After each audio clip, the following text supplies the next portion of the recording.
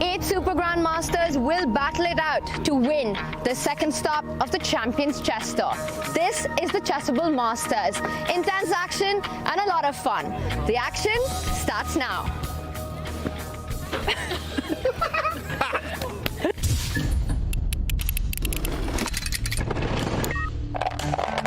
How on earth does he save this position? Wow, Magnus just widening his eyes there, shocked by this last decision. More than 5 minutes. Wow, he's showing no fear whatsoever. The bar is inching up. This is checkmate incoming. And then king goes to a6 and there are no checks on the board. Wow, he's blundered the pawn. He's gave away the pawn and he's lost. He's given away the game. The nerves are kicking in. He's throwing a thorn into the white side, holding on here for dear life. Look at that celebration from Artemiev. So the king goes to d3. You see the bar go back to equal. Oh my gosh. That is beautiful tactical awareness. It's over. We have a winner.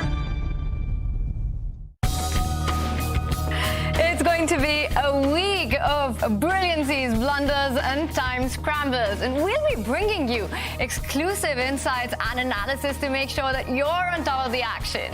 In the studio, Grandmaster David Howell, FIDE Master James Canty. We here. And Grandmaster Robert Hess. Great to be here, Tanya. We're so excited to be back. James, it's your first time in Oslo. It's such a big month in the chess world. How excited are you? I'm amazed. Mom, we on TV. They got us on TV. We are. It's going to be so much fun. We got lots of players. We got great teams here, great production. Everybody's here. And it's Magnus's last event as world champion. Yeah.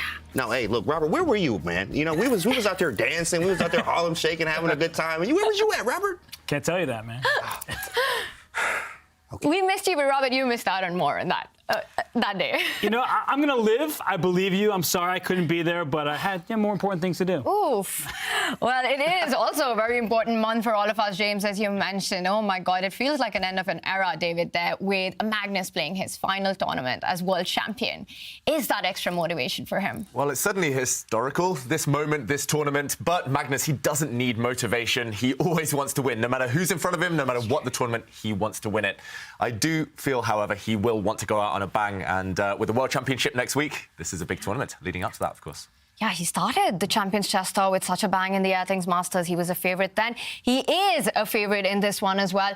But Robert, I look at the field and it just feels like a more experienced, dangerous list of players for this one. Yeah, it's not only more experience, it has a higher average rating according to FIDE Classical ELO. So this field is super strong. There's not a single matchup you look like, oh, that's probably going to be the winner. You don't know. It doesn't matter if it's Hikaru, if it's Magnus. Everyone they play is super tough and can beat them. Oh, God, I can't wait to see the action. Let's take a look at the incredible lineup for the Chessable Masters. This is our play zone.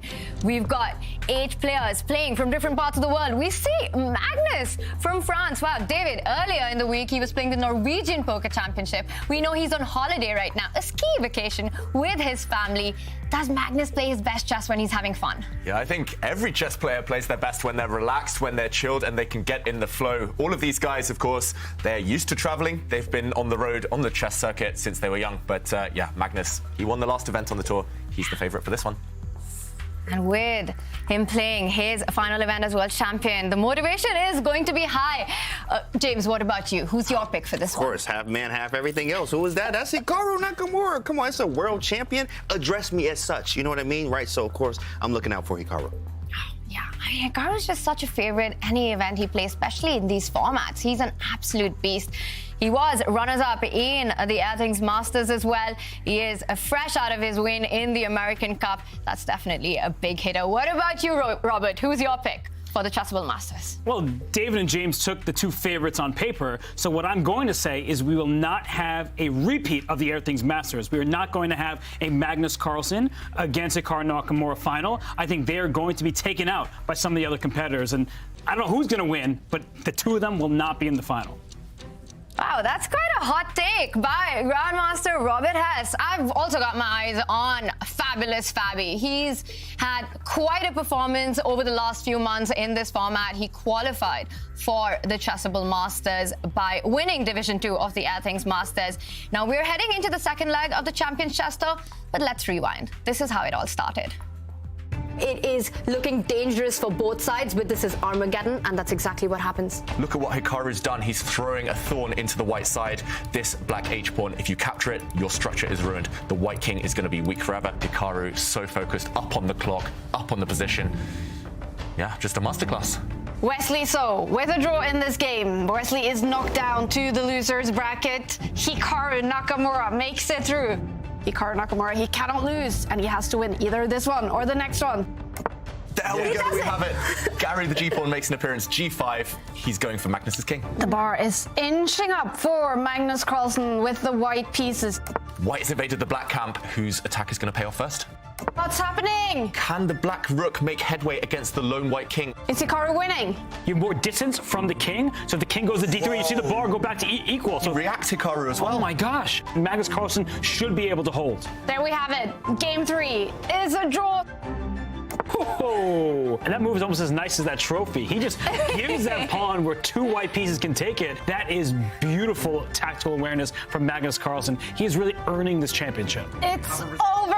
We have a winner. Magnus Carlsen takes it. He wins the Artemiev Masters.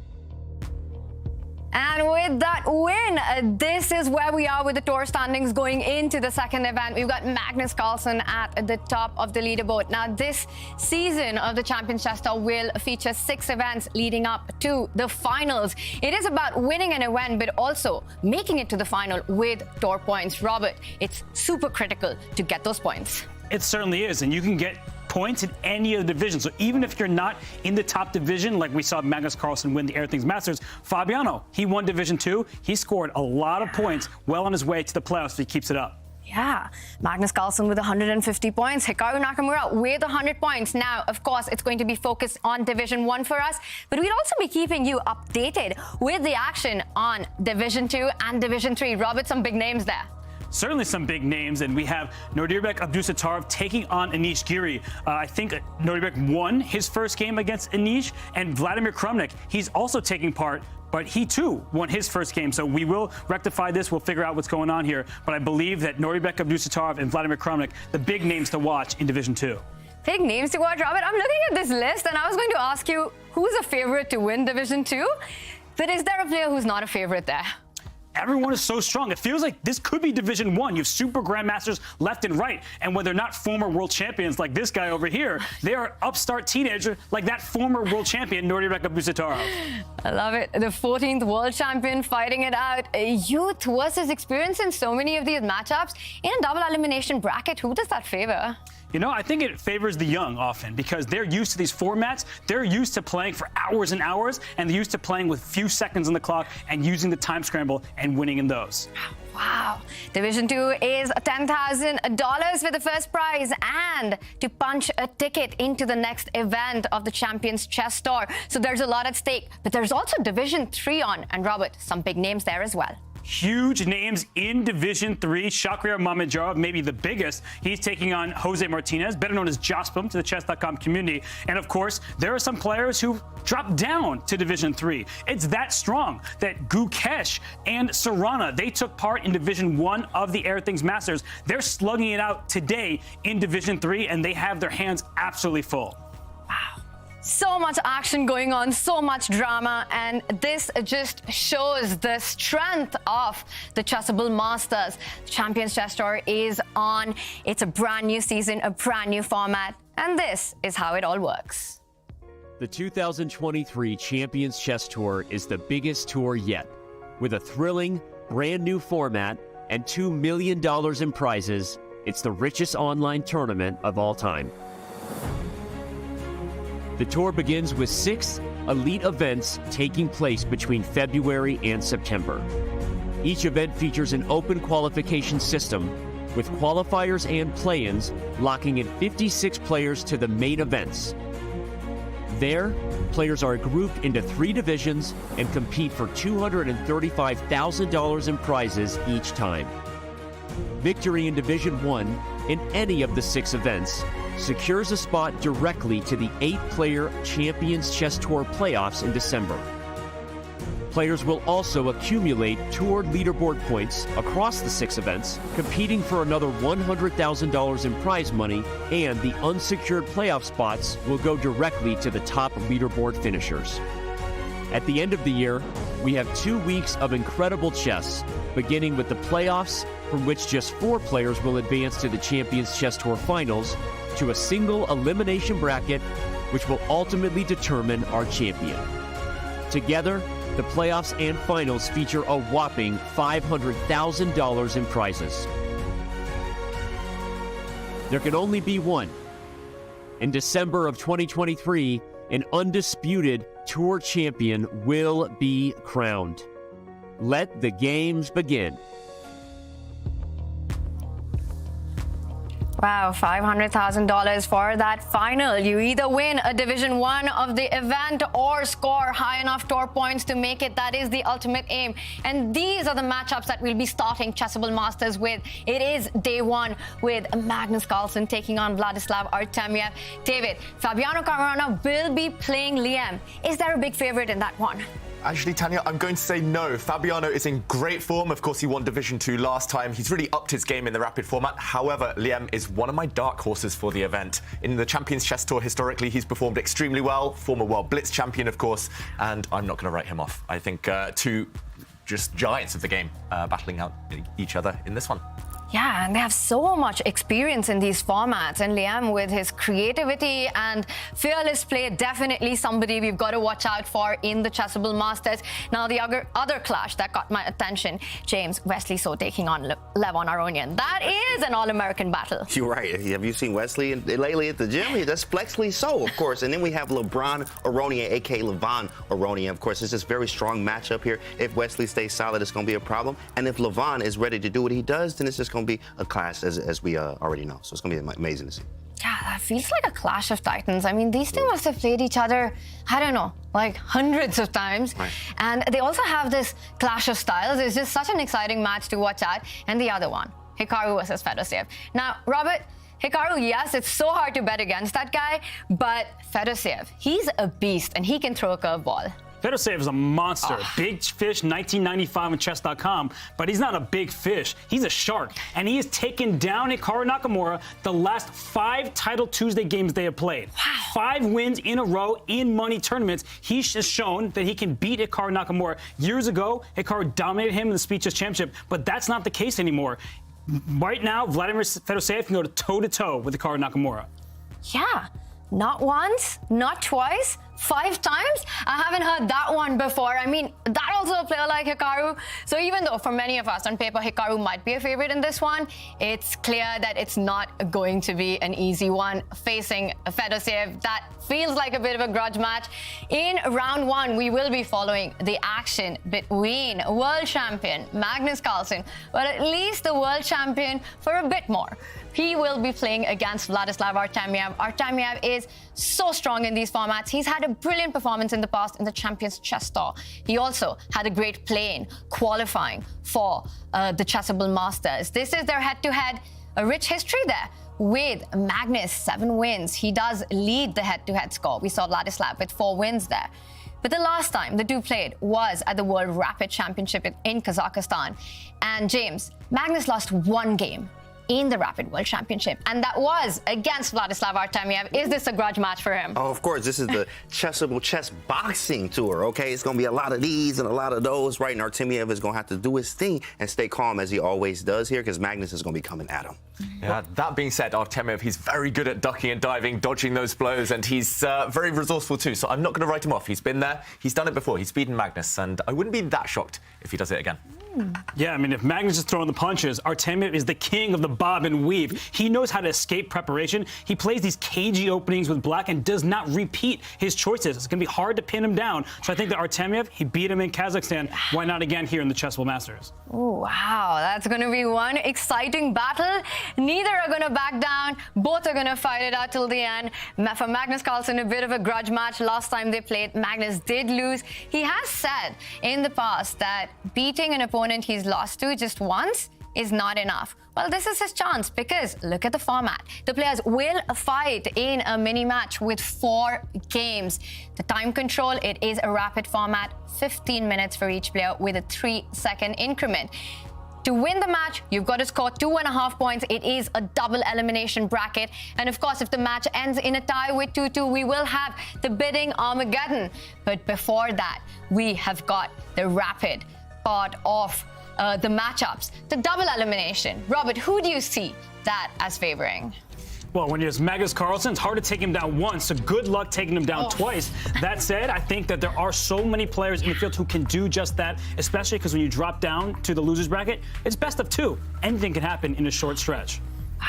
And what does Artemiev need to do to take down Magnus today, David? He just needs to stay in the game, Artemiev. He's maybe one of the few who can match Magnus in terms of endgame, in terms of positional strategic play. And if he can avoid any opening knockouts, then I think he has his fair share of the chances. He's got to avoid time trouble, however. Maybe that's Artemiev's Achilles heel.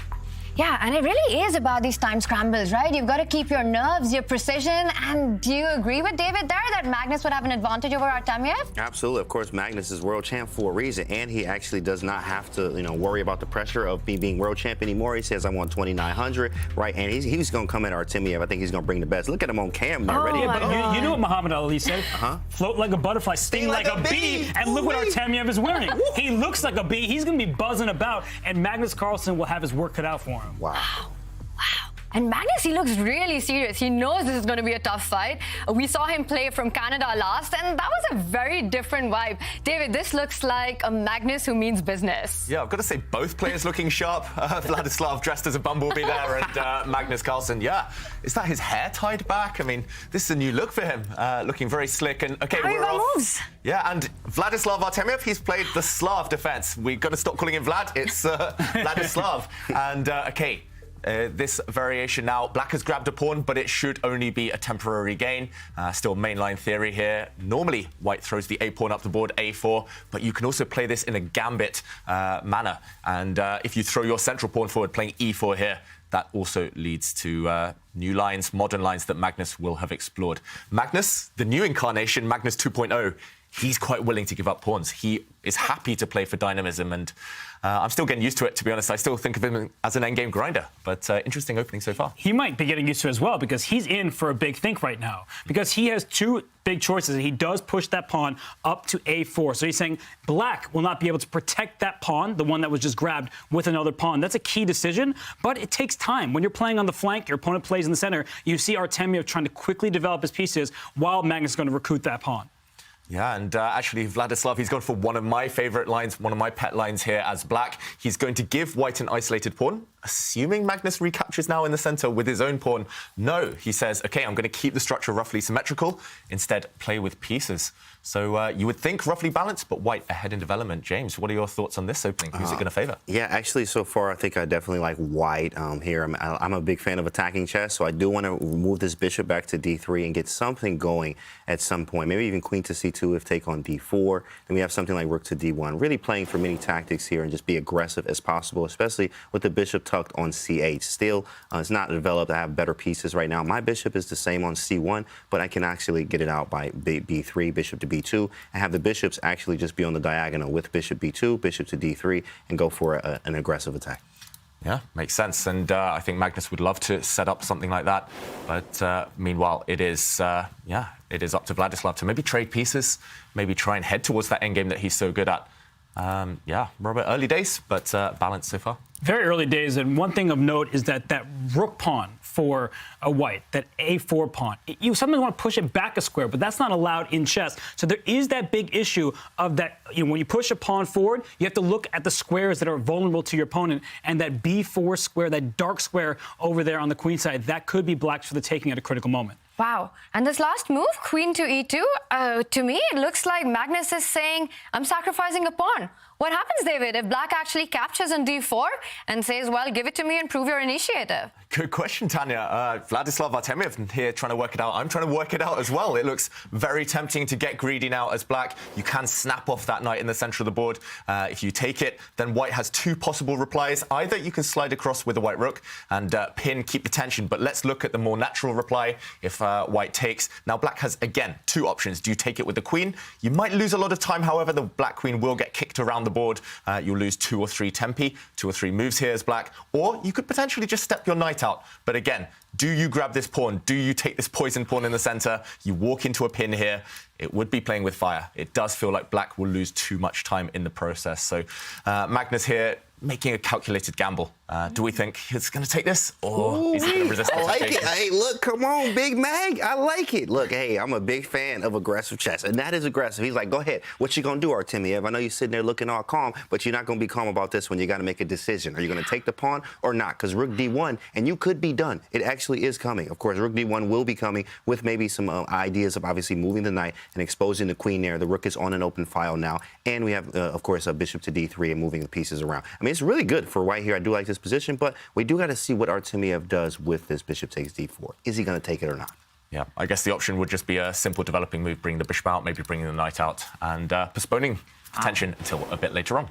Yeah, and he's really going into a bit of a think tank, but he decides eventually to not go for these complications, to go for the committal decision of giving a bishop pair and an open position. Could have been very dangerous. Knight d7, solid development there by Artemiev. Also, notice how their rapid ratings, 29-10 to Magnus.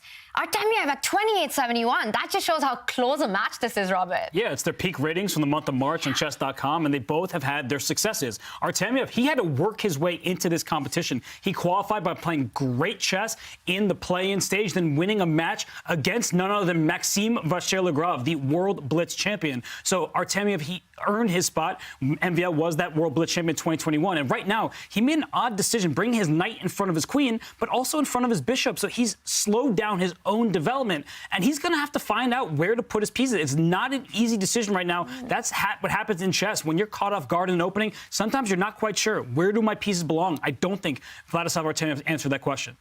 Yeah, it's going to be difficult for him. Already he started to think, and historically, Vladislav, in rapid especially, he drops down to 1 or 2 minutes quite early in the game, and he's so good, his instincts are fantastic, but this is not the type of position where you can afford to get into time trouble and just freestyle. James, you've been spitballing some moves there for white. The more I look at it, the more I agree, the more I like white's position. Absolutely. I mean, black is very solid, as black has no weaknesses, so that's one thing to pay attention to. Of course, if you have no weaknesses, it's not anything that you can target. Of course, white being the same, but white just has the better placed pieces. When you have better placed pieces, you just have lots of chances and etc. Things can, your opponent has more opportunities to go wrong based off my placement of my pieces here, and Artemiev is going to have to figure this out. He does have the time to do it, not too far down on time, but he has to figure out what he wants to do here and where, again, as Robert says, where do my pieces go? And he says queen e7.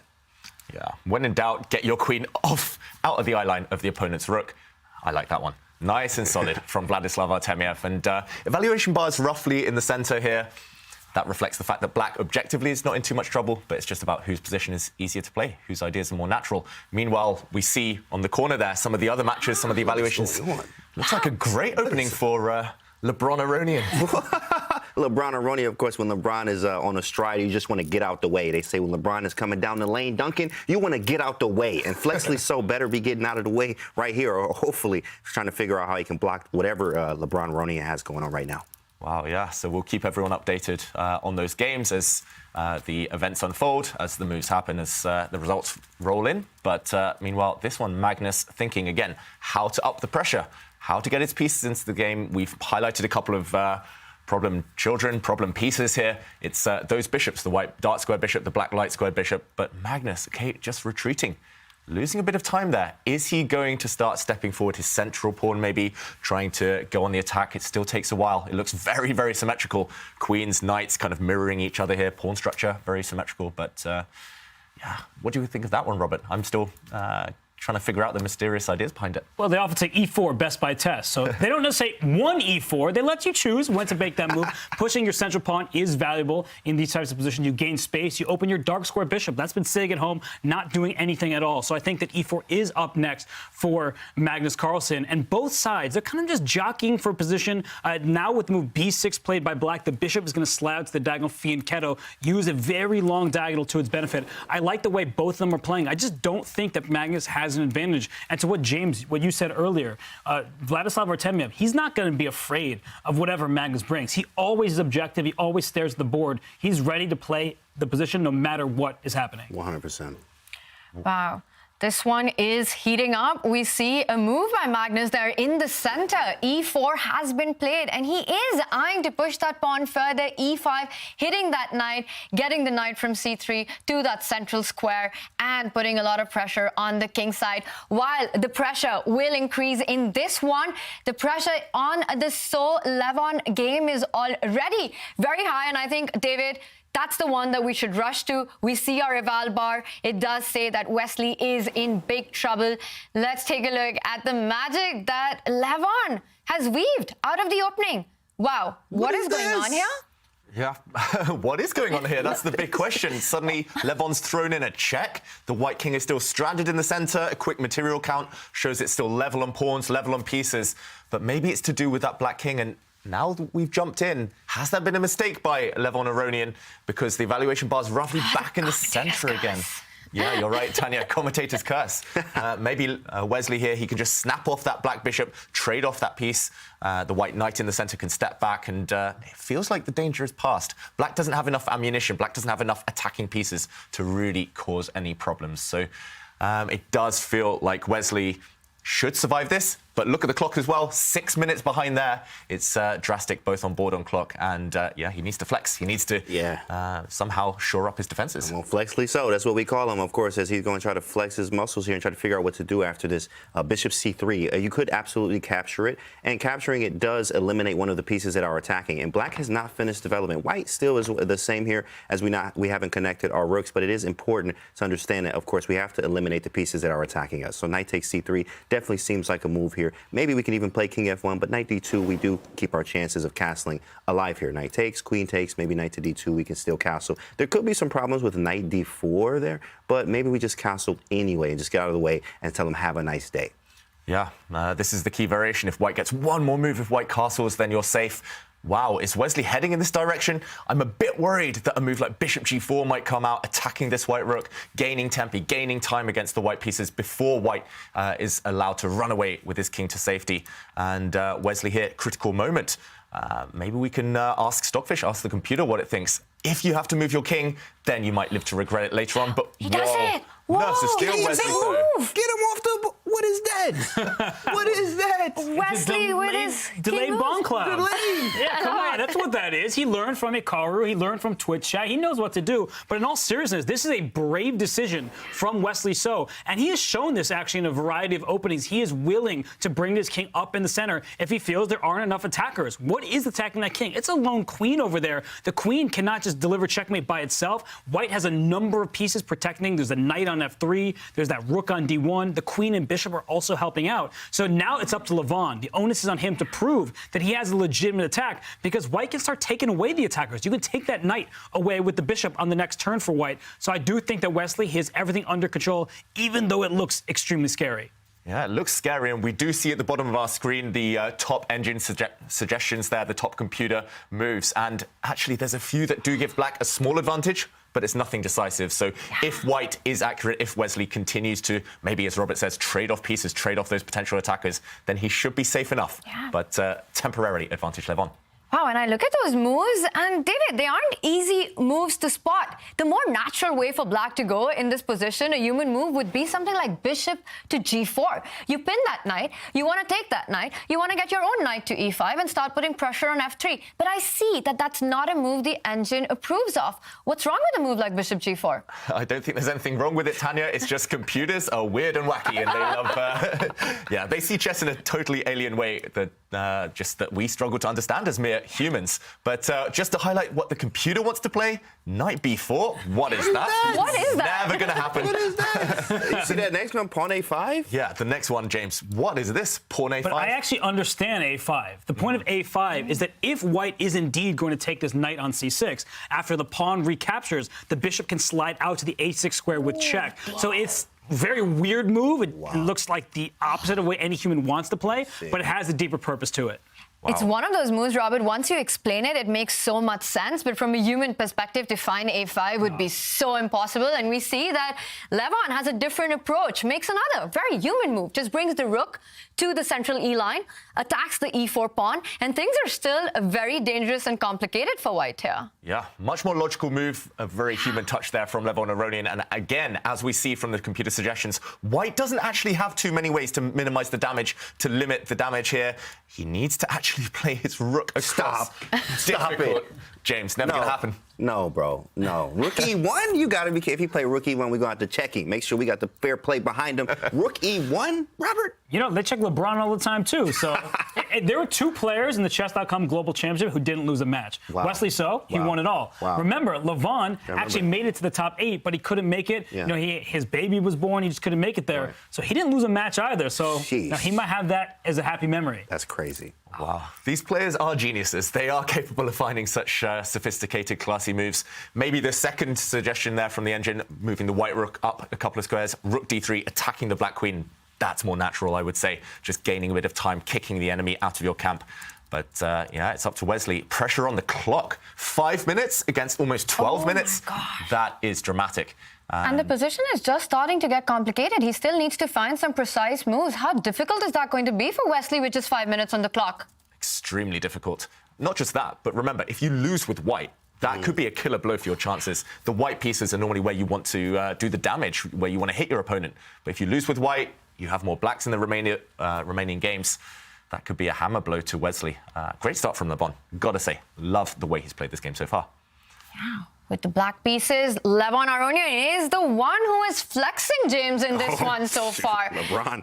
This is looking amazing for black. Still big questions to answer for Wesley. There is work to be done, though, here. It isn't over. It looks very dangerous. We will keep an eye out and see. Now, Wesley is known for his defense play. He is a very difficult opponent to beat. So I have no doubt this is going to be a long one still. Levon out there, looking good with the black pieces. Now I also see our Eval bar says that Fabi with the white pieces is in the driving seat against Liem. David, should we get an update on that one? Let's go check it out. It does feel like in that game, Fabiano Caruana, maybe with a small advantage from a kind of visual way. But, okay, now I'm doing a quick pawn check. I can't count here, clearly, but it does feel... Is white a pawn up? Yes. Yes. Look at that weird structure. I was looking on the queen side, black has these doubled c-pawns. I thought there must be more pawns hidden away somewhere there, off screen, but no. Fabiano, pawn up, and that's why the evaluation bar, that's why the computer loves his chances. Everything protected as well. Black structure wrecked. Compromised there with doubled pawns, isolated pawns. Yeah, looking good for white. Robert, that looks like a very healthy pawn. I don't see any compensation, any initiative. The black knight has got no juicy outpost to go to. This is going to be a tough one to defend. No, this should be winning with best play. It's one of these positions where we look at it and we're like, no, white should win if Fabi plays precisely. And it was honestly a big blunder by Liem. We don't expect this from him. He's such a strong player. But earlier on in this game, he made kind of an inexcusable mistake for a player of his caliber, for somebody who is so good at chess. He blundered a pawn. Now, I'm usually generous with that terminology. I say, oh, they made a mistake. It was an inaccuracy. No, he just really blundered in the early stage of this game, and now he is paying the price. Just a quick rewind there, Robert. Is it this pawn you mentioned that he blundered? He just forgot that this pawn could be captured. Yeah. And white grabbed a pawn, got away with it. The knight was able to later escape. And, yeah, this is the current position. By winning that pawn, Fabi finds himself in a queen and knight endgame, but yeah, it just looks like a matter of technique, as they say. If you can get the queens off, it should be an easy job. But yeah, Liem will somehow need to keep his queen active, keep annoying Fabi as much as possible, maybe by planting his queen on a square such as this one and hoping that it can't get kicked out. But yeah, Fabi, we know how good he is in these types of technical positions. He's so good with the calculation too.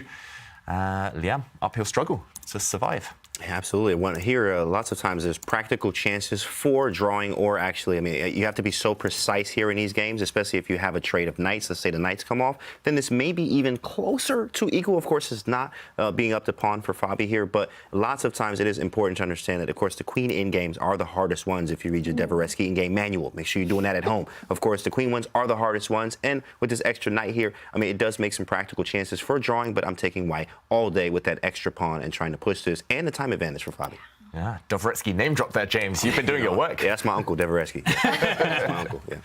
Yeah, so in this type of position, we definitely, if we're Fabi, we're aiming to trade off queens rather than knights, right? Hence, Liem's last move, trying to get the knights off, heading into those queen endgames. Do you say no? Do you run away from that trade? Cool. What do you think, Robert? What do you think? I was hoping you would answer. It's one of those questions like, it should be good, but maybe I should keep them on. Fabi answered it for us. He plays his knight to the rim, but that knight might go back to where it stole that pawn. Notice that the black queen is offside over there. It's not helping out in the defense. So white's next move, maybe it's to jump that knight up the board. It's a weird square for it, but when you have doubled, isolated pawns like this for black, they cannot protect one another, and that forward push from black is under white's control thanks to the b3 and d3 pawns. They are making sure that black cannot push it forward, and I think that Fabi's well on his way to winning another pawn, and with it, the win should be easier for him to claim. Yep, he's just advanced his queen, and again, massive threat. I don't really see how black is going to guard against this other than going passive again with the black knight. Really depressing position here for Liem. It looks like Fabi's got everything under control. Big time advantage as well. Everything going in his favor. Meanwhile, that evaluation bar, I can't help but look on the right side of the screen. Levon Aronian, he's really putting Wesley under pressure. And we might check back in on that one a bit later. But yeah, Liem, meanwhile, in the tank, thinking here, just ruining that pawn blunder. Simply one slip, and there's been no way back so far in this game. Well, safe to say that this one's going to be a Fabi grind, but something that he shouldn't find too difficult to pull off. Yeah, I think that this one is well within his wheelhouse. He also has a 5-minute lead on the clock. We haven't even mentioned that fact. So I think Lemle off to a tough start here in the Chessable Masters. And Fabiano, he was undefeated in the Air Things Masters, just in Division 2. He is just taking off where he stopped, and he's just going to keep going. I've got to say, did you see that mug that Fabi had? I mean, he's really flexing with that one. He was just like, yeah, check out my mug. I'm going to win this position. Just resign. Wow, I call him flexing Fabi. In fact, actually, if you check his Instagram, he's been squatting. I did squats today. I'm like, oh, and Fabi's been doing some squats, actually very deep, too. He gets deep. So he's been working out lately, and you can see he's working out this position as well. Yeah, is that the key for chess players? Just stay fit and stay sharp on the board? Let me ask this guy. Hold on, let me see. Seems to work for you, James. Yeah, maybe you probably should. Just a little bit. Just a little bit. I need some tips later, how to build those biceps. But yeah, meanwhile, Fabi flexing for sure. And 6-minute time difference now. Wow. Yeah, really, really sad situation for black.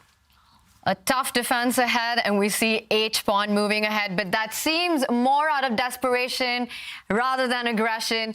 Liemle in big trouble in round 1 against Fabiano Caruana. But the other player who is looking like he's doing well is world champion Magnus Carlsen. Or not actually. Wow, there's been a bit of a turnaround there. I saw the eval bar. Vladislav Artemiev. Is he better? Wow, okay, this is a really tense position. There has been a very important kind of trade of pawns here, and suddenly both sides have pieces coming to life. There's pawns attacked, pawns on pre that you can just kind of snap off right now. And Magnus, okay, there we go. He grabs a pawn. Black's pawn in the center was isolated, but now the queens have come off. Artemiev, he's very good in the endgame. He can match Magnus there. And there is a big threat. Black is threatening the white f2 pawn, the black knight, the black dart squared bishop, eyeing up that one. And suddenly it's not so easy for Magnus to coordinate his pieces. It feels like the white pieces are kind of here, there, and everywhere. Black's pieces, especially the two bishops, pointing in the same direction, coordinating well. Magnus under pressure. Yeah, these are some practical problems to solve for Magnus. He has won the pawn, but that f2 pawn under attack, he does a nice defensive move there. Just moves the rook up to d2, freeing some space for his other rook to come into the game. He has an extra pawn, but practically still not easy. Yeah, this is what we call compensation. It's often vague. You're like, what does that grandmaster mean when they use the term? I think they're just trying not to talk too deeply about the position, but we can here. Black's bishops, they're aiming across the board. The knights for black, they're connected with one another. They're also threatening the f2 pawn, as we're highlighting. So this is dangerous territory for Magnus Carlsen. One mistake could actually really cost him, because we think without queens on the board, just an endgame. This is not an endgame. It's a queenless middle game with attacking chances. Black's king safe in the corner. White's king could be in some danger, and watch out for the back rank. You may forget about it for now, but at a critical moment, you might have to spend a much-needed tempo to give your king some luft, and then the other side can take advantage of it. So I do like this position for Vladislav Artemiev, but you need to prove it, because if you're not accurate here, the extra pawn will make its presence felt. Yeah, some big threats on the board. If I'm Artemiev, I'm looking to try and attack the opponent's pieces, gain time in the process. This rook is asleep, doing nothing. Why not centralize it? Why not gain time against the white bishop? Here, I don't think Magnus really wants to give up the bishop pair. For example, he could trade off a set of minor pieces here, hoping to alleviate the pressure. But in reality, he's just opened up the black rook. This black knight replaces its counterpart. And again, pressure on the white position. Also in the current position, is Artemiev thinking of capturing this knight, doubling, racking the white pawns? It is committal. Again, bishops here are the most valuable commodity. You don't really want to trade them off unless you get something immediate in return. But, for example, you could trade off this knight, drop back with your own knight, threatening a monster fork, a family fork, if you can capture this pawn on f3. All sorts of tricks in the air. Plenty of choice here for Artemiev, and he has a time advantage. So this is the current position. Does he take this knight? Does he just bring his rook into play? What do we think here? Who would you pick? This is tough. This is absolutely tough here, especially because that pawn there. I am going to take Magnus in this position, of course, because I do have obviously the extra pawn. But man, that time advantage is, I'm definitely going to start feeling it. In 2 minutes from now, I'm not going to have really any time if I'm Magnus here. That's going to be really tough to try to convert this, right? And there's compensation. Of course, it's Artemiev's move. Rook A to E8 is very strong. Hits the bishop. It makes me make some type of decision here. Maybe I could go Rook E1 in that case, but I mean, it's very difficult, and you have to be very, very precise in this next few moves. Yeah, and this is why Vladislav Artemiev is such a dangerous opponent. He has this willingness to play strategic battles as well as fight flawlessly for initiative. Currently, with the initiative is Vlad. He is down a pawn, but as David, you pointed out, there is a lot of play that Black has. He is going into a bit of a think here. He can't afford to fall too low on the clock because he needs that time to build the initiative. And I like your idea of just playing simple. Bring that rook into the game. Bring all the toys to the nursery. Yeah, but it's always simpler when you're not facing Magnus Carlsen, right? That's true. We're here. We get to talk about the chess. We see the eval bar going back and forth. We can bring up Stockfish Suggests, so we don't even have to guess what should happen. But for Vladislav Artemiev, he knows he is down material, and that is psychologically difficult. And thank you to our production team to bring up those suggestions. Rook E8 looks good. Bishop takes F3 also looks good. But the point is, one of those moves, say Rook E8, you don't hurt White's pawn structure. You're just bringing a rook to center. You still remain down that pawn. That is scary psychologically when you're playing the best player of all time. So Artemiev, we know how stoic he is. We know he keeps everything under control. But right now, there's a position that can get out of control if he doesn't actually make the most of his compensation. We're going to do a panel vote here right now, white or black. I'm going to start with you, David. Black. You play with black. But he needs to move soon. He needs to move. James, you pick white or black? I got to go with white. Yeah? I'm going to go with Yasser Serouan. I'm hungry. I'm a pawn grabber. I'm taking that pawn, and I'm going to run with it. So I'm going to take the white pieces as well. And that's not a Magnus bias there. No, it's actually, I do like having the extra material. All right, fair enough. But I like the activity. So, David, I'm going to agree with you. I think it's just so much easier to play with the initiative. There, we've got James and Robert doing fist bump. We'll see who got this one right. But, of course, he's just taking too much time. Vlad's still in a big think tank. Yeah, he's lost inside his own head here. He's getting carried away, working out those variations. And, OK, finally he makes a decision. It's one of the best moves. It's one of the most natural moves. But burning 4 minutes or so, burning all his clock advantage, he needs to come up with something in this position. He's forced Magnus to accept those double pawns. The white king has been kind of compelled to step forward as well. Does he have something immediate here? What was Vlad working out? It should have been this position that he was calculating. He should have been ready with a flurry of quick moves. But he's gone again into a bit of a think. And now it's Magnus up on the clock. Magnus gaining in confidence with every second that passes. And, yeah, now there's more at stake. White is still a pawn up, but White also has the bishop pair. Really useful long term. If all the rooks disappear, White is going to win. White is going to win this endgame. So Vladislav Artemiev, stakes are higher than ever. He needs to move. Does it surprise you that he takes this monumental big decision of trading the bishop, makes this obvious move, the knight retreat to e5. Magnus replies in the most human way to play king g2, and then another big think there. Yeah, it's surprising. It's the type of thing I do, but that's why I'm not at this level. Yeah, he just needs to move. Get that rook from the corner into the game. Just a natural move. You don't need to look for the best ones here. Just need to improve your pieces. The tactics will work in your favour if your pieces are happy and coordinated. But yeah, another long think. 1 minute, pretty much half his time on this move. This position, he would have foreseen it.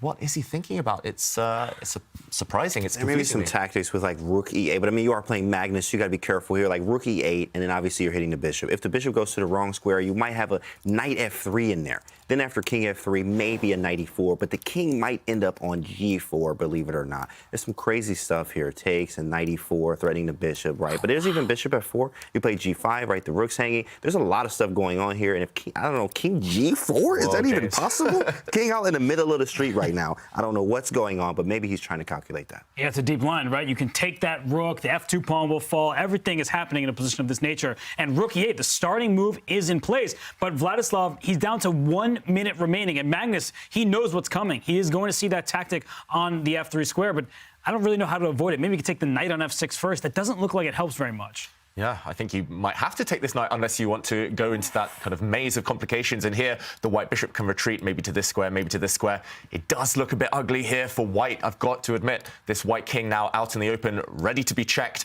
by the black pieces. But Magnus, okay, he drops his bishop back instead. This is playing with fire. What the heck is Everything this? is loose on this file, on the F file. That black rook is going to have a huge say on the decision of this game. James, you're looking for tricks here. You're looking for the same idea maybe that you mentioned. This black knight can jump out the way. I'm not sure which square it uses. But again, just so many threats. Has Magnus got an answer to this? But notice how Magnus played his last move quickly, and now Artemiev down to under 30 seconds. Magnus is hustling on the clock. He still hasn't made a move.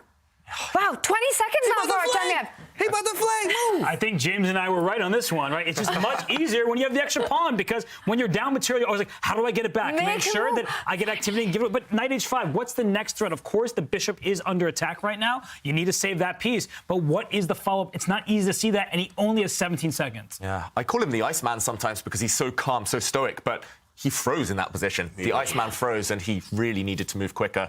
You can't navigate this type of position down a pawn with only 17 seconds against someone world-class like Magnus. And okay, Magnus drops that bishop back. Notice how he's willing to trade pieces. Magnus is saying, yes, you can get rid of one of my bishops. But okay, Artemiev steps back. He's hoping for a repetition of moves, but can Magnus do better? If Magnus brings his bishop back to f5, that's the second time we've seen that position.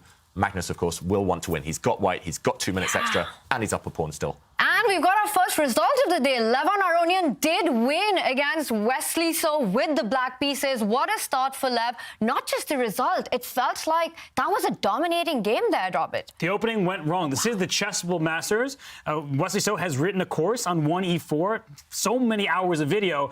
It looked like a d4 opening, so maybe he'll have to switch that up in the future. But Levon Aronian came well prepared, and he is a man on a mission. Absolutely. So Wesley So trailing that one, and it looks like this one is going to be tough for Vladislav Artemiev. He's down to 15 seconds, and he's retreated the knight. Do you see Magnus repeating moves here? No. Okay. I think hell will freeze over before Magnus goes for a repetition here, and he's retreated his bishop. Look at the bar. Different square, though. Oof, James. David, with the bar. What's up with the bar? Okay, knight f3. You called it, James. Oh, my God. Hey. It's on the board. Right here. COE, calculation over everything. Get him off the board. 94 for the score. King g4 is king out in the middle of the street right now. And what do we do now? H5 and we live? What is this? I don't understand. H5?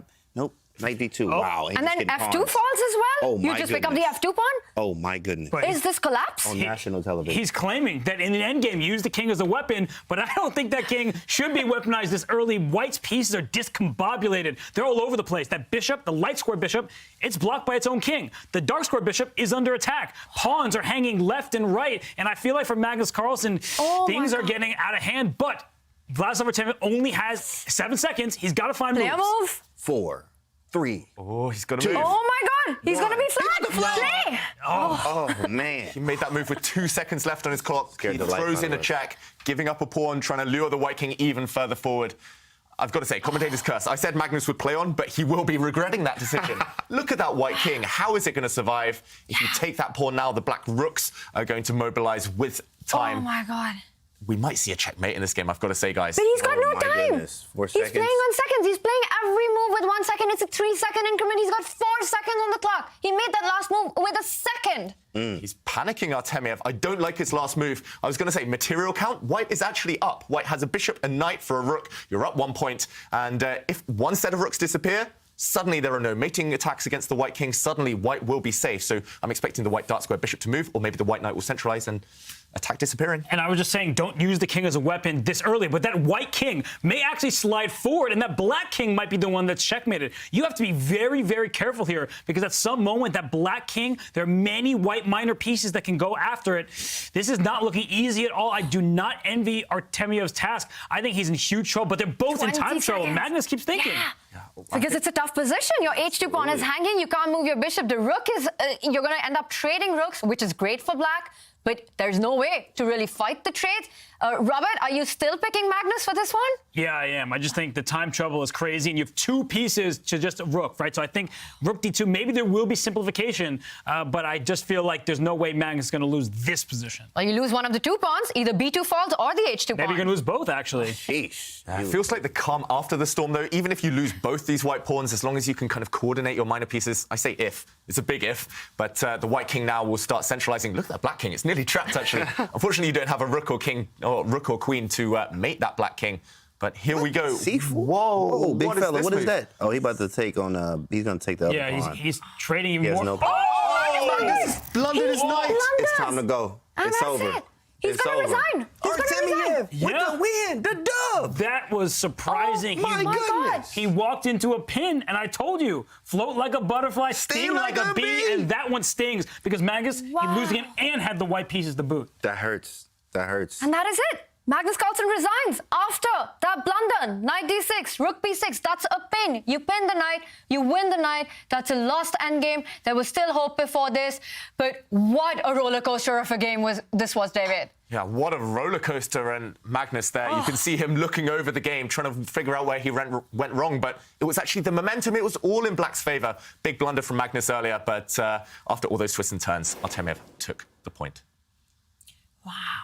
This was such an up and down game. Our hearts are beating so fast. We're sure that yours are too. Artemiev bounces back from a difficult position to take that one away.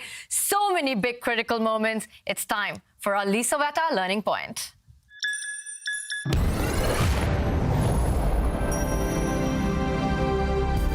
And for today's learning point, we're actually going to recap the final stages, the closing moments of that Goliath battle between Magnus Carlsen and Vladislav Artemiev. So many twists and turns, as we mentioned. That middle game is well worth a study. However, it was in the endgame that this was decided, and this is a cautionary tale. Never switch off. Don't lose alertness, even deep into the endgame. Here, Magnus, with his bishop and knight, maybe thought he was reaching safety. Maybe he thought the game was steering towards a draw. He centralized his knight, very logical move. But Artemiev was full of tricks. He threw his pawn forward.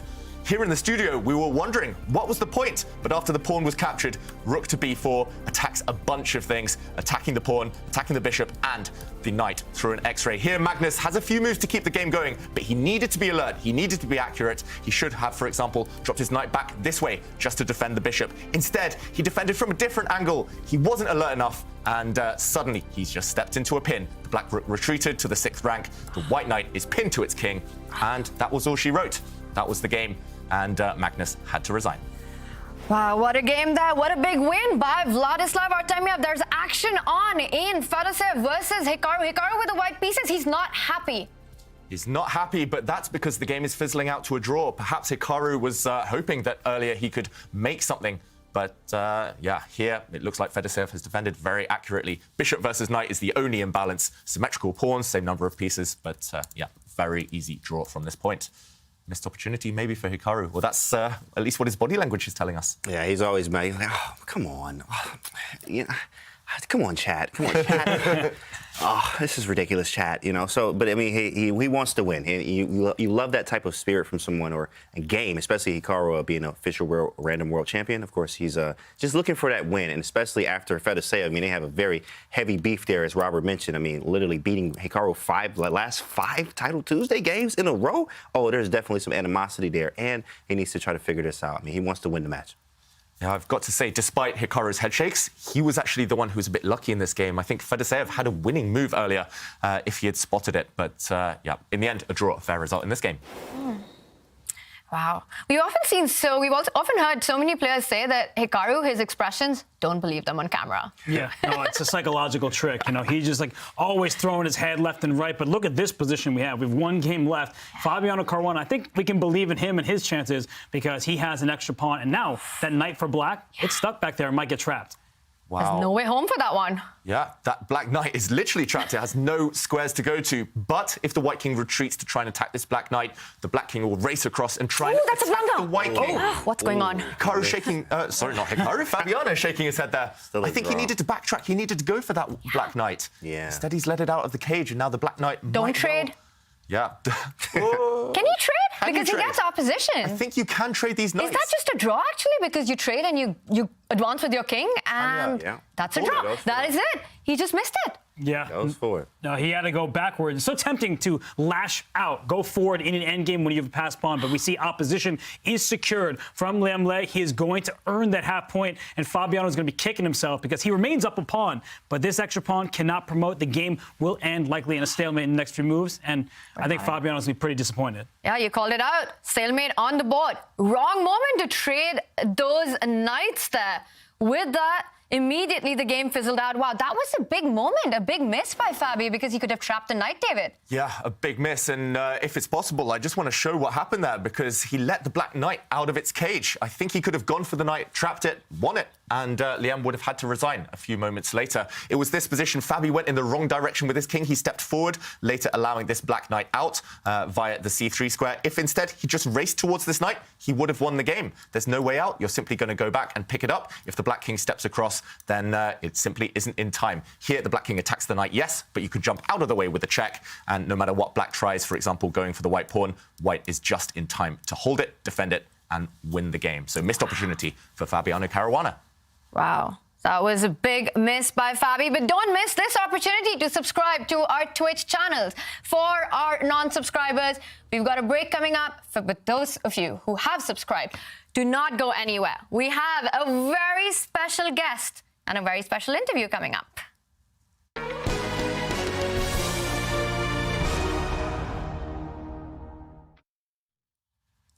He is the chess streamer of the year. Levi Rosman has arrived on Chessable. You want to know how to counter the Sicilian, the French, the Caro. Levi will show us the way with 1e4. He brings masterful technique to bring in those wins with white. Head over to Chessable and start upping your game today. You've got to use the command Gotham Chessable to master 1e4. And we've got the man himself with us. Let's welcome on the show, Levi Rosman. Levi, how are you? Can you hear us? Yes, I can. Sorry, I didn't know if I was supposed to introduce myself. I was waiting for your cue. I appreciate them saying I have masterful technique, by the way. It says, like, gross exaggeration of my abilities. But thank you, guys. I'm humbled. We are so excited to have you here with us. Levi, I don't think you need any introduction to anyone in the world. You are the internet coach for the chess world, and you've just won a Streamer of the Year award.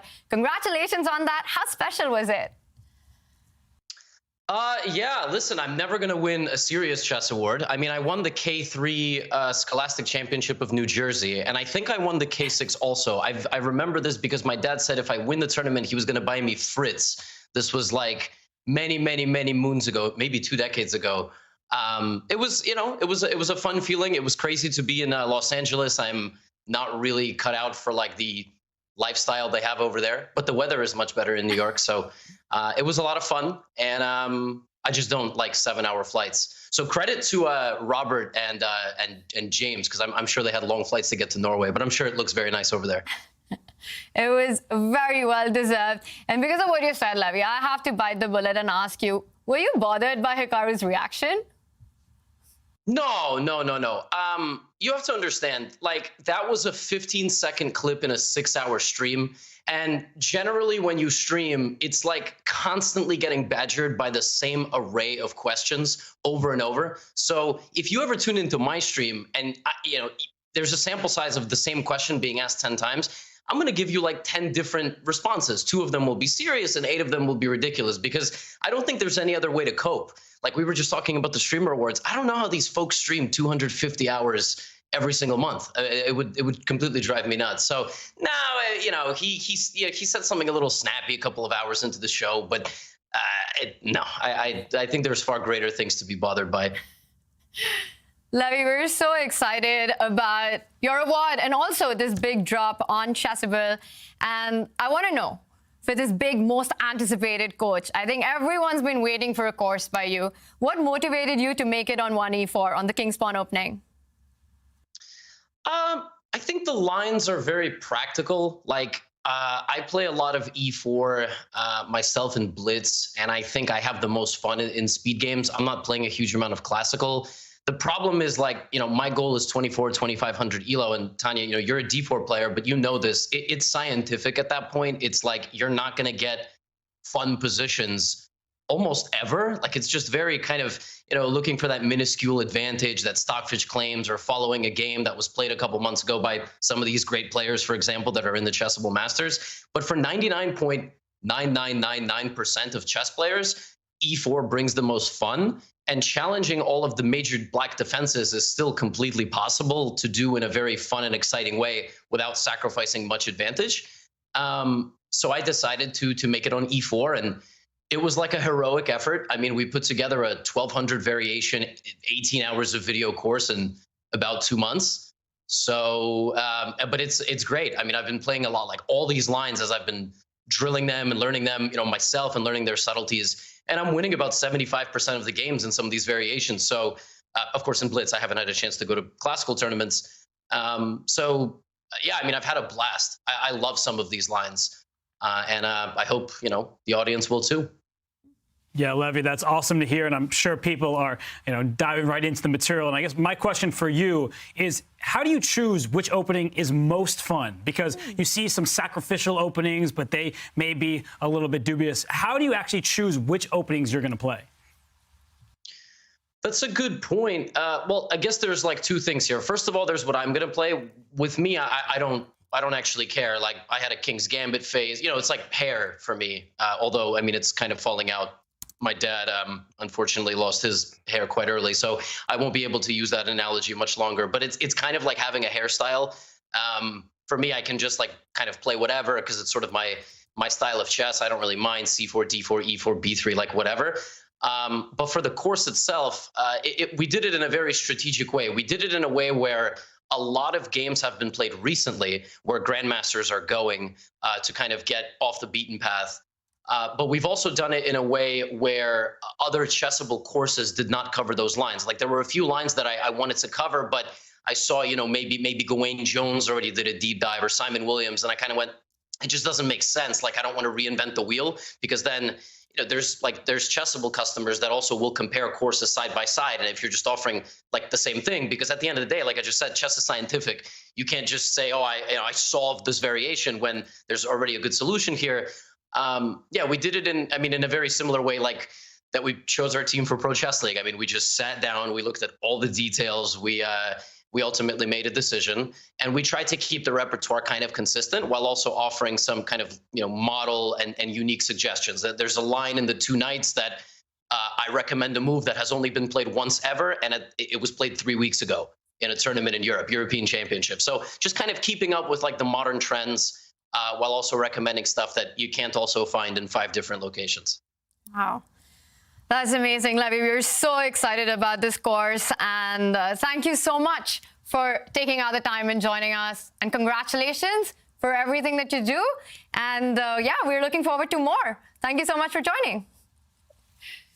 Levi Rosman, Streamer of the Year, is out with his first course on Chessable on the King's Pawn opening. So check that out. There's a short and sweet version for free on that.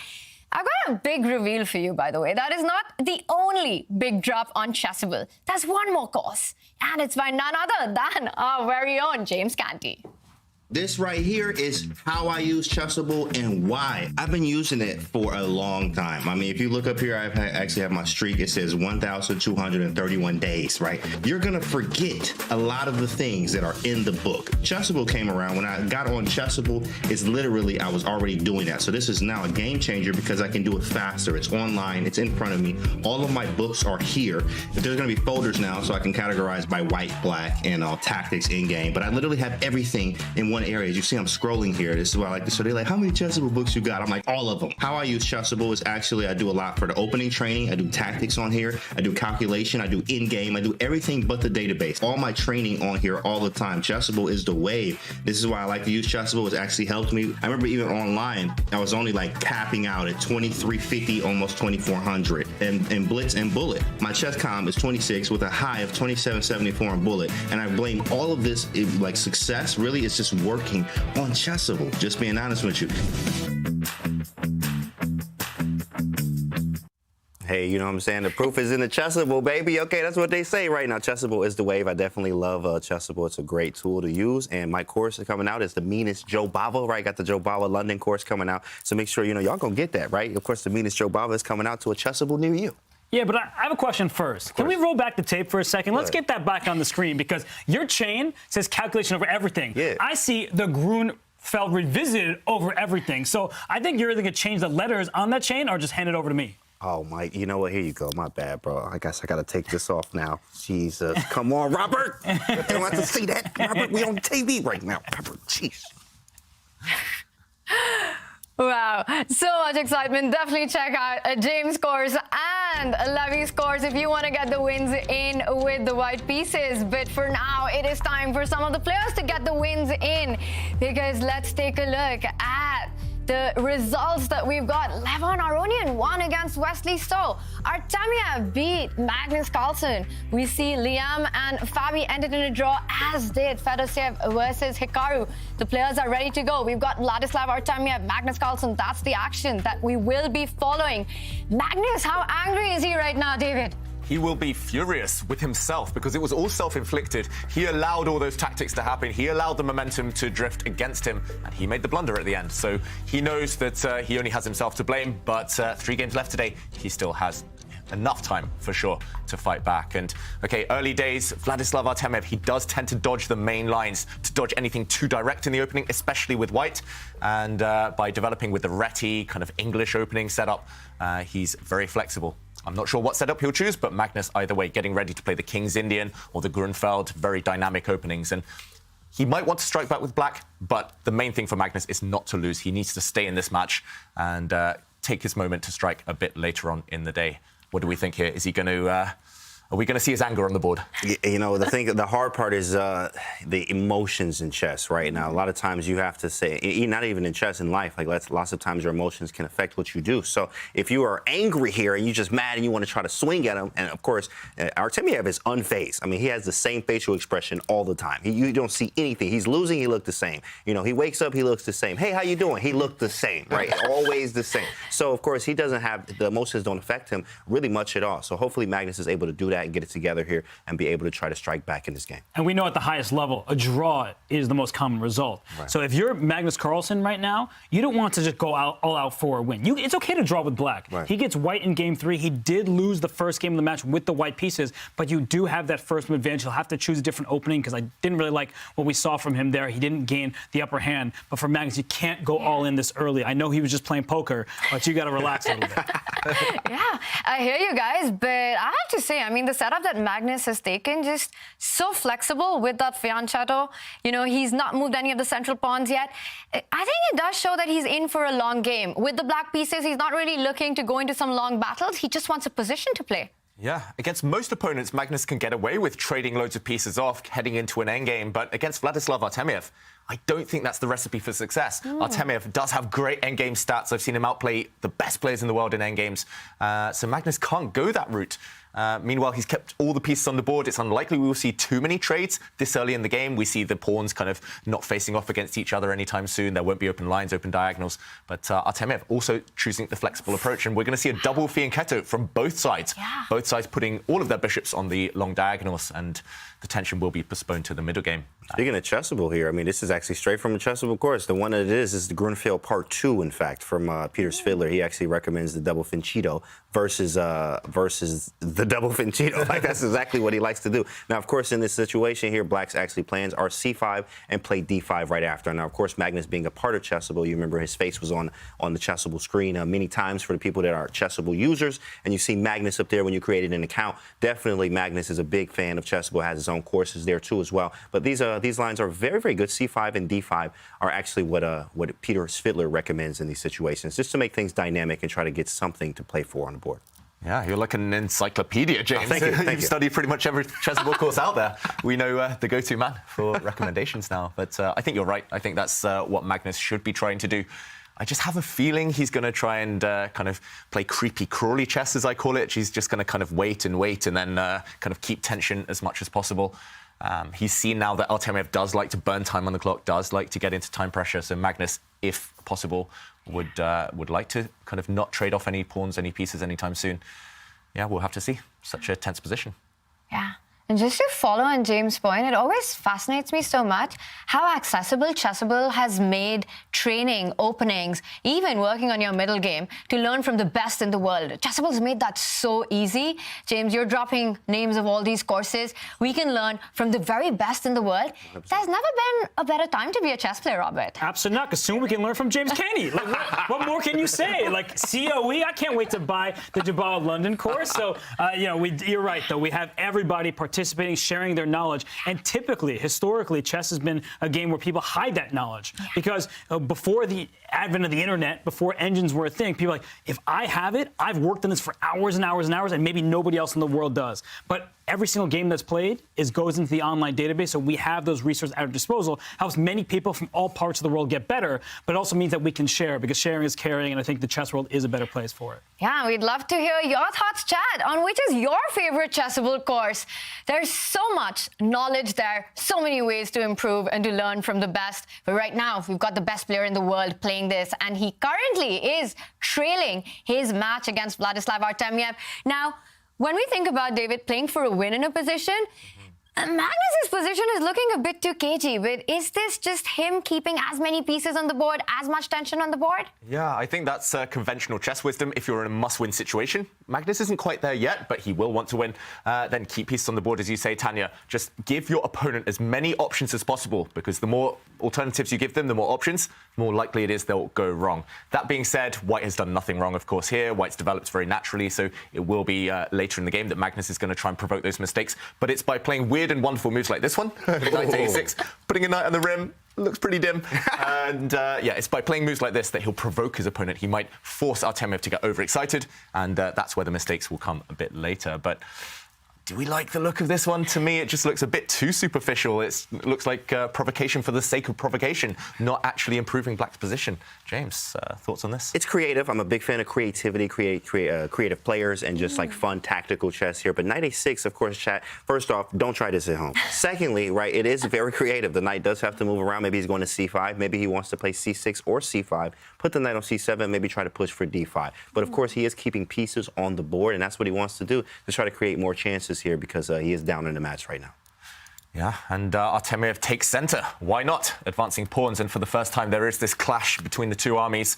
Magnus is saying, okay, we can trade off one set of pawns, but yeah, that's not necessarily going to guide the game any closer to safety for Artemiev. What do we think? Is Artemiev going to be happy with a draw in this game with White? It feels like he's played a very solid setup so far. I think he'd be perfectly happy with a draw. It's not the result he's looking for, but I don't think he's a results-oriented player. Some people, when they're up in the match, they want to put it away. Artemiev's like, I am solid. He is that type of player. He doesn't really take too many risks. So if he can keep drawing, he will win this match, as long as he doesn't lose. And in this type of position, I think he has good chance just to slowly make some small progress. And if Magnus continues to play accurately, like he has thus far, I think the draw would be a likely result, and I don't think Artemiev will complain one bit about it. Yeah, so we've asked the big questions. What result does Artemiev want? The other big question, what do we think of the man bun? What do we think of Magnus's hair today?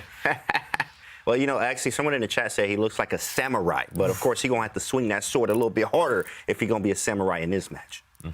But a samurai also knows when to retreat, James. So playing with the black pieces, he doesn't want to take too much risk. He wants to keep things under control, and that's the kind of opening approach.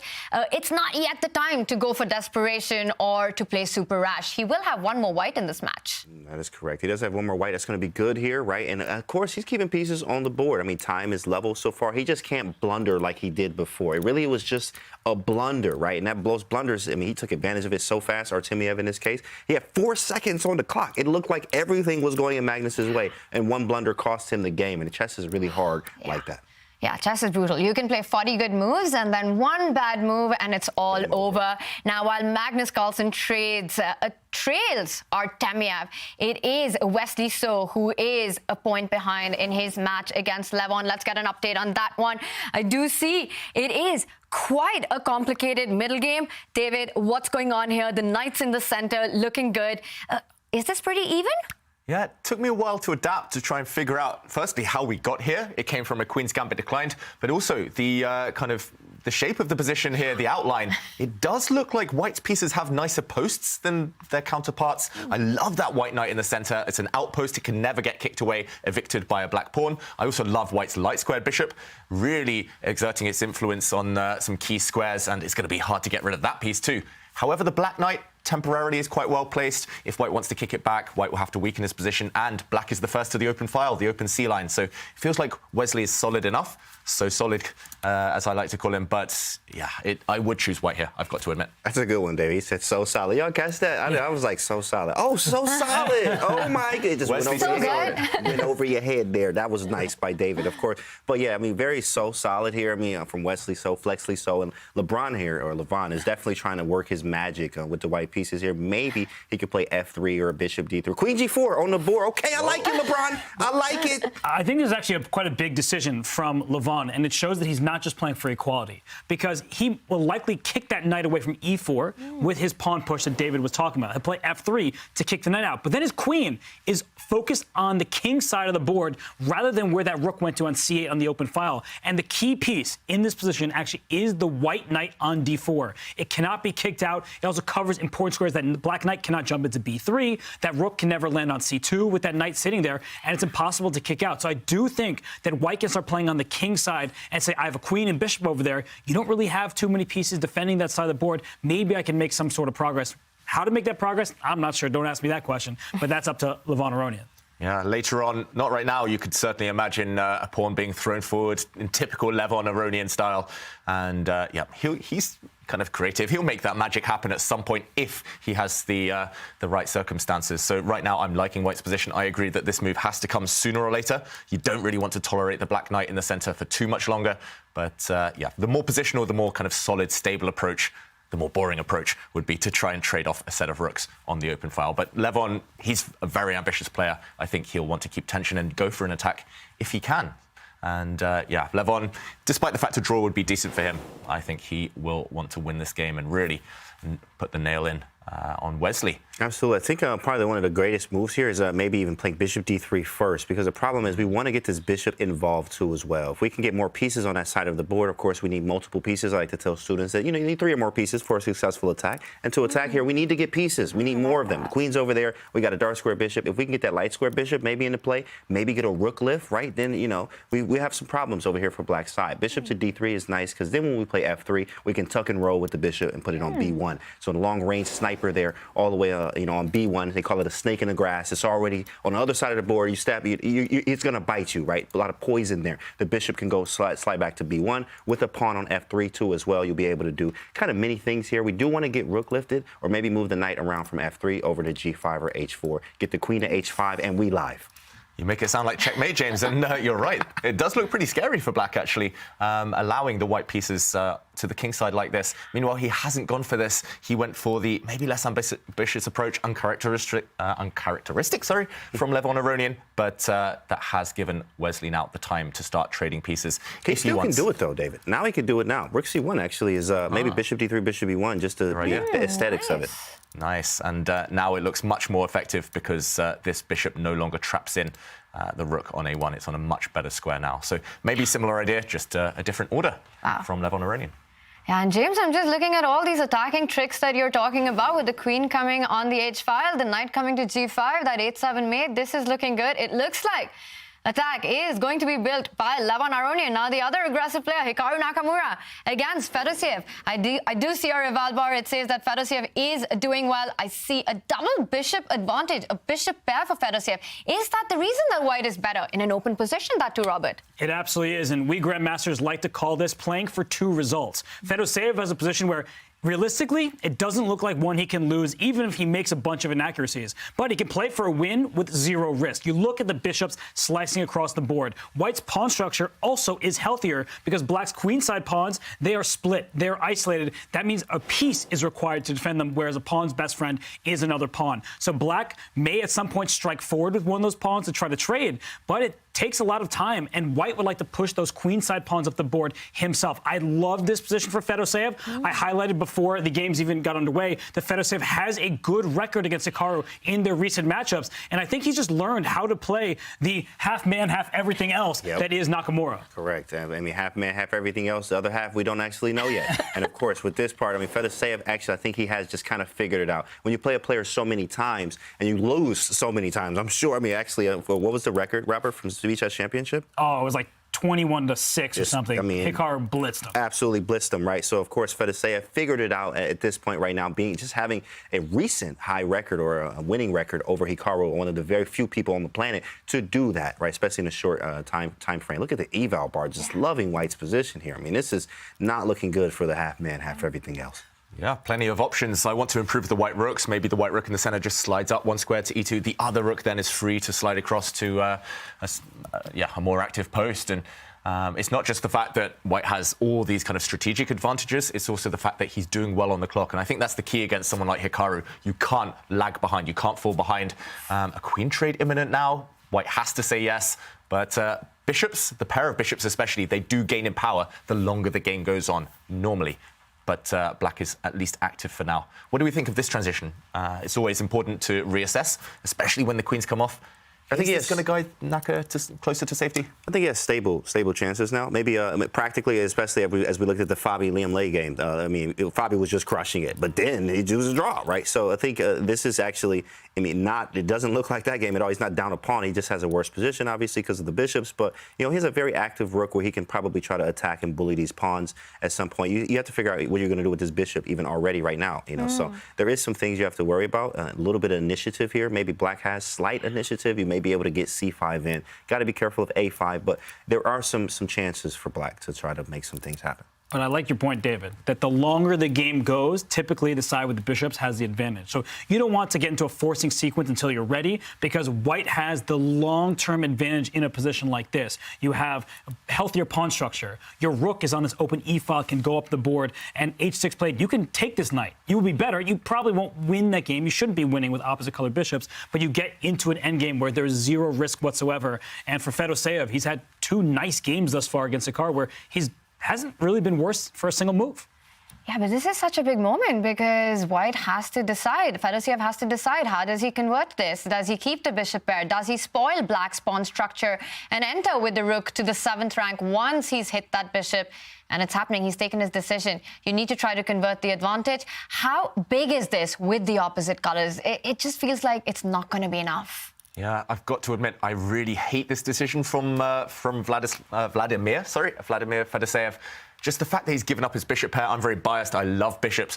But it does feel, especially against an endgame expert like Nakamura, as if you've given him everything he wants. Suddenly the white pawns are no longer stable on the queen side. Easy targets for the black bishop. It feels likely at least one set of rooks will come off the board. Despite the fact all of black's pawns are pretty much isolated or doubled, they're hard to attack. They can easily be defended by black's bishop. Again, with the double bishops, with the bishop pair, keep the tension. Just the longer the game goes on, the more chances you'll have. So why rush? You did the hard work anyway. It feels like he's undone his hard work by getting a bit hasty and getting a bit impatient, trading things off. Yeah, now that the dust has settled in this one, and it just looks like it's going to be an endgame that has a big potential to fizzle out into the draw with the opposite color bishop. Action is on in the Levon Aronian Wesley So game. Levon looks like he's a man on a mission today. Let's bring that one up. We see our eval bar that Levon is in driving seat in this one as well, David. Wow, yeah, we'll just get that board up in a second. James was loving that one for hey, LeBron. Come on, LeBron. I like it. I can't wait to see that game, of course, with the aggressive intentions that he has. So many possibilities for him in that position. So we'll get it up in a second here. In this game with the Hikaru and the big fish here, which is Fedoseev, I mean, he definitely just gave the advantage away. But I think maybe even Black could play for even more. Rook B8 and Bishop C3 could have some problems. And ooh-wee, look at this. Whoa, eyes just light up. James, you're staring at that Black Knight, right? I like this a lot. Okay, that knight about to go night-night in a minute. But, of course, you can go rook to D1. I mean, he might be even considering sacking it. What do we do about this? H4, Bishop C5, not enough. Okay. You want to start attacking, you want to rush. You know, sack first, think later. Grandfather Tao says this all the time, right? So, I mean, we do want to do this, but we have to move the rook first. So we move the rook, and then we go for the attack. Yeah, this rook is under attack. The rook might well just slide across. And once the Black Knight retreats, it might be time sooner or later. Maybe you have to deal with some threats on the queen side first. But Levon Aronian, look at the potential he has. Queen just sitting here nice and pretty around the Black King, which is going to be sweating. At some point, you will be able to trade off one of the best defenders for Black, and you will have an attack. But when to go for it? I think that's the big question, Robert. Yeah, it's not easy to decide what to do here because rooks are being traded off. And does White want to keep trading? I mentioned earlier, the knight on D4 is kind of a heroic piece because it covers the C2 square. So even if the white rook decides to slide away, the black rook cannot infiltrate like you would want to. So that is one piece of good news. But maybe White can also be quick here. I'm actually wondering if White can swap rooks off the board and then kind of find a knockout. I don't really see one. I mean, the knight can hop into C6. That doesn't look too scary. Black's bishop will just move back towards F8 and survive that. But Levon, he chose the earlier option. He just keeps the rooks on the board. He wants the material on and then to attack later. Yeah, however, this Black Knight does find a way out. It will retreat in a second, I'm assuming. And there are holes in the white camp now. You've kind of abandoned your queen side. If you do step forward, OK, we're seeing this actually on the board, then I think the Black Knight is going to go to the edge. There we go. And start harassing this bishop. The bishop can retreat, but suddenly there are outposts for the black pieces to jump into. So it's clear that Levon has had to give something up in order to keep pieces on, in order to keep the potential for his attack. Suddenly it's not one-way traffic, at least. And earlier we were thinking about a white attack. Now White has to be careful of his queenside. And how dangerous would an h-pawn advance in such positions be, marching down with h4, h5? You're the man, James, with that. H4, H5, and we live, baby. Come on now. It's just another day in the park, another day in the office. It is. After Bishop D4, you do want to play H4, H5. Take, sack, Queen G6, King H8, King F2, Rook H1 mate. Get him off the board, right? If King F8, Bishop H6 mate. Oh, my goodness. Come on. LeBron, let's go, LeBron. Let's go, LeBron. I love it. No, I think it's a really good and powerful idea. And one thing to note is this black bishop on B7.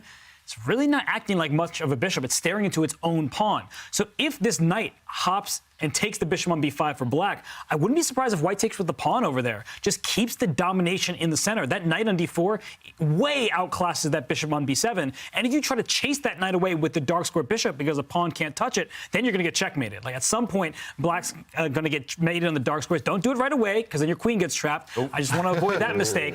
But we will go for this kind of attack where the bishop and queen team up together. Yeah, I got carried away there with the checkmate idea. Robert, there, I blundered my queen, but you're right. On the dark squares, eventually, White will come in, and there's likely to be a checkmate. So let's go back to the players. It's certainly Wesley So under pressure after Levon's great last move.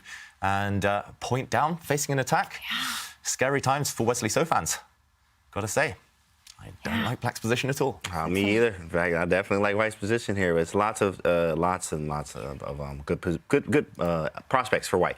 Of course, knight takes b5 definitely is going to annoy me a little bit because I do need this bishop to sack on g6. Yes, something bishop a6 is understandable too. I understand. It's just annoying. I have to get rid of a very strong piece. He plays h5, and then maybe we take and we could play king f2 and even king g3 if we have to, because the king could be pretty safe there, and play rook h1, and he could be done. He could be. First, he gets ready to open that H-file. I just love these ideas, James. They come so naturally to you. Is that how you practice with the calculation? For me, it's like, oh, where do I attack? You know, I'm just kind of scouring the whole board and struggling. But yeah, those attacking ideas. Absolutely, lots of calculation work. In fact, Chessable course for that is Improve Your Calculation or Grandmaster Preparation by Jacob Agar, which is on Chessable as well, is the calculation one. Also the positional one for you positional players, but definitely the Grandmaster Preparation calculation one. Yeah, no positional play here. It's all about calculation. Exactly, COE. You know, we could see a draw if the bishop keeps chasing the queen back and forth along the dark square diagonal, because if white wants to keep the game going, you have to back your queen up. And Levon probably not really wanting to retreat his pieces so badly. And he did win the first game with the black pieces. A draw, not the worst result in the world for him. Yeah, I think that's a good point with the match situation. Actually, we might be heading for a repetition because I also don't see Wesley being too pleased with continuing the game. If not, bishop e7. Oh, wow. Whoa, hey, hold on that big note, fella. Wesley wants a game. Wow. You're going to have to chill out right now. You're going to have to relax. H6, I don't believe in it at all. Now, the engine does, of course, but practical chances, he going to push the pawn over here when I'm attacking you? I guess he's just saying, I have g5. And maybe be able to move the king. You don't have enough pieces, says Wesley. Whoa, that's a really brave move, but it could backfire, certainly. Black's going to have to step forward even further with his pawns. There's going to be a bunch of weaknesses, and Levon, he will retreat his queen and then decide how to attack later, but maybe we can check out another game, Tanya. Yeah. Well, Wesley isn't the only one who's trailing Levon. It is Magnus against Artemiev, where Artemiev leads the match. So let's bring up that game and take a look at how Magnus is doing with the black pieces. Wow, lots has happened. The center, it's a completely open game, very different from how it started. Very, very different. I just want to note that Liem and Caruana, they're knotted up 1-1. They drew their game. But in this one, I mean, the eval bar may say it's a level position, but it's not equal. It's not a draw. Look at the dynamics here. Black at some point can strike with those pawns. They're quite advanced. White's pieces don't pass his own third rank, and the eval bar says, yeah, who cares? It's just a level game right now. So I think both sides will have their chances. Magnus has to be careful not to press too soon. That can backfire. But for Artemiev, he needs to find a plan. Yeah, he needs to find a plan. I'm not liking his position so much. Normally, I like playing against what we call hanging pawns, these black pawns in the center, because you can target them, you can attack them, remove the defenders, and they might become weak, especially the white rooks on these semi-open files. They can certainly peer down at those pawns. But here, it feels like white is just cramped and struggling for space. That's why he's offering a queen trade. When you are struggling, when you don't have too many squares to maneuver your pieces, you should try and swap things off. At least then the remaining pieces have more scope. But I think Magnus is going to say no. He's going to dodge this queen trade, especially in light of the match situation. And again, Artemiev, where's he going to put his pieces? It's clear what black wants to do, as Robert said, throw pawns forward. But what is Artemiev going to do? Also, we've got to mention the clock. 1 minute against 6. God. Oh, bro. That could We be saw decisive. that last time as well. But then we saw a big turnaround. You cannot underestimate Artemiev when he's playing on seconds. That was the big takeaway from round 1. David, to follow up on your point, Magnus Carlsen with the space advantage here. We see the flexibility in the center. Thinking that this will not be a trade, makes sense to keep the queens on the board. And just on that note, he says, and game it is. Oh, man, this is kind of tough. I mean, really, the problem here is, as David mentioned, the hanging pawn structure. It is good to understand the pawn structure is a skeleton of the game, or it gives you the plans and the ideas, right? Hanging pawn structure is something to know. And actually, when you know about the hanging pawn structure, you can actually be play dynamic, right? The pawns are weak. If you push one, the other one becomes isolated. So you have to be careful why the queen trade I really didn't like as much, but I think he didn't like maybe queen b2 there after... and then maybe trading, you have to go knight e8 or something, or knight h5, and another trade. And the pawns get weaker as you trade, right? So maybe a queen b2 or something was quite annoying. But yeah, maybe the engine didn't like that. a4. A4, what is that? a4. It's a pawn sacrifice, but it is to get the central pawn moving. And how good is it for white to actually accept this sacrifice? Black always has the option to drive the rook to a8, pick up that pawn. It looks like it's going to be too much compensation, Robert. Yeah, and black goes after them, right? We keep talking about pawn's best friend is another pawn. So isolated pawn, that can often be a nightmare. But the good news is the bishop on c3, it serves as a good defensive piece when you push that pawn up to a5. So black, while you can go after those pawns, you've also cleared the path for your own pawns. You have to look in all directions. Full board awareness is essential in the game of chess. So we don't just give up a pawn and then go try to win it back. You may be springing free past pawns of your own, and that can be all the compensation you need if you're Magnus Carlsen. Yeah, so for example, if the pawn disappears, so what? These two white A pawns, they're basically equivalent to one. You might well move your knight out the way. I'm not sure which direction you go, back or forward. But now black has a pass pawn of his own, as Robert mentions. And Magnus will hope to get this one motoring down the board later. How surprised are you with what just happened? We all are. I mean, taking on f6, giving up the bishop pair? Just action replay here. He took this knight. Whoa. Top grandmasters, they love their bishops. There has to be a reason behind this one. This shows no bias at all. It looks like that bishop was the glue holding white's position together. But he's removed the black knight from the game, maybe in fear of the knight jumping forward. And only now has he taken this pawn. But these look so much weaker now. The rook's going to go for it later on. Suddenly, this black c-pawn is going to start rolling. I've got to say, advantage Magnus Carlsen, at least in practical terms. And the clock, I mean, practical terms, look at Artemiev's clock, down to 14 seconds left. I mean, he has to move, and it's not going to be easy. Just because there aren't too many pieces on the board does not make this an easy situation, and the EVA bar keeps getting lower and lower. The bishop pair will flex its muscles. Absolutely. It was a time issue here. I think that bishop f6 move was like, oh, I got 4 seconds, make a move, and then he made a move. And, of course, the time, as I like to say, is you have to use the time as a piece as well. You get 16 pieces, but that 17th one is the clock. And if you're not using it correctly, then you are going to start making mistakes in time trouble, as you see Artemiev doing right now.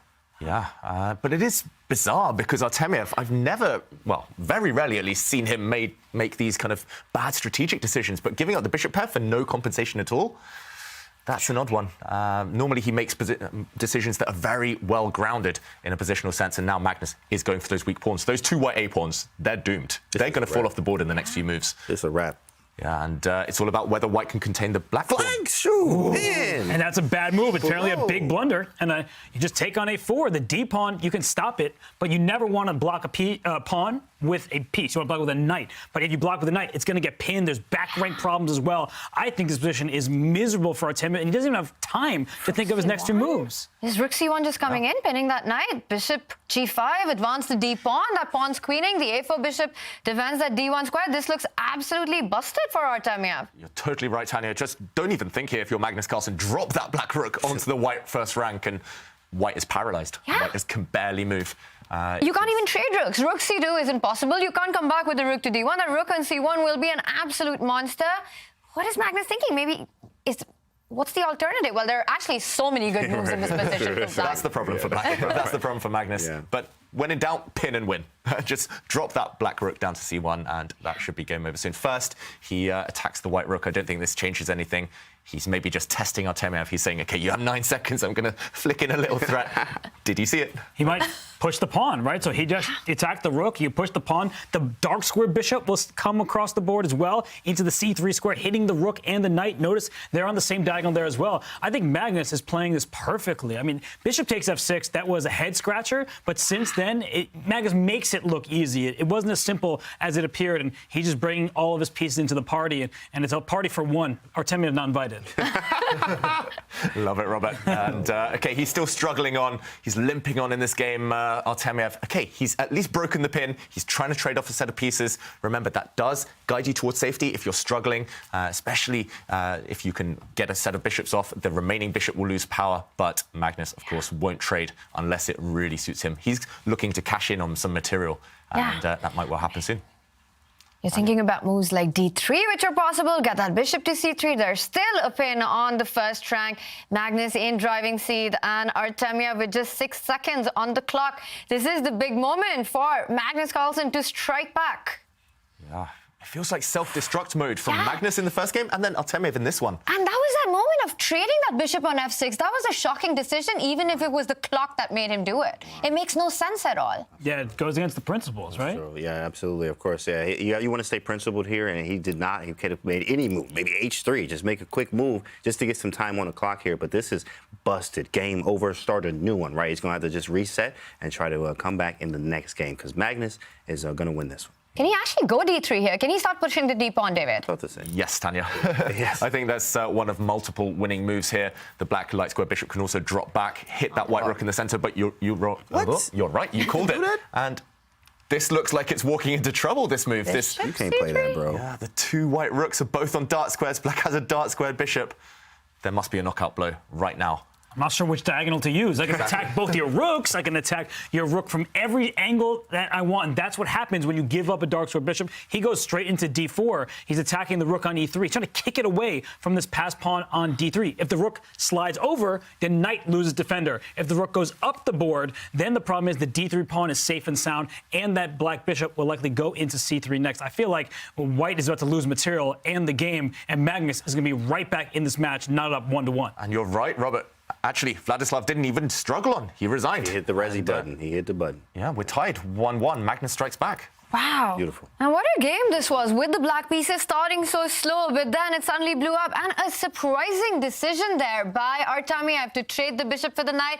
There was no looking back from that. Magnus with the Magnus touch, as our viewer said, squeezing water from stone, but I think this was very self-inflicted. Yes, this was self-inflicted, and the position actually where Vladislav Artemiev earlier made the mistake, this should go in strategy books, why you shouldn't part with the bishop pair in an open position. Here, simply take the pawn.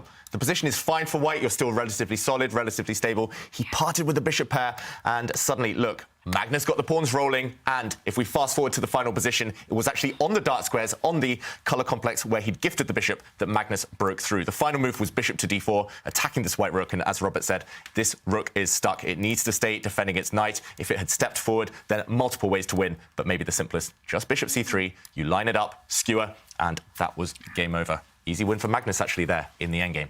Yeah, a big win by Magnus Carlsen, leveling the score. This is where we are going into round 3 of day 1 of the Chessable Masters. Magnus Carlsen, Vladislav Artemiev at 1-1. Hikaru Nakamura, Vladimir Fedosiev, 1-1, 2 draws, but very fighting chess. Those results don't tell the story of the match. Fabiano Caruana, Liem, very solid play by both these players so far. Also on 1-1, and punches being traded there between Wesley So and Levon Aronian. Another match where the score is now level after Wesley strikes back. And with that, we will be taking a short Twitch break for our non-subscribers.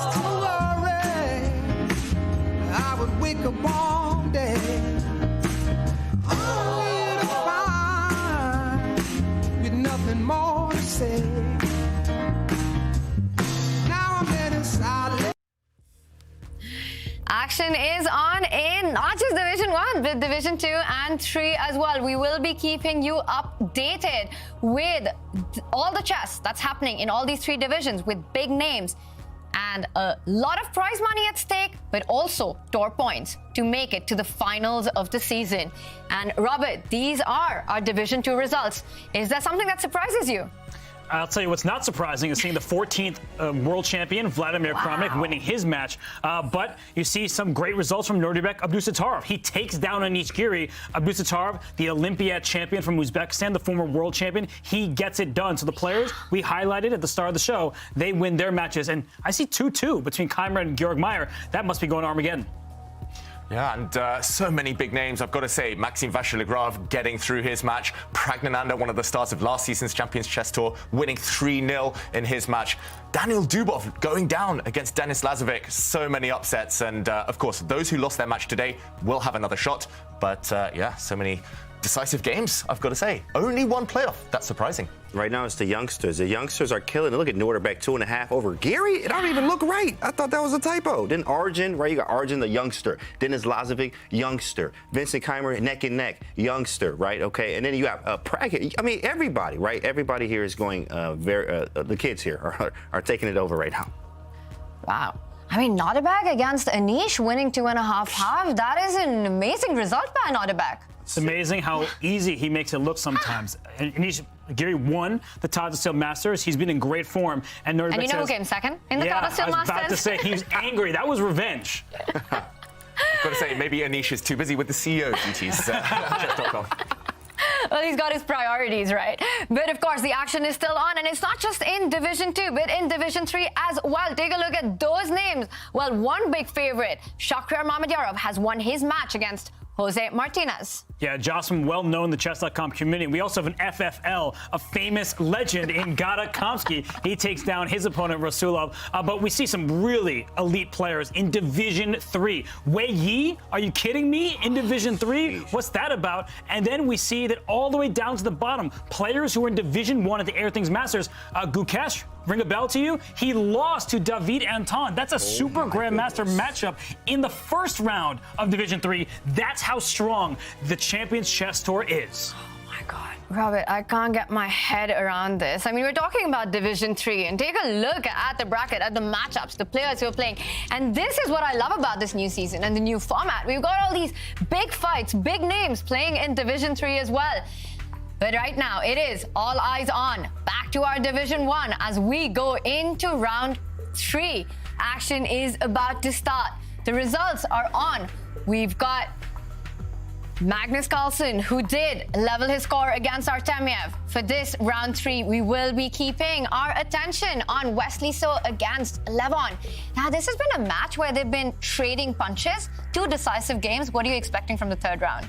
I don't know what to expect. How can I? I mean, they're winning games left and right. It's back and forth between these two, and it's a clash of styles. Levon, he likes these kind of artistic positions. Wesley, he is like, I'm the scientist here. So we're not going to get into Coldplay songs, but I do feel like Wesley So, he's feeling good right now after that victory. I love it. James, art versus science. Who wins? You know, we're going to go with the art every time. Okay, LeBron Aronian. That's what I'm going with, the creativity and the fun stuff. But this ain't creative at all right now. I'm going to just tell you right now. Okay, maybe a little bit. Now we get the C5 in there. So I was expecting something a little bit more sharper here, but this is pretty good, of course, so far. We got isolated pawns, so we'll see what happens. Maybe knight C6. Oh, wow. Trading queens? Yeah, I'm about to go to sleep. I'm about to go to sleep right now. This is what they call the Berlin of 1d4. It heads straight to the endgame. Black's king is misplaced. Black has a slightly kind of fractured pawn structure, but everything else is relatively balanced. This one's been worked out to death, almost. The top players have figured out how to draw this as black, but has Levon done his homework? Does he know his stuff? Wesley taking a solid approach with white. And maybe not a surprise. We should mention, black has won both games so far in this matchup. So maybe Wesley with white, he's saying, OK, it's actually a disadvantage. I'm just going to get out this game and move on to the next one. Yeah, and the one player who's burnt this position with black to death is actually Wesley So himself. This is an opening that he plays, so he definitely knows what he's doing. Coming to David's point, Robert, that Levon has to be sure because black still has to navigate to complete equality in these endgames. Yeah, so many of the top players have used this opening successfully. Your good friend and compatriot, Vida Gujarati, he plays this. We've seen many games, Jan Krzysztof Duda, Shakhriyar Mamedyarov, and the list goes on and on. But the key to this position is while currently black is up a pawn, those are double isolated pawns in the center in front of the black king, and that king has already moved, and it just moved again, so you can't castle. Will you find true shelter where white has the pair of bishops? That's a critical question. But oftentimes, white has to relinquish the pair of bishops just to get the pawn back, and we may see some opposite-colored bishops in this game, and that often leads to positions where they're quite balanced. Yeah, the fact that Wesley So is thinking right now makes me just a bit wary, a bit skeptical that he's actually come armed with a big idea. It does feel like he just wants to take the sting out of Levon's sails, and it does actually, in terms of chess karma, tend to backfire. If you play for a draw with white, you often get punished. But yeah, we can't blame him. It's been such an emotional day for both of them so far, such a roller coaster that a timeout, a solid game, wouldn't go amiss. So, OK, he brings his bishop out. I'm expecting black's rook actually to slide over 2 squares to defend that knight. You don't want to allow white's bishop to take on c6 and break the structure even further. But yeah, Levon, he'll be wanting to be as accurate as possible. There we go, rook c8 on the board. Very logical play by Love there. Brings the rook out onto the c file, extraying that king. Wesley moves, sidesteps with that king to b1. Now, well, this is going to be a slow grind, an endgame. It's a solid approach by both these players, something that we haven't seen in the day so far. I think we're going to come back to this. But there's one game that's heating up, and we're going to jump to that one. It is Hikaru Nakamura against Fedoseev. Currently a level score with 2 draws. It looks like this one, Hikaru's got an advantage. I see an H-pawn, and I know James loves it. Yeah, that's me. H-pawn for me all day, every day, baby. Okay, H4. What is this opening? First off, some type of King's Indian attack, I think it looks like. Right, we have a pawn on E6. Knight to g5 looks good, but my bishop, okay, it's nothing there yet. So we have to build up this attack with knight h2, the knight g4 stuff, but it's not there. I might even play pawn g4 at some point. Knight h2, put the pawn on g4, go g5, move the knight. I mean, all kinds of ideas. I even like to think kettle the bishop. There's a weakness on e6. I like white chances all day. Wow, you're so aggressive, James. And Hikaru also plays a very ambitious move. He plays c4. He's trying to break this structure. If black commits now, if, for example, black trades off, then in the endgame later on, he will be saddled with an isolated pawn. If he steps forward, however, yes, you gain space, but there's a nice juicy outpost for white's knights later in the game. You could imagine one knight coming forward, the other knight maybe centralizing as well, and black can never challenge for this beautiful square in the center, backward pawn as well. You also mentioned there, James, some ideas of actually going for this pawn in the near future. Definitely on the cards.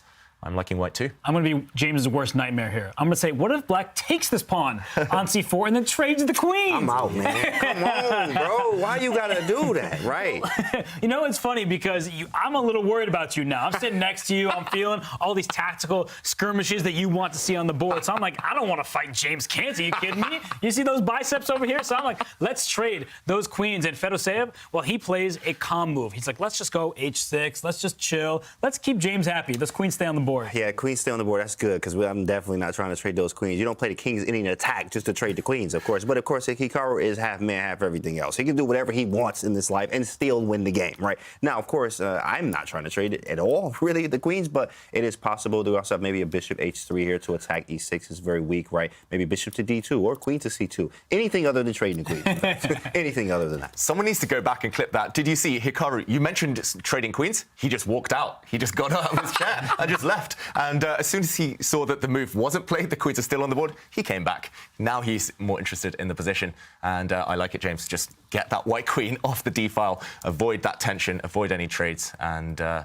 it's still very tense, of course, but I like white's chances. It feels like that black e6 pawn that we highlighted a few moments ago is maybe the key to the position. It's a weakness eternally. And I just want to bring up what I saw in our chat, that this competition is brutal. And I couldn't agree more with it. We did the All Things Masters, but just even the scorelines so far, it just shows how evenly matched and stacked it is, top to bottom, James. Absolutely, of course. I mean, even the Division 3, you're like, that's Division 3? Oh. 3? Bro, what are you talking about, right? Everybody is so strong there, right? So in a double elimination format, I mean, really, if anything is up for grabs, anything.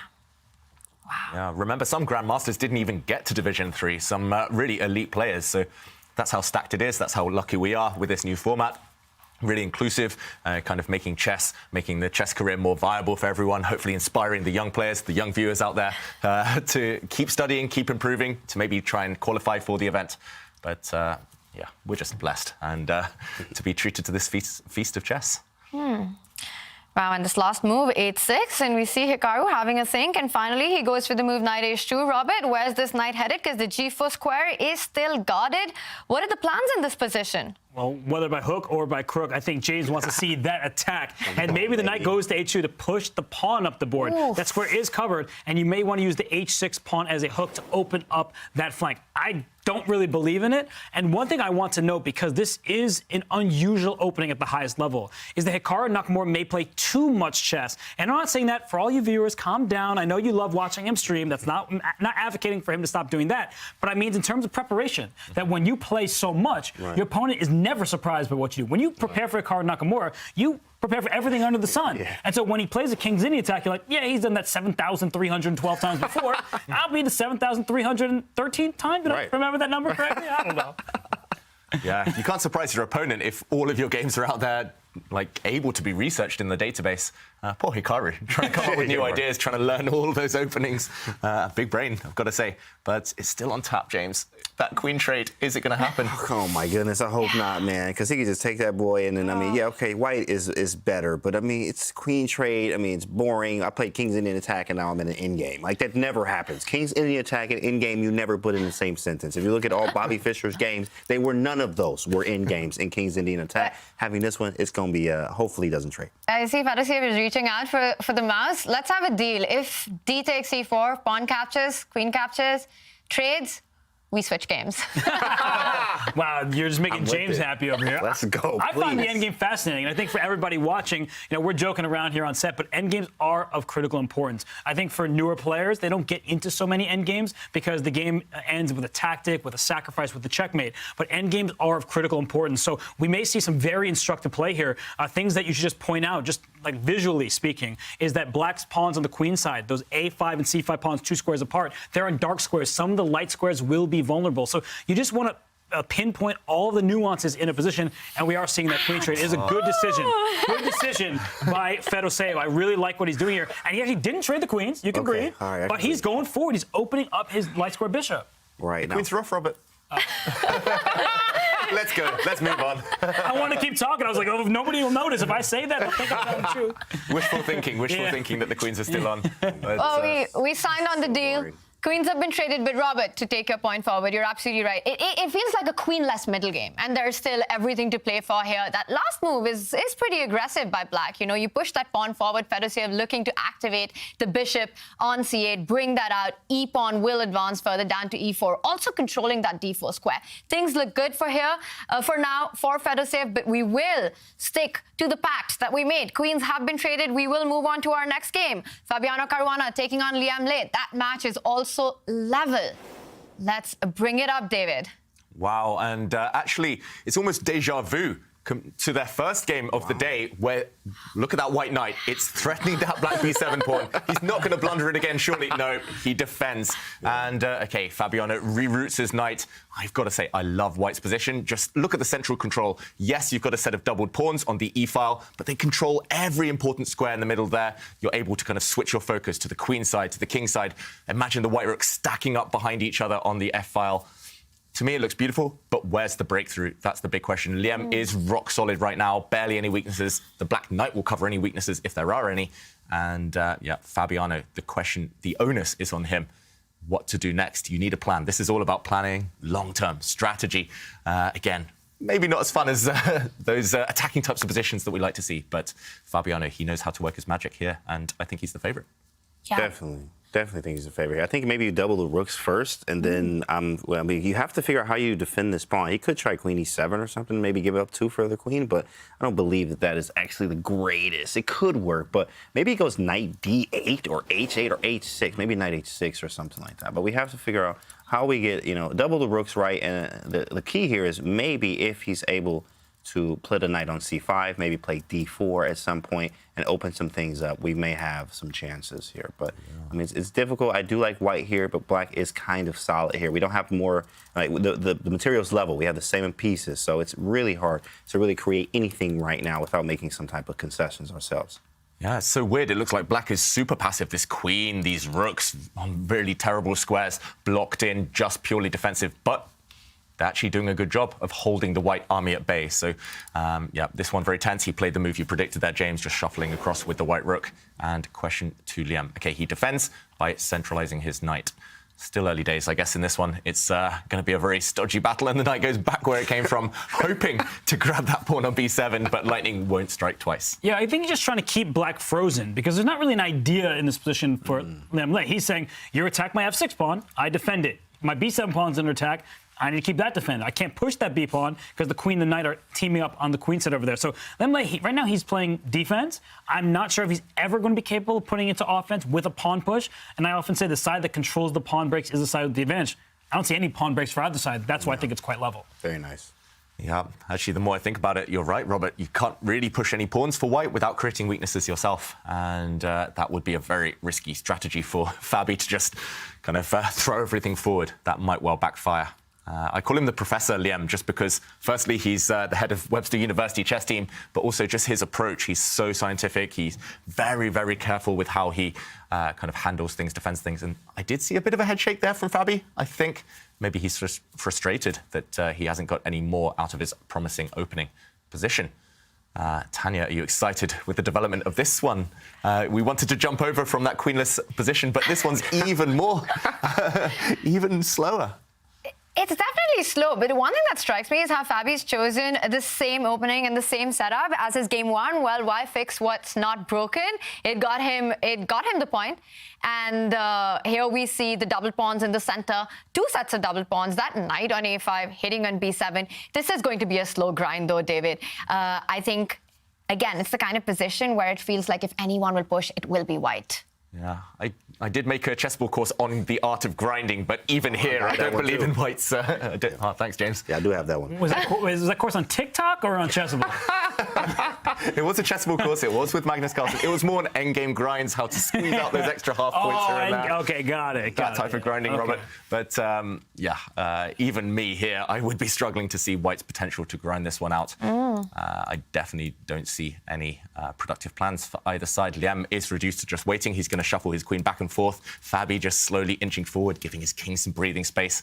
It's hard to get excited about this position, I've got to admit. Maybe we can switch, check out some of the action elsewhere. Wow, let's take a look. We've got action on everywhere. And as you said, David, in this position, it is going to be a long game. Currently looks like both players are doing fine. Let's take a look at the world champion against Artemiev. Magnus Carlsen did strike back in game 2. Game 3 is on with Artemiev. Well, this time, better time management by Artemiev. Yeah, for now. We've got to add that on because later on he might well tank. We've seen him freeze a couple of times, just spend 6-7 minutes on just one move. But it looks like he's got a healthy position. I've got to say, it looks very balanced. We look at the pawn structure, almost symmetrical. Again, we're going for those fianchettos. Seems to be the theme of this match. And yes, white has access to the open file, but that could be challenged any time by the black rook. On that C line, I'm expecting black to offer some trades at some point. In general, I tend to prefer white here just because, I don't know, it feels like with the open file, with an extra tempo that you start the game with, it feels like you're first with any complications, with any action, but black is rock solid. I'm a big fan of that, actually, too, as well. Yeah, black is rock solid here, but I do like the fact that my bishops are active. I can even play something like bishop a3 at some point, or maybe try to get, obviously, we can't get the file now, but if we can maybe play it. G4 is very committal, but trying to get, queen c2, queen c7, take the 7th rank as much as possible, or if we can, if it is possible. But it's kind of difficult. Maybe queen e2, queen b5, right? We have the b5 square seems pretty weak there.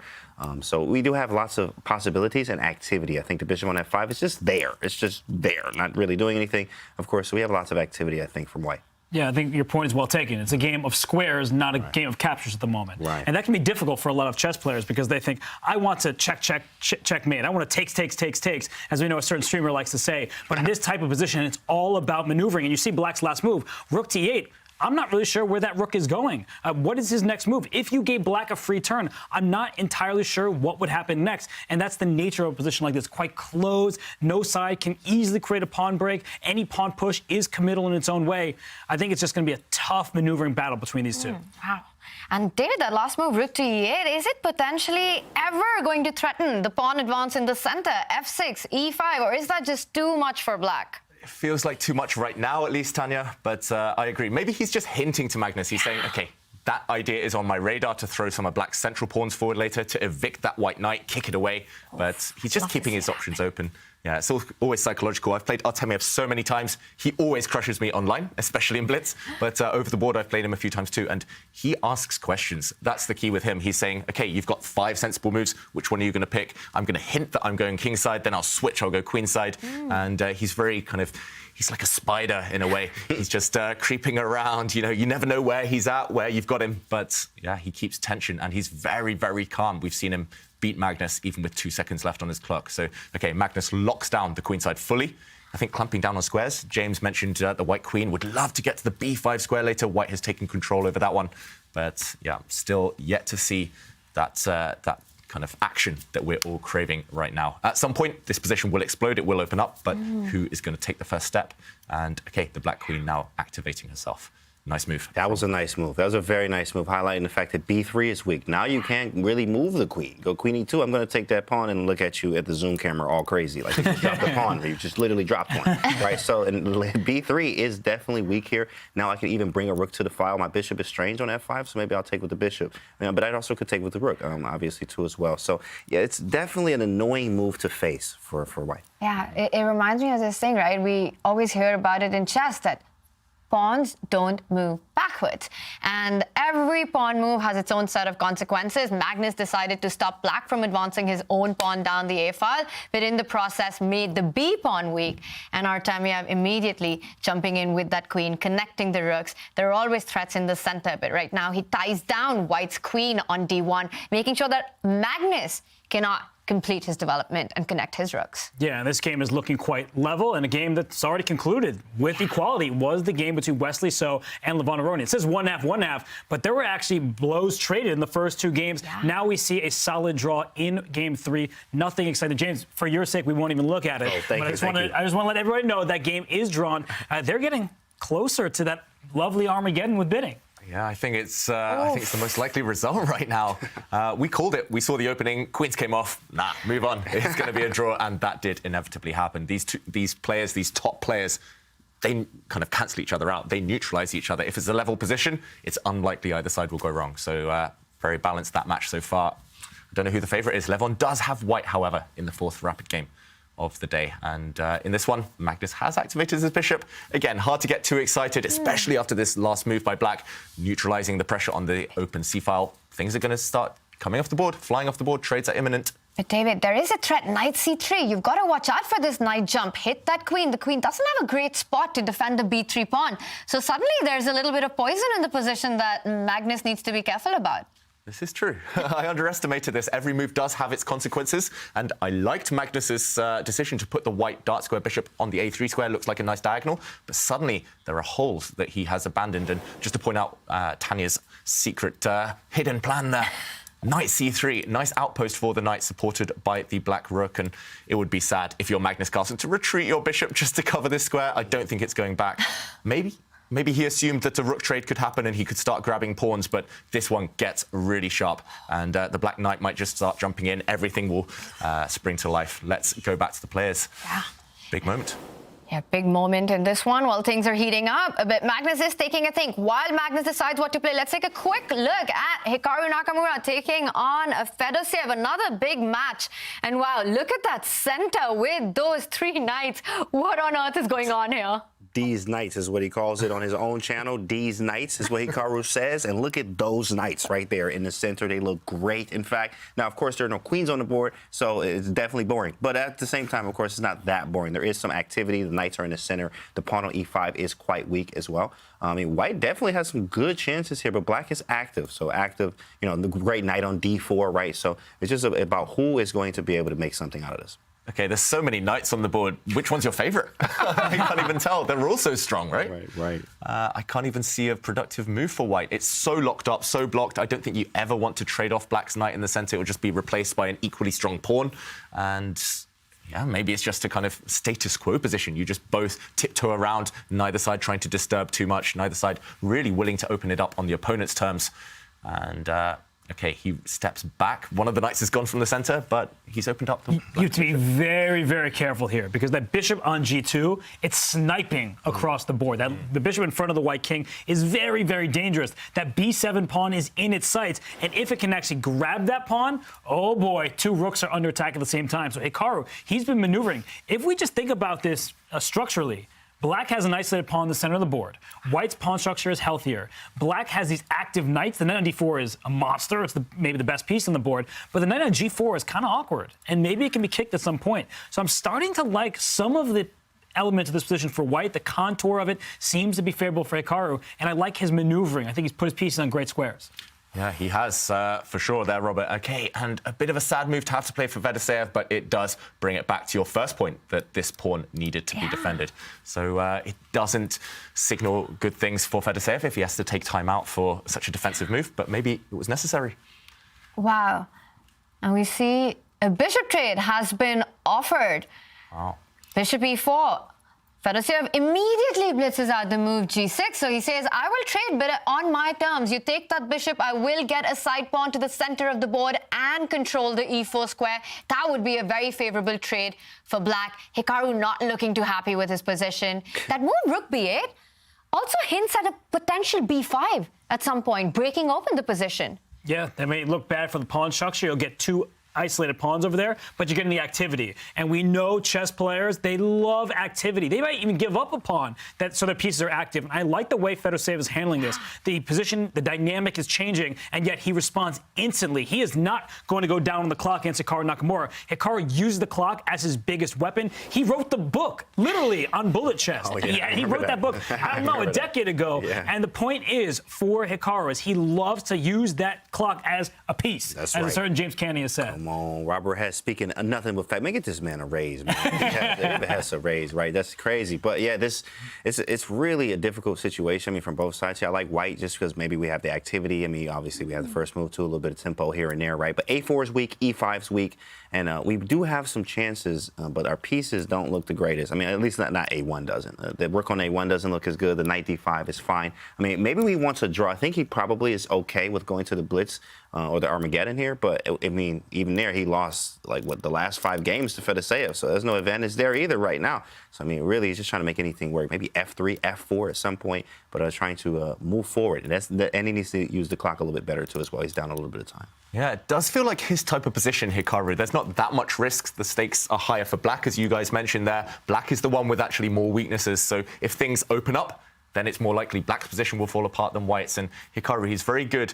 Now that he's a bit older, he plays so much, as we see. He plays hundreds of blitz games every day. He's mastered the art of grinding. Right. And yeah, if he gets given the opportunity, he's going to try and massage this advantage, slowly step his pawns forward, slowly improve his pieces. And if Fedosev's stuck, unable to get active, then it's going to be one-way traffic later. And you say a lot of slowlies there, David. While I see our bar has really quickly moved on to favor Artemiev. What on earth is going on in that one? We will come back to this. It is a very fascinating endgame. But for now, let's rush back to Magnus taking on Artemiev. But yeah, Black might be slightly better, but not that much. There's still game on. You've got a bishop pair, but that knight on e5 is nice. The knight on e5 is nice, but maybe later it will get kicked back. Black also has easy access to the open file, the only open file of the board. We mentioned earlier it was quite an important one. The black rook at some point can shuffle over, attack that white queen, kick her away. And, of course, the bishop pair long-term, not right now, but long-term, is in his pocket. Artemiev, he lost the last game because of the bishop pair. He might win this one because of the bishop pair later on. Question? What happens to the b3 pawn as well? But right now the bishop on f5 is attacked, so you've got to fall back. But you've got to find a way to defend that pawn on b3. The queen on the c file can't stay there for too long. Black intends to go rook c8 next. It's looking like Black is having all the fun, right? This is a position where Artemiev, he can just maneuver. He can take over the only open file on this board. He has the bishop pair. Remember, he lost the previous game because he handed that advantage to Magnus Carlsen. And right now, with Magnus striking forward with g4, that can backfire. Your king may find itself a bit airy and without protection. Yeah, well, I saw a chat, and I've got to bring that up for a panel vote. Magnus looking like Nepo. Yes or no, David? I like it. He's channeling his inner Jan. Jan doesn't have the man bun anymore. We know where all the hair went. But yeah, I'm liking it either way. He's got his own style. These top players, you know, they're all stylish in their own way. Oh, man, that's funny. The man bun there, of course. Yeah, the Magnus bun, I saw Magnepo there, right? From somebody like Magnepo. That's pretty good there. Chat, keep them coming. Yeah. Wow. Jana Famnishi in just a couple of days, will be fighting for the World Championship again against Dinglerin, who, by the way, happens to be the reigning Chessable Masters champion. Okay, yeah, he won that title last season on the tour, Ding. Yeah, in really impressive fashion, I've got to say. But yeah, he's taking a break from the tour now to focus on the World Championship. We can't blame him for that. I heard you had a few words with him, Tanya, recently. And Yes. yeah. That will be revealed later in the week. We will be bringing you some exclusive footage with our interview again with Ding before he left for the World Championship match. It's definitely something we're all very excited about. But for now, g4 has been played. And I saw someone said trapped bishop. Well, the bishop does look like it's got some squares. You can move it back to e6, but it does make me think, why is Artemiev taking so long here? He does this. We've seen it before today already. Yeah. He's tanked, he's frozen, and he spent half of his time. Before this, he had 5.5 minutes. Now he's only got around 2.5. So he spent nearly half his time on this one move. Is it worth it? We've got to see. We've got to wait on his decision now. there is maybe an argument for taking that white knight off the board now, trading it off, just because the black light squared bishop, would be able to jump into the position. It would get access to even more squares, but that feels committal. At some point, you just have to decide. You have to say, okay, it's not clear that I'll get an advantage that way anyway. Let's keep the tension. Let's keep the bishops. Let's keep the game going. But he just needs to decide. There's no right or wrong here. He's got multiple options as long as he keeps his bishop safe. But Vladislav needs to speed up. Yeah, his time advantage is gone, and I think Magnus is very happy. Is he thinking about putting in a rook c8, Robert, here? Yeah, I think that's what he's calculating. I was looking at his eyes because for a moment I thought he was frozen. He's frozen in terms of not making a move, but I thought maybe his camera went out. That happens in these events. You disconnect and you could lose. But he does play rook c8. That's what he was calculating, and that's what he needed to figure out. Bishop c5, interposing the attack on the white queen by attacking the black queen as well. And now, if the black queen moves, you lose your bishop. But at some point, David's idea with the black bishop in front of the king, taking that knight in the center, their pawn on d4 might be overloading. It's protecting minor pieces in both directions. It's going to have to capture one and then lose the other. Yeah, the white pawn wishes it had 2 moves here in a row, 2 lives, but yeah, it looks like you actually have to remove this black bishop from the board. There are too many threats. The black bishop, for example, taking this pawn next move, threats along the c-file with some nasty pins. But if the bishop is captured, as Robert mentions, the white bishop falls, and I think Artemiev was trying to evaluate this endgame. He's looking 5-6 moves into the future. He's trying to guess maybe whether he has any winning chances here. To me, it looks pretty balanced, but he is the one with the more active rook, so maybe. But yeah, he's looking deep into the position. Maybe it was worth that time investment if this position happens on the board. But does Magnus have options? That's the question. Does, for example, this queen try to get out the way? I'm not sure where it goes. It definitely feels like this pin and the tension on the white knight is too much for white to bear. You have to enter that rook endgame, but then it's very much likely to head towards a draw. So Magnus now coming to terms with that. 1 minute on the clock against 1.5. This one is going to be a scramble, but we are heading towards that endgame. The bishop needs to be captured now.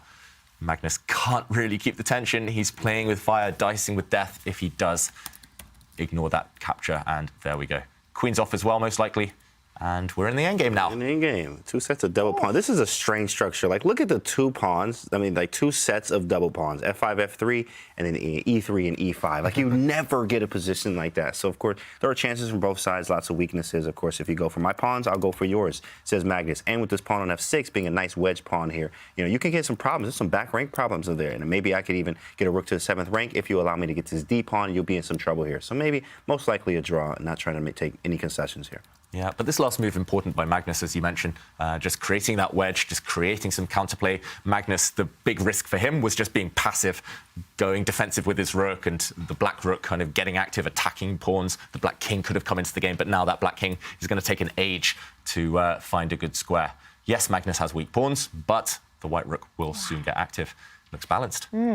Well, this looks like a level endgame, but both players have to be careful with just a minute on the clock. Let's take a look at our other board, which is getting super exciting as Fabiano Caruana takes on Liem. That king on g7, that long diagonal, queen on a1. This is tactics everywhere. The rook is hanging.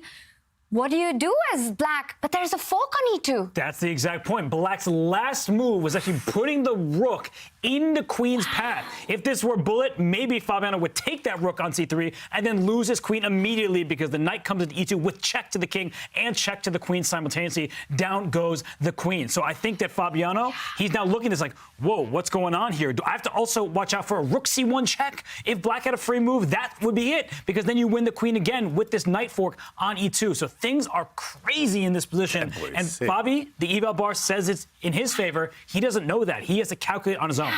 And you could take the knight on g3 after rook g3. Black has, David, an intermediate queen e5. Don't take that rook back on g3 because then the c3 rook does hang. It looks like tactics everywhere. Our eval bar says there is a blowout here. David, what's the move? Knight c6. Ooh, James, nice. I'm not sure. I think it looks strong. Knight takes pawn, but it's so complicated right now. You are attacking this queen. Rook now this comes with check. On the board. Whoa, rook f7, but it gets the queen. This one gets complicated because now, look at the current position. It's rook and knight versus queen. but this king is trapped. You've got to be really careful for checkmates. And as Robert points out, huge threat on the board. And I was like, what about rook c1 check before? That rook was pinned to the king. So I was like, oh, don't you win the queen back on the spot? The rook, you try to move it, it can't do that. The king was in the other line from the queen on a1. So, David, I'm with you, though. This is looking scary for white. In a blitz scramble, you get checkmated, but I love that move king f2. Great move by Fabiano Caruana. The king is going to continue up the board. Yeah, finally it can breathe clean air, fresh air, and if you keep your king safe with white, you should be winning. The queen will overpower the black rook and knight eventually, but that was a tactical mess. Oof. It feels like Fabiano navigated it well, but it took him time, and still some work to be done. Well, he does pick up the b3 pawn, so if you just do a material count, black isn't doing that bad, but it looks like all the pawns on the queen side are going to fall one after the other, like a house of cards. Queen e5, I like it. c7 falls with a check, b7 will be hanging. Black can currently pick up the b4 pawn as well. He can, but I guess he just wanted to get coordinated with his pieces. The knight now acting as a blockader, defender. Yeah, this won't last too much longer, I have a feeling. Fabiano, just why not? Be greedy. When in doubt, take pawns. And the white queen will easily deal with black's pawns, whereas the black rook, the black knight are far less agile, versatile pieces. So it will, most likely, the white b-pawn cost the life of one of those two black pieces. Yeah. This one should be game over any moment now. Wow, Fabiano Caruana on the brink of taking a match lead with the win on this one. He has that very active queen and, more importantly, that b-pawn rolling down the board. The a-pawn cannot go far down with a check on b2. The pawn can get to a2, but will be hard to go ahead. More than that, he first sidesteps any check with king f3, but action is heating on the other boards. This looks like it's going to go Fabi's way. Let's quickly go to the Hikaru board. Wow, there is a lot going on there. Fedosiev in a winning position. Let's bring up Hikaru Nakamura versus Fedosiev. Wow, Hikaru What is happening? Is he getting checkmated? Oof. Look at that white king. Oh, my goodness. It's fighting against a black rook, a black knight, a black king. And if it's not checkmate, Hikaru's going to win. So the evaluation bar says yes. But where is the knockout blow? The white pawns are running, so black has to do something now. But black can stop it by threatening a checkmate, because the rook sliding in front of the king, you deliver that critical check. But Fedosiev, wow, he says not yet. But what he is going to do is, if that white pawn pushes forward right now, you actually are able to stop by giving a check on g2. The king slides to the corner, knight f2 check. This is all happening right now. The black king will take it, and the rook covers the passed pawn. You do not get to promote, and black is winning this game. Oh, my goodness. And he's shaking his head here, and it is, again... He's winning again. Unbelievable. This is an unbelievable streak. I've never seen anything like this from any player on the planet, to be able to beat Hikaru in all of these games. Look at him. He's frustrated. He's angry. Oh, my goodness. This is crazy. This is like, what, 6 games in a row now? Well, they drew these two, but yeah, it's like decisive games. Decisive games. 6 in a row for Fedosiev. Wow. Yeah. Hikaru looks very frustrated, and that's it. He's smiling, because if he doesn't, Robert, he's going to cry with the position that he has. Knight d2, that's an extra piece, and you've got 2 pawns to convert this into a full win. You trade, the knight isn't time to take it back. This is just over completely. Knight e4, knight f6, everything under control. Yeah, everything under control. Easy win now for Fedosiev, but we've got to commend him. It looked so messy. He kept a calm head, and Hikaru just not at his best today. Storm is away, and big fish. Wow, that's a big fish right there, man. That's a big, big win from Big Fish, Fedosiev. Unbelievable. Wow, and Hikaru didn't even resign. He let his clock run out. He just left. Big result there. Oh, my goodness. Look at this. Fabiano Caruana was winning in game 1. He was winning here in game 3 with the white pieces. And for the second time in a row with a decisive advantage, he has let it slip. It's a fortress. Black has a total blockade. You can never get rid of this black knight, which holds everything together. Brilliant. Black's knight holds the pawns. Brilliant. Black's rook defends, blocks the checks. Whoa, James. I'm just as baffled. Fabi shook his head like, bro, what am I doing? Like, I'm baffled too. I mean, this was. It just You're baffled now? Artemiev won against Magnus Carlsen. No, you playing. That ain't right. He takes the lead in that match. He didn't. He didn't do that. Yeah, he did. He did? Yes, he did. So right now, Artemiev and Fedosiev, the new entrants into the top division in the Champions Chess Tour here at the Chessable Masters, they're leading Hikaru Nakamura and Magnus Carlsen. Who would have thought this, right? Yeah, you said it, Robert. It's not going to be a Carlsen against Naka final. Could it be a Fedosiev against Artemiev final? It could be. This. What results we're seeing here in this round? All right, but this one, is this just a fortress? When white has a queen, is there any way that Fabi can make something out of this? Baffled. Well, apparently not. The answer is no. Commentator's curse again. Draw agreed. I had an almost identical position once against Hikaru, and I managed to hold it. You just keep the knight, and yeah, that's the glue. Whoa. Wow. Gotta catch our breath. What a round this has been. Just some shocking results, amazing, incredible chess there. And it looks like the world champion has to win the fourth game on demand to force into playoffs. Let's do a deep dive with David. David, take us through some critical moments. Yes, so in this position that we actually left a bit earlier, Artemiev was going pawn hunting. It was a rook endgame. We said it was balanced, likely to fizzle out towards a draw. However, Magnus maybe miscalculated something because he simply went down a pawn. He activated the white rook, a good start, but one pawn fell. He managed to get a pawn back, but suddenly black's rook was the one grabbing all the pawns. It's like hungry hippos here, grabbing everything with tempo. And as we saw in the game, at the very end, it's simply 4 pawns versus 3 pawns, but more importantly, these 2 black pawns are connected. The game went on a long time, but Magnus was never able to create anything with his advantage, his majority on the queen side. And if we fast forward to the final position, the black pawn simply stepped forward. The black king supported them. This pawn is dropping, and the black pawn is promoting, whereas white's pawn is under lock and key. Great technique from Artemiev. He's one of the best endgame players out there, and he showed it in this round. Oh, man. Yeah, he's absolutely pissed off. I mean, you see him and Magnus, him and Hikaru feeling the same way today. I mean, they're on the same wavelength, just absolutely mad at himself, right? An end game where he probably could have held, but he was not able to, and he's down. Wow, in the match, that's 2 games, that's 2 losses, Robert. It's what we've been talking about from the beginning. It's crazy. Every player in this field can take down Magnus or Hikaru. And Wow. David, got to give him a shout out. He said that Artemiev, he is the endgame maestro. He knows how to get it done. Usually against Magnus, you avoid the endgame. You're scared. You run away. You keep those queens on the board. But Artemiev, he has no fear, and he's showing that he's here, and he might continue in the winner's bracket, sending Magnus down below. Jeez. Magnus losing 2 games with white in a day? When was the last time we saw that happen? It's very rare, and clearly Artemiev, he's got his strategy spot on with the black pieces. What a round. We've had so many twists and turns and a very angry Magnus Carlsen at the end there going into round 4. These are our results from round 3. Magnus Carlsen has to win on demand the 4th game. Hikaru Nakamura has to win on demand. The 2 big heavy favorites, the 2 finalists of the Earthings Masters on the back foot right now on day 1 of the Chessable Masters. Fabi Liem. Fabi had that golden opportunity, but that match is tied just as Wesley and Levon Aronian is as well. There's so much chess action, including a very big open. The Reykjavik Open is on right now, and the Chessable team visited the tournament to ask the players about their favorite opening. Take a look. My name is Johanna, and I'm from Iceland, where we are right now. I played a really good game yesterday, probably one of my best games in my career. He was 200 points higher rated than me, and always when playing classical chess, I try to prepare as much as possible. Today I prepared for maybe 2 hours, I mean, it differs how much time you have, so it's better to do it gradually and regularly over time, so that you're always on point with your openings. However, I've had difficulties doing that because of schoolwork, but so I try to spend as much time as I can while I'm playing classical tournaments and give myself at least 2-3 hours of preparation for each opening, for each opponent. So.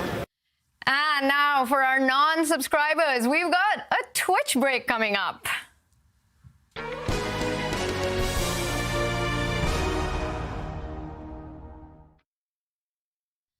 Well, the action just never stops. If you are inspired by all the chess that we've been seeing, the amazing play by the best in the world, this is your chance to take part in the International Quant Championship. Hi, everybody. International Master Danny Wrench here, Chess.com's Chief Chess Officer. We are here and excited to be collaborating and partnering with World Quant as an official partner of the Champions Tour in the year 2023. I'm now speaking with Chief Strategy Officer for World Quant, Natish Maini. The people have met us, and now time for the big questions. Jumping right into the basics, tell everybody a little more about World Quant and what exactly is it that World Quant does? Thank you for having me, Danny. And you already introduced me. I'm the Chief Strategy Officer at World Quant. World Quant is a global asset management organization. It was founded by Igor Tulchinski in 2007. World Quant today has over 850 employees who are working towards designing investment strategies in multiple asset classes across global markets. World Quant believes in empowering the ideas of the talent across the globe, and we have 23 offices in 13 countries today. Amazing, amazing stuff. So tell us now a little bit more about this project called World Quant Brain. So World Quant is built on the belief that talent is global, but opportunity is not. And we strive to take this opportunity to everyone around the globe. World Quant Brain has been designed as a tool which empowers us to take that opportunity to anyone. That's fantastic. Seriously, that's amazing. I had no idea about that. Learning about this along with our viewers, and obviously as a website and a company with a mission to also connect global communities and increase the opportunity for chess, that makes it even more of a natural partnership. Tell me a little bit more from World Quant's perspective why you guys run the IQC. So World Quant has this mission of democratizing quantitative finance. And International Quant Championship is one of the tools we have to spread the message about this opportunity which World Quant is offering to everyone to be a quant in the quantitative space. And International Quant Championship empowers the individuals to utilize their ideas and show that they can do it, and gives us an opportunity to take this message to them wherever they are. That's great. Now, you said the finals will be in person. Was I right that it'll be in the Bahamas? That sounds like a pretty great location. Can I come? Yeah, absolutely. Absolutely. I can? Okay. So I don't know that I'm qualified to be in the IQC, but tell everybody a little more. So the finals are going to be in the Bahamas. What will that be like for those who make it? Yes. So the finals, as you said, is planned to be in Bahamas for the IQC. So World Quant celebrated its 15th anniversary last year in 2022. To celebrate that occasion, we are getting the whole World Quant organization together in Bahamas this year. And we decided that we will organize the finals of IQC at that event. So this will give an opportunity to our finalists to meet the World Quant team in person. It will give them an opportunity to watch the culture and rigor of the organization. And we are very excited that everybody will be able to get together at that event in Bahamas. Well, this has been awesome. Nitish, thank you so much. This is where I remind everybody it's their chance to get involved in the IQC, the International Quant Championship. You can use the command IQC. You can visit the World Quant Brain website. We encourage you to do so ASAP. Registration is open until May, so it's time to jump in. And maybe you'll get to meet the CSO and others in the Bahamas. Maybe I'll be there. If I'm lucky. I don't know, but it sounds like a great time either way. And Nitish, the Chess World and the Champions Chess Tour, thanks World Quant for their partnership, and we're looking forward to the rest of the year together. Thank you, Danny, and good luck to the community for participating in IQC.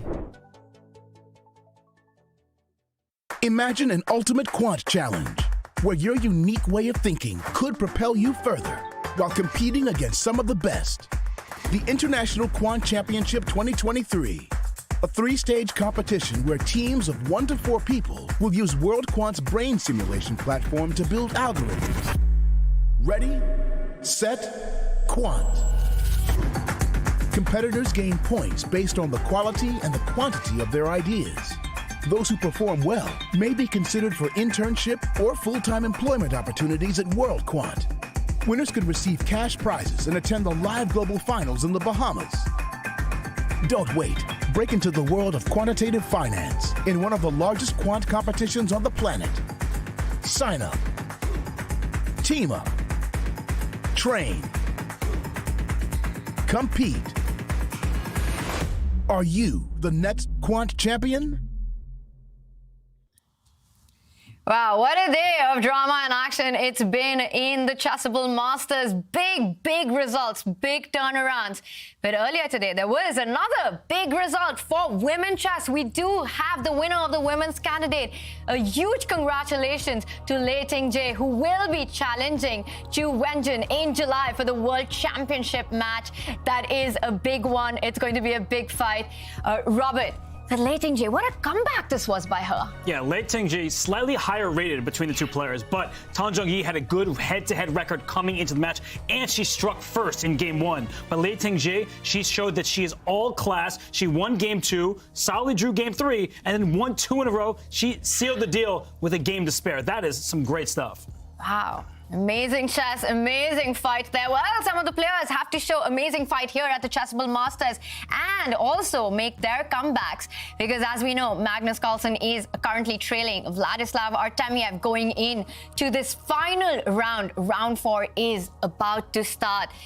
David, how do you see this one being played out? What do you think is going on in Magnus's mind right now? It's chaos in his mind. Who knows at this point? For Magnus, he's done it before. He won his previous game with the black pieces, but to compose himself, Artemiev's now going to be playing ultra solid. It's not going to be easy. I think Magnus is up against it in this one. I think he needs a bit of magic, a bit of luck maybe, to even bring it to Armageddon. Yeah.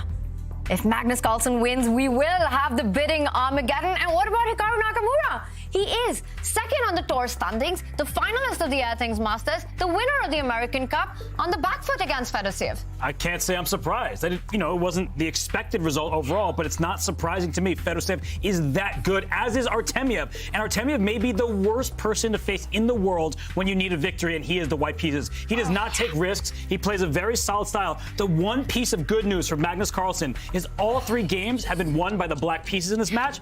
And guess what? He gets black. Yeah. And he starts with knight f3. James, that's a solid start when you need a draw to win the match. Of course, you need to go King's Indian here, big fella. Something very strange and for some change, okay? You're going to have to make it happen here or you're going, you're getting, not eliminated, but you get to the losers bracket here. And it's going to be tough to see Magnus in the losers bracket there. So it's pretty tough. Yeah. It's hard, right? G6, we got bishop G2, bishop G7. Come on, let's see it. D4, D6, D6, D6, Magnus, D6. He's willing him. James is willing Magnus to go D6. Okay, Well, it might happen. There it is. There it is. There it is. KID. It's a dub. It's a dub. It's a win. We good. We good. It's a win. Yeah, he could not play symmetrical chess. He could no longer just copy his opponent's moves. That would have just fizzled out towards boring equality, really sterile positions. Now it's really flexible. All the pieces on the board, James. You're happy with this one? Absolutely. King's Indian, of course. Actually, I beat my first GMOTB with King's Indian, so I was happy. I'm like, King's Indian all day, baby, forever. Right now, you love the KID stuff. Knight C3, this is a strange variation. Of course, they usually go with like A4 here, too, as well. So this is a strange one, but you can get lots of play. KID is when you need a win, you go for KID, and that's definitely something that we're going to see from Magnus here, the world champ. Hopefully, he's able to strike. Yeah, but the problem is you just can't afford a draw. So at this point, Magnus isn't really even playing chess. He's playing for a specific result. So if there's the best move, which is going to trade queens and keep equality, he can't go for that. And that's not a fun position to be in, especially against Artemiev, who will punish you and will take no risks of his own. Absolutely. Yeah, Artemiev will try and bully Magnus with the thought of equality, with the thought of a draw, with the thought of an endgame even. And it's rare to say that. But yeah, Artemiev can definitely use the odds, which are stacked in his favor now, to push Magnus in certain directions. And this last move already forcing Magnus to think that white A-pawn is going to push itself even further up the board if given the opportunity. White can also occupy the center anytime he wants. There we go. The pawn really clamping down on that black queen side. And Magnus, okay, he looked away. He doesn't look too unhappy, but a bit of an odd one, I've got to say, this last queen move from Artemiev. What is that? David, Queen D3? Don't ask me. Robert? Hey, that was a good rhyme there, but I don't want to be the one to answer the question. It doesn't really make so much sense, but I think he's just waiting for Magnus to strike in the center. And when he does, with E5 or C5, some kind of pawn break, he'll slide his rook to D1. So I just think that Artemiev does not want to commit his pawns forward, because as soon as you push your pawns forward, you may create some weak squares that you can't deal with so well. So I think Artemiev, he's just keeping everything tame for the time being, but he kind of has to do something at some point. Yeah, I think he's waiting, as you say, Robert, for Magnus to push a pawn. Then he's just going to trade off, open up a line and try and swap off the queen, swap off all the pieces and kill all of Magnus's fun. So right now, it's a bit of a standoff. Magnus wants to push a pawn, of course. He's really cramped the black pieces, stuck in their own first 3 ranks, but he can't afford to do that. He needs to win. He needs to keep pieces. And difficult, Tanya. Yeah, and it's telling how for the first time in the match, Artemiev is also ahead on the clock out of the opening, because Magnus Carlsen, with the black pieces, needs to find a way to keep the game going, to somehow create his chances against a player who is so difficult to beat when he just needs a draw. Artemiev just needs to keep it solid to put Magnus in the losers bracket, something that Magnus is not used to in the Champions Chess Tour. While this heats up, while Magnus has a think on how he can create some chaos on the board, let's do a little opening tour and take a look on some of the other matches, as Hikaru is also trailing Fedosiev. David, let's take a look at that one. Hikaru Fedosiev, another big matchup. Hikaru on the back foot. has to score a win to level the match. I think few would have predicted that, Robert, at the start.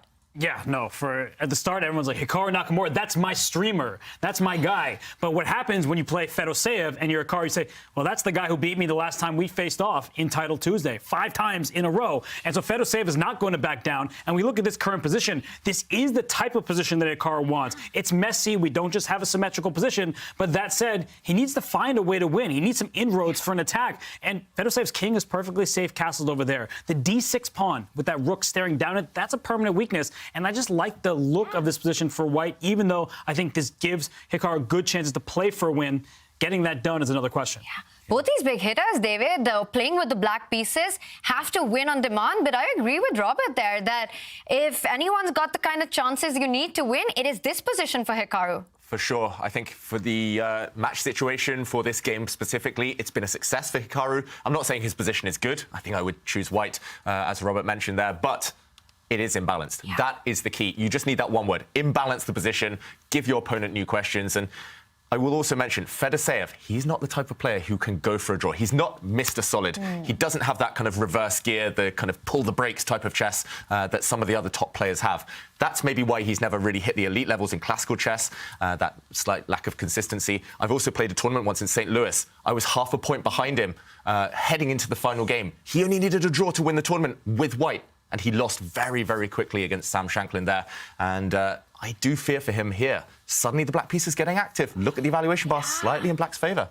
The last couple moves didn't really make sense for Fedoseev. That queen sliding back to d2. What's your knight on b1 doing? It's stuck at home, and he goes for this pawn. So he's going for pure liquidation, thinking this gives him the best chance to hold. But look at Hikaru go. Move. That is tremendous understanding. James, he's like, get those queens off the board, see what happens. Look at that knight on f4, by the way. Right, that knight is nasty. It's a nasty knight on f4, especially if you take on f3 too as well. The knight is just there, stuck right there. You even have chances of attack. We love attacking, obviously. Rook g8, g5, g4.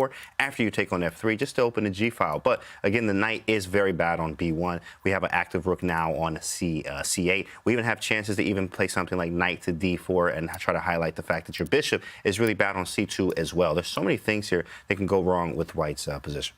Yeah, so maybe we examine what happens if he just takes the queens off the board. For example, the black king takes. I think the main dilemma here for Fedoseev is, as you guys mentioned, how to bring this knight into the game. The problem in this exact position is that if you move the knight, then after a trade of pawns, at the very least, black can drop a knight in with a check, hitting the king, and of course, gobbling up the pawn on c3, restoring the material balance.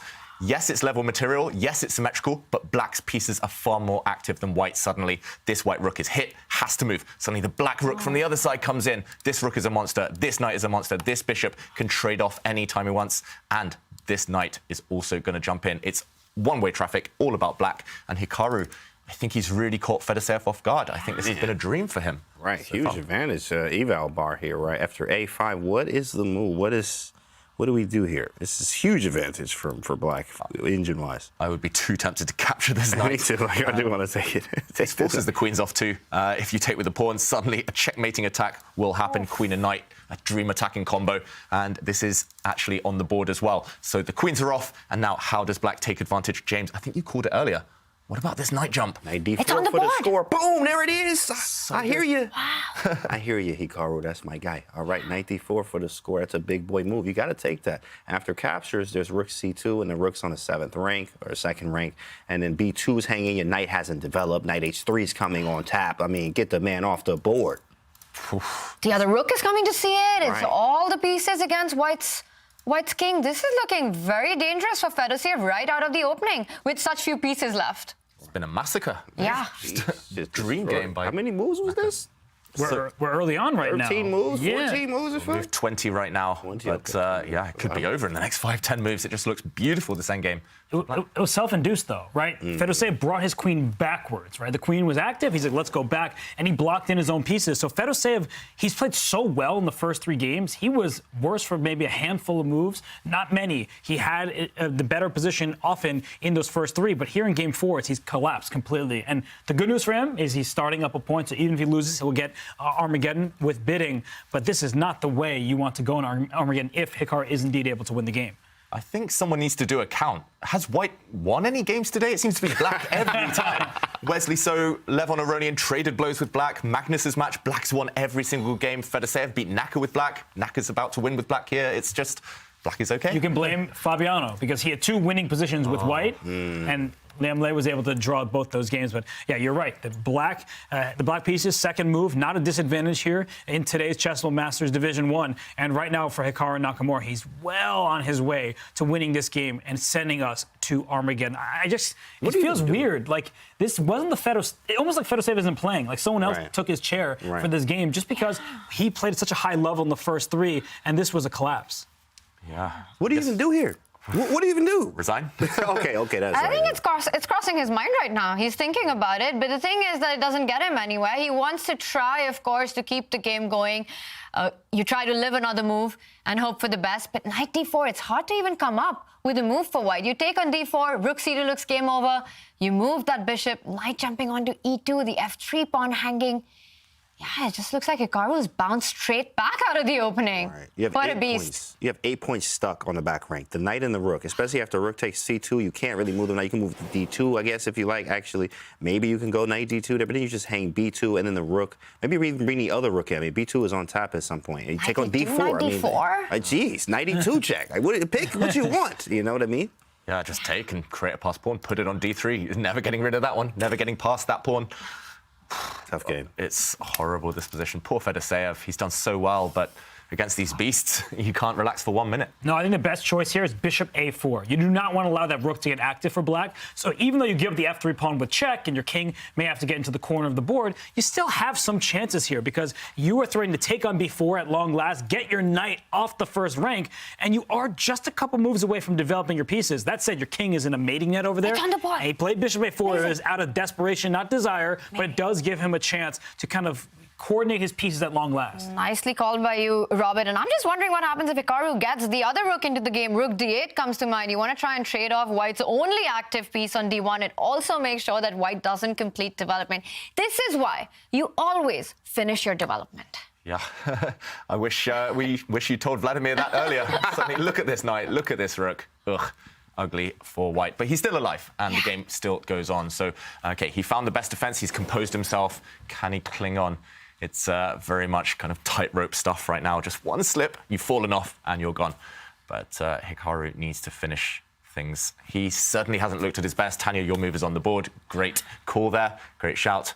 And, okay, after trade of rooks. And that knight on b1, it still needs a move. You can't take on b4. You probably have to take on b4 to get that knight out. Otherwise, it's got no future. You're basically playing without the knight and the rook. And I love that move. And, Robert, I say that because this makes sure that White doesn't get that b4 pawn. You've got rook c1 coming in with a checkmate. 90%, maybe more, of players who've taken back with the rook. You're going to the open file. But what Hikaru Nakamura just did, he said, no development for you. And he's happy to move his knight back because he's attacking the pawn e4. And remember, Black's not down material anymore. You sacrificed a pawn on d6, you got it back on f3, and now your knights are active, and they're about to pick off the pawns. This is great play from Hikaru Nakamura. Still, White cannot complete the development, and this is just terrible news.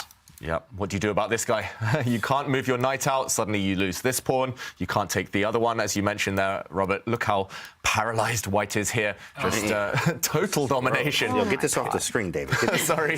This is brutal. Pin this way. White resigns. Yep. It's still looking. It's checkmate to follow, actually, in that position. You're probably going to get mated in the next move. All Black needs, actually, is to get his rook to the back rank. This White king is mated. This White king, nowhere to run. And what a game by Hikaru. Yeah. Just flawless play. Where was just the first 3 games, right? You're like, man, I mean, what a game here. Absolutely domination. Yeah, you don't keep these top players down for long. You really have to hit them while they're kind of finding their footing. But, okay, he's got his rook active, Fedoseev. I like that move. Yeah, but the Black Knight's going to start gobbling up pawns. That's true. And creating threats on the way. It's coming. 94, knight f2. Yeah. Easy. Simple chess. Yeah. Yeah, again, you don't even have time to capture him b4 after knight e4. Well, he goes the other way. Oh, my goodness. He goes knight to h3. And you know what that does, James? That takes away the g1 square from the king. What a guy.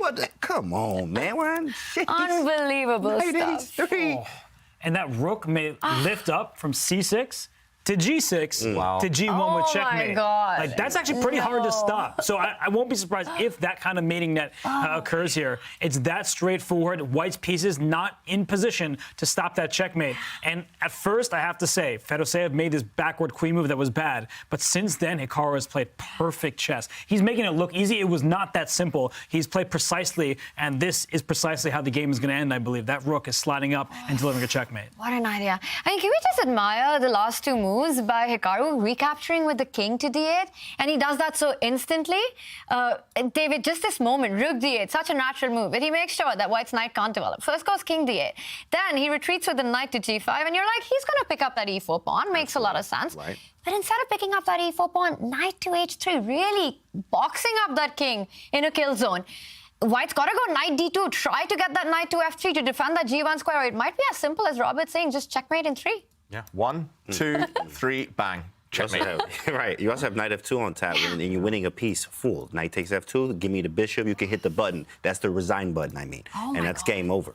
I think he'll resign any moment now. Fedoseev, simply nothing to be done. You either lose a piece or you get mated. Wow, that means that would be an Armageddon. It's still not over. I know it, and I know there's a thing as commentator's curse, but I don't think it will be in this one. This just looks absolutely busted. It looks like it's hopeless here. It would have to be a mouse slip, and that's going to hurt, but it would have to be a mouse slip for this one to go down for Hikaru. How many times has Hikaru mouse slipped? I never see it. That's He's just so good on the mouse. So good on this thing. Very rare. 92, because otherwise you're probably just getting checkmated. But now you're losing at minimum a bishop. You are. The knight takes the pawn. It hits the king with check and the bishop. I think we're about to see that, and Hikaru wins this game. He doesn't even do that. Robert, Hey, this is a family channel. Oh, my. Man, we got kids watching this. You can't do this, bro. This is family channel, my guy. Sadistic. Wow. It is, but he can still win that bishop, right? He can still go for it if he wants it, because the white knight will stop the checkmate. He said, I don't need a bishop. Yeah, I don't need it yet. What bishop? I'm going to get it later. He's going to get it on the next move, because it was really the only way for Fedoseev to not get checkmated, is to give up a piece. Yeah. But that just means resigns. That essentially is resigning. Yeah, and talking of resigning, Tanya, you called it. It's 2-2. We're heading to Armageddon. Fedoseev has resigned. Oof. Oh, my God. That means we're going to have bids on this one. Yeah, but let me ask you something. It looks like the result is in the book, and Hikaru has officially won. I was about to ask, if you were Fedoseev, would you have spent some time before resigning just to compose yourself, giving you a little bit more of a break? Yeah. I guess it's not going to start until these games are done anyway, but I just feel like, for Fedoseev, he needs to get that out of his head somehow, throw that game out the window and never look at it again. That's a very good point, actually. That's really good strategy, because so much went wrong with White, and to just calm your nerves a little bit, put it behind you, get ready for a new format, get into that mindset. It probably would have made a little sense to just burn that clock and calm yourself down. But right now, it is Magnus who perhaps needs to calm down, because his heart's going to be racing very fast with what's going on the board. White looks dominating here. You've got the bishop pair, the control on the d file. The only two open files on the board are controlled by Artemiev right now. I'm not gonna lie, this is probably the worst King's Indian I've ever seen in my life. I'm not gonna lie, bro. And I mean, Magnus is not a real King's Indian player. Like, he don't actually really play it like that. He can play anything, but he doesn't play like he's playing the King's Indian positionally, and that's just not what you're supposed to do with the King's Indian.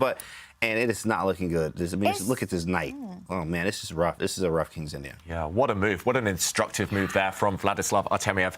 Even in a situation where he's happy with the draw, he's definitely going for the most principled options. This last move, it looks like you're slightly loosening the white king, weakening the shelter around it. But the most important point is to dominate that black knight. That black knight on h6 is going to take an age to get back in the game. In the meantime, Vladislav will have asserted domination, will have got over all of his pieces to dream squares. Magnus desperately trying to ask questions, try to open up lines for his pieces, but there must be a way here. It feels like White has so much space. There must be a way to shut things down, block in Black's pieces even further. This last move was good, though, from Magnus. F6, right, break it open. Needed to be done. You go F5, takes on H6. I mean, you could go F5 and then take on H6, take on F5, play E6. It's something like that. You know me. Tempting games. But the thing about calculation over everything is that's what Magnus wants. Even if it's a good move, that's true. Magnus wants the position to open up, because he's saying, I'm not in a situation where, let's say we just do simple trades. That's not good for Magnus. But as soon as you start going forward, that's when Magnus has a chance to strike back, because let's say even pawn takes F5, the G file is open, that's where the white king is. I feel like Magnus would be thrilled to get in this position. Even if the bar said White is better, Magnus is like, I'll take take this. I need winning chances, even if it means I lose the game. Right. That's Yeah, beautiful. so something like this, it's very complicated. It looks quite good for white to me, at least visually, just because this black bishop will get locked in, but some lines open towards the white king, as Robert mentions. And what else? How does Vladislav shut things down? Is there a safety first approach? I don't see it yet. Feels like maybe this one is the safest, just trading off a set of pawns. But after black recaptures, black will bring his pieces back to life now. The black knight has a route back towards the center. The black pawn will step forward, opening up this King's Indian bishop again on the long diagonal. Okay, he's gone for the safe approach. No complications, no mess there. He's still got enough time on the clock. Whoa. Now F5. Oh, Whoa. bishop F4. Yeah, exactly. Oh, my goodness. Yeah, James, you said it before I could. He's going for this skewer here, the queen and rook in the same line. But I still believe this is what Magnus wants. He may lose some material. The eval bar saying that Artemiev is better, and he is, objectively. Right. But practically speaking, this does give Magnus more chance to win, as I said before, even if it means he might lose the game. Yep, total mess. I guess now you do have options. You could consider, for example, taking this pawn, even if you move your queen out the way. I'm not sure where. Then, yes, white can win material, but the white king is slightly vulnerable long term, sorry. So, yeah, still a mess, but Fedoseev and Artemiev kind of experiencing different fortunes here. Artemiev, yeah, he's done everything right. He's done everything that Fedoseev didn't do. He's kept control when necessary. And, okay, pawn takes pawn. I'm expecting that to be, I was going to say recaptured. Maybe you could move the white queen as well. I don't know if you want to get carried away, capture the black queen right now. It's got to be calculated, calculation over everything, as James says, and that's the most forcing move, I guess. Right. It's the most linear variation that you can try and work out. But it is still complicated, I've got to say. Under 5 minutes, is Artemiev going to get nervous? That's the big question. I don't think nervous. Yeah, I mean, he had 4 seconds to beat Magnus. Like, you know how many people got 4 seconds? You're going to just flag against Magnus, right? Or, like, you just mess up, you hang a rook, you do something crazy. Magnus effect, but it doesn't affect Artemiev at all. But I just don't like the trajectory of where this clock right now, because I'm looking at this position. I'm like, you know, Magnus, he's getting more chances against the white king. And Artemiev, if he continues to use that clock, this is messy. The position where he had a few seconds on the clock, it was an end game. The moves were a bit simpler. Here, this remains complicated, and that's when mistakes happen. Wow, okay. He's moved his queen, Artemiev. He did get her out the way of that attack. The black queen was threatened as well. She did scoot out the way as well. But suddenly, you can go and grab the black rook, but it does come at the cost of your beautiful dark-squared bishop with white. I do fear on the dark squares that long-term Magnus will get some counterplay, will have some tricks. The black dark square bishop doesn't look great right now, but imagine it coming to life. Imagine the black dark square bishop parked on a square like e5 in the center. Magnus will surely try and keep the queens on if possible. There are some tricks there that he has to navigate. Can he keep the queens on? He might take on h3 first, though. I mean, can you take on h3, try to open a g-file with a smile? Like, whoo-wee. You know, it could be possible. Take on h3, and then take on g2. We're about to see. Uh-oh, I think there's a big problem with it, though. What is it? it? The bishop on b8 still lives. So after pawn rook a7. Wow. Right, that bishop actually plays a part in the game. You think, oh, I'm going to capture it next move. But if you capture it, you get checkmate along the 7th rank. So I was looking at that, too. I was like, well, can I throw in g takes h3, an intermediate move? The answer is not in this position. Yeah, it's gross. Rook a7. You got to be looking at that. That's crazy. You have to take this bishop. There's no other choice. Rook takes b8. I really don't want to trade. I think the problem he's realized as well that he wants to keep the queens on, rook takes b8, but suddenly there's another trick. Bishop takes c6, deflecting away this black queen. If queen takes bishop, suddenly the rook falls, no longer protected. And even if you try and run away, even after bishop takes pawn, if you try and move your queen, there will be tricks, for example, later on, of just trading off, getting rid of this rook, and now, after rook a8, you get the black queen off the board. No more losing chances. I don't know if you're still winning, but you definitely won't lose, and Artemiev will take the match in that case. So Magnus now, he's caught between a rock and a hard place. He has to make a decision, but maybe the best decision is getting the queens off, objectively. But that won't get him the win. I mean, with knight f5, we just try and moves now at this point. I mean, shoot, knight f5, nothing works. You have to say queen takes b8 is the only move, which may send him to the loser's bracket. Knight f5, the queen moves, hitting this loose bishop, and white will remain a whole rook up no matter what. Yikes. Tough times for Magnus. I think he's going to lose. He's going to drop down to the loser's bracket. What a turn up for the books. Yeah. Oof, he's looking away. Look at him on the camera. He's disgusted with his position. Magnus Carlsen did try to create his chances with that move f6, but Very nicely navigated the complications by Artemiev there. And Magnus takes the right decision in this one to trade the queens, keeps the bar where it is, but it looks like Artemiev's the one with the advantage. There is no attack now. He has the extra exchange. There are weaknesses on the queen side. If anyone's winning this, it's got to be white. Yes, Tanya, I don't know what else to add. It looks pretty safe right now. If the queens were still on the board, the reason Magnus could have been optimistic was because the white king is really, really open. But without the queens, there's no way to ever attack it. And at the right moment on tap is that rook exchange. The white rook can land on a8, trade off the black rook, no danger. And Artemiev silenced me because I was saying, ooh, this position, it looks adventurous. There are chances for Magnus Carlsen. The king is open. And Artemiev says, not when I'm playing chess. I'm going to be very precise here, force the queens off, force the rooks off next. And what was that about winning chances? You got 0. And it's just a great play from Artemiev because from a distance, even Magnus believed in his chances. He thought that he could maybe keep the queens on the board, but the answer was he could not. And with that, his winning chances are gone. It looks like Artemiev is going to sail through to the winner's semifinals. Yeah, the only thing that could stop him now are nerves or mouse slips. And I don't think he's shown either of those in the action we've seen so far. He doesn't even want to trade off rooks. Yeah. He's Mr. Ambitious right now. He hits that black bishop, which has to move, and only then will he decide what to do next. Still full control for white. Oof. Man, what an absolute beast Artemiev. Came in, same facial expression throughout the whole thing. You don't see any emotion from him at all. He just came, I have a job to do, right? I have a job to do, and that's to calculate and play this game and to win, and to try to win this match. And so far, he's doing that. Yep, it does look like he's close now, but they do say you sometimes slip up when you're close to that result, when you can see the finishing line. Right. What can Magnus try? If Magnus's dark squared bishop does get back into the game, maybe, but there we go. Rooks are off the board. Oh, wow. And Magnus just has to... Don't take the b6 pawn. That's the only trick in the position. Bishop c5 check would be an absolute disaster. He takes the other pawn. Yeah, he takes the other pawn, and whoops, sorry, I was just looking at the other game there. But if we go back to Magnus's game, we do see, there's no danger. Again, just to show Tanya's trick, don't take it now either, because there is a nasty fork in the position, a double attack, hitting the king, hitting the rook, and Magnus would suddenly get to Armageddon, but that's never going to happen. The white rook has plenty of safe squares, for example, f4, and luckily the white king is very safe in the corner because the white bishop protects the long diagonal. No checks, no hope. White should be safe. Yeah, and if I'm Artemiev, at some moment, I might even consider in that position giving up the rook for the light square bishop, opposite color bishops, if I can steal that passed pawn. That's the one thing giving Magnus chance here. That pawn on h3, it's very far advanced. And so it's going to be hard to stop completely, but if you can give up some material to win it, I think that Artemiev will do that to make sure his losing chances are at 0. Yep, they're almost 0 right now, but he would love to just remove that final bit of doubt. And, OK, could the clock be a factor here under 2 minutes? We've said before he's pretty cool under pressure there. But, wow, giving up the rook for the bishop here. I mean, all he needs is a draw. That's what he says. All I need is a draw, bro. Yeah. I'm not losing this one, says Artemiev. And, zeros make it a draw. That's just it. I clinched the match. He's playing the match situation and not the position right now.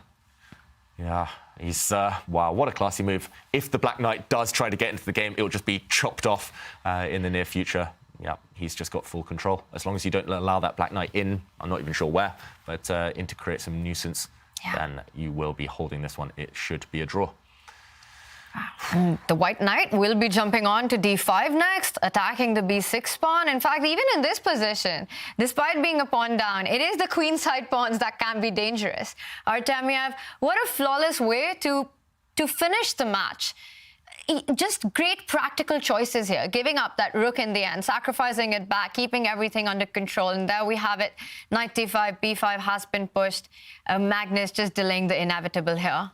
It looks like Magnus Carlsen will be in the loser's bracket tomorrow. Yeah, because the next 2 moves for white can be putting the king in front of the pawn. You want to blockade the passed pawn, and then bring your knight, which just left forward, back towards that pawn and trying to capture it. So I'm with you, Tanya. It looks like Magnus's chances, they are very slim, almost none at this point. And it's been a great match from Artemiev, winning 2 games with the black pieces. And then here in the 4th and critical final game, he says, you are not going to have a winning position. You are not going to get those chances. I'm going to remain solid, trade off the pieces, give up my rook back for that bishop.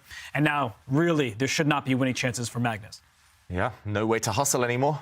He killed all the hopes and dreams, killed all the fun from the position. It's cynical chess, but that's what you need to do at the top level to succeed. That's what Fedoseev should have done with the white pieces, just locked it down, kept things solid. But he went down in flames instead against Nakamura. So, yeah, right now, I'm expecting exactly Robert's plan. Under 30 seconds, though? You need to move. Like, what do you... Like, yo, hey, man, hey, you're playing with fire here. You got to make a move. Yeah, at least he's trying to eliminate that remaining black pawn on the queen side. He's going to play c4 next, trade off one set of pawns, get closer to that draw. Still logical, but he should have played it a bit quicker, maybe. Right, maybe. 30 seconds, room for doubt. How confident would we be here in the studio? 100% now of the draw with white? If I were playing the game? Well, if I'm playing, I'm bound to mess up somewhere. But I do think that the chances are extremely high, because the only way you lose is if somehow that pawn gets to h2, which takes a journey. You're going to need to move your bishop back, put your knight in, push the pawn. And even then, it's hard to see it continuing up the board. So I do think that Artemiev has everything under control.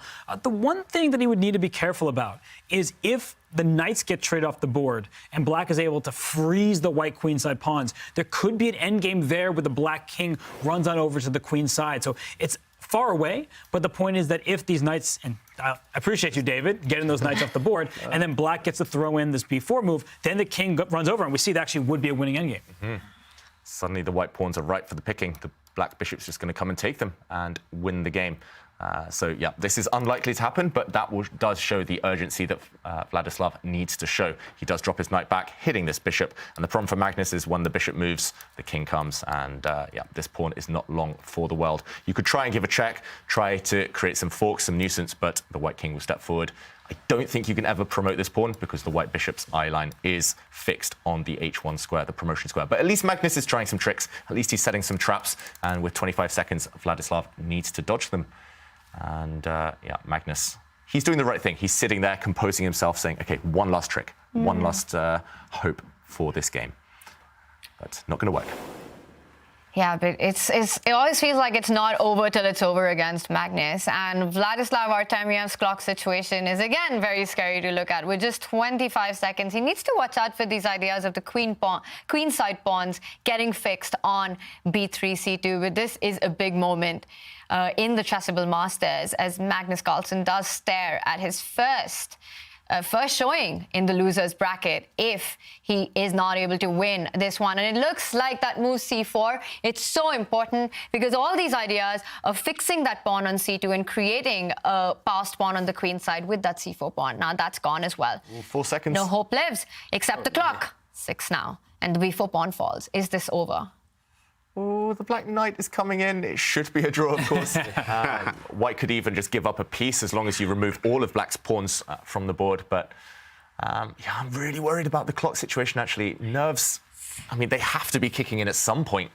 And now the black knight can come in with a check.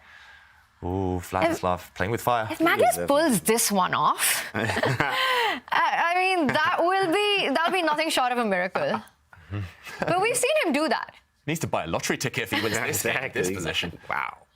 Okay, he's going to throw in a knight check. 3 seconds, 2 on the clock. G3. Okay, king g3. Don't take that h3 pawn. All the discovered checks with the knight landing on f2. Oh, but what, that second h pawn, that could be dangerous. Like h5, h4 check, and oh my goodness! Oh, what happened? h2. He's coming. He just. Bishop but he goes e4? back. Bishop f5, and he takes the bishop. My goodness! You gotta be kidding me. Magnus is You gotta back. be kidding me. Look at Artemiev's face. Look at Magnus's face. Look at, you can't oh believe my it. He can't believe it. Can anyone my believe He this? won. Oh my God! What? And Artemiev just lost. He need to buy a lottery ticket. Yeah. He need to buy that lottery ticket, David. He resigned. You gotta be kidding me. Oh, nerves. what just happened? You have to be kidding me, bro. And there we see Magnus Carlsen. He can't believe what just happened. Well, no one can. This was all but over, and now Magnus lives another day. We've seen him do this over and over again.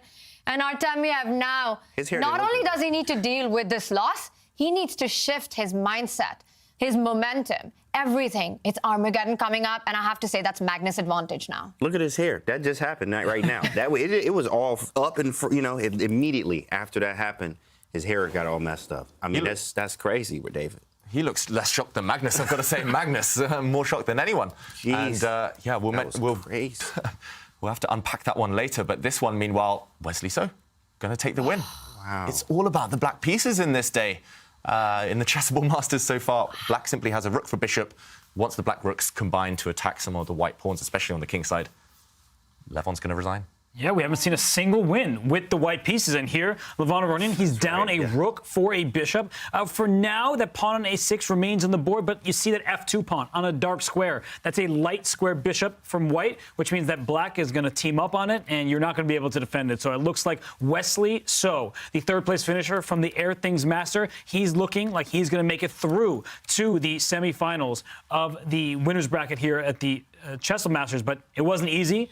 He lost early on the first game, and then he was able to strike back. But David, James, is this as over as the eval bar suggests? No, I'm not even going to. No, because the last game we just saw, I can't even believe. I'm still trying to wrap my head around what just happened in that Magnus game. That was the true Magnus effect. I mean, this one seems over, but I mean, who knows at this point what's going to happen in these games? Yeah, who knows? But okay, now the white pawns have been forced to step forward. There will be some nasty checks from behind. The black rook can go pawn hunting.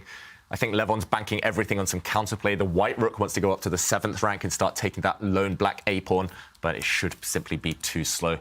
I'm stunned to trust the eval bar here. Levon Aronian as well. 5 seconds on the clock to defend this miserable position. That's a check. The white king has to start running. Oh, there we go. The pawns are dropping. Yeah. Oh, my God. That's a wrap. Yeah, this one should be the end now. You can go A hunting. pawn. That's the only one. That's the only hope that he has. He will pick up the A7 pawn and then maybe try and put some tricks.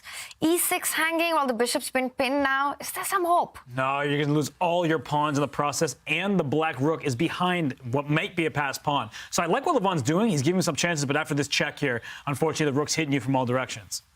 Yeah, both the rooks hitting you, and there we go. The pawns falling like flies. Take on f4, yeah, yikes. And then take on a6. Just give me every pawn. And wow, rook f6 first, GG. Yeah, now just kick away that white king, and Wesley can breathe. He can relax. Levon there shaking his head. He can't believe it. And he's the one who won the first game. And then Wesley's just stolen this match from him. Yeah, what a day it's been. Just so many twists and turns. Normally tournaments, they start, everyone's a bit nervous, a bit cagey. We see a few quick draws here and there, but this one's just been fire all day. All the decisive results. Yeah, but the shocker has got to be the Magnus comeback. I mean, what happened there? It was 2 moves and everything over, and now we've got an Armageddon on our hands. It's a problem when you're a glutton for time trouble. You end up getting in severe time pressure, and it costs you. And right now, I mean, this game here, it looks like Levon, it's going to cost him that he couldn't keep it up. The momentum after game 1 was fully in his favor. He then, after winning with black, he struggled with white. He lost the second game with white. He lost the match here. Wesley So has confirmed his spot in the winner's semifinal. I think he's the first player to do so. Yeah. And the only one to not take it to the Armageddon. Wow. That is an amazing performance. After losing game 1, Wesley takes down Levon Aronian with a big match win. Goes into the semifinals while Magnus Carlsen, Hikaru Nakamura will fight it out, and Fabiano Caruana will be taken to the Armageddons. Yeah, and Liem, Fedoseev, Artemiev. I mean, for them, they were the 3 new entrants into the field, but they went toe-to-toe thus far, and they're not done. I expect at least one of them to make their way through. I know they may be the underdog on paper, but in Armageddon bidding, you never know. Everyone has their chances.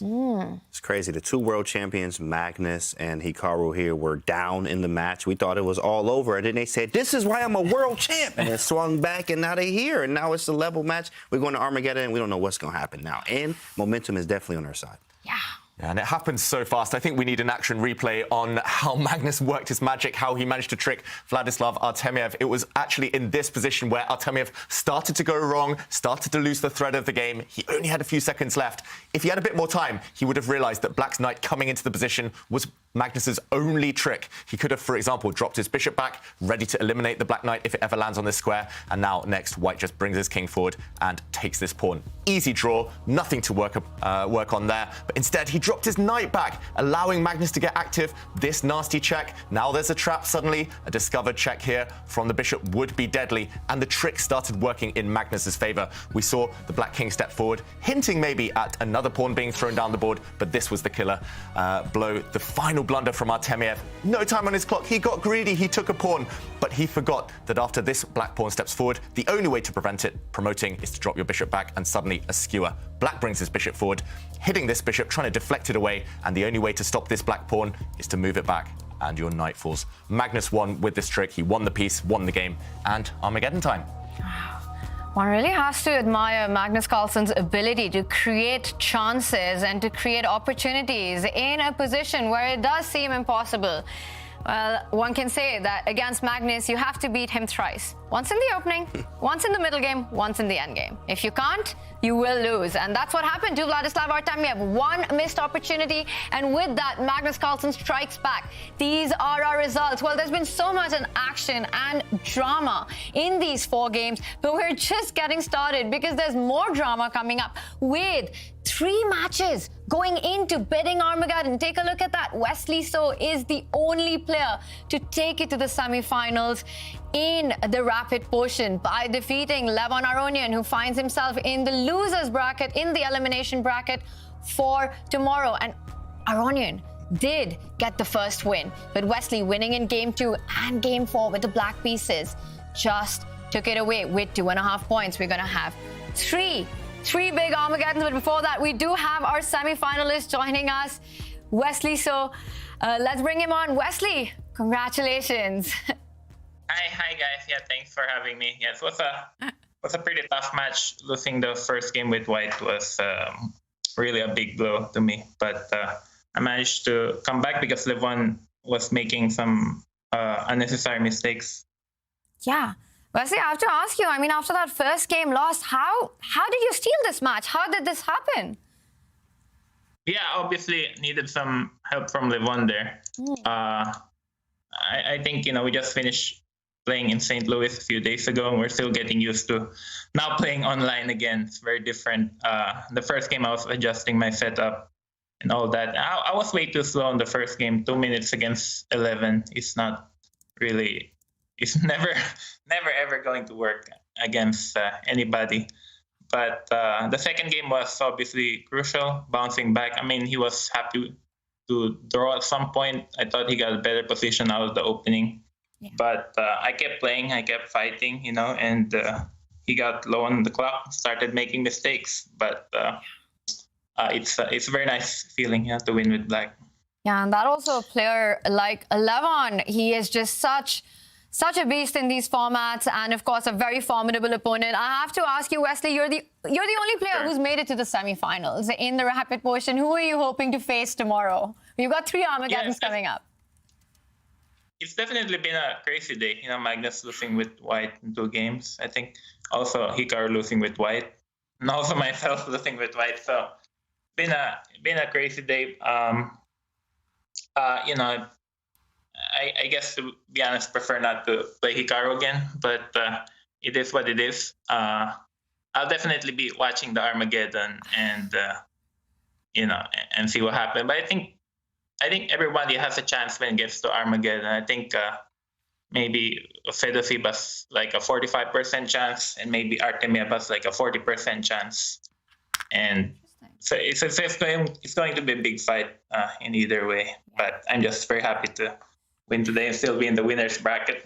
Yes, congratulations, Wesley. Big Armageddon matches coming up, and we wish you all the best for tomorrow. Thank you for joining us. Yeah, thank you. Wow, there is so much action with 3 big Armageddons. Do not leave your chairs right now. We're going to go into a short Twitch break and be right back.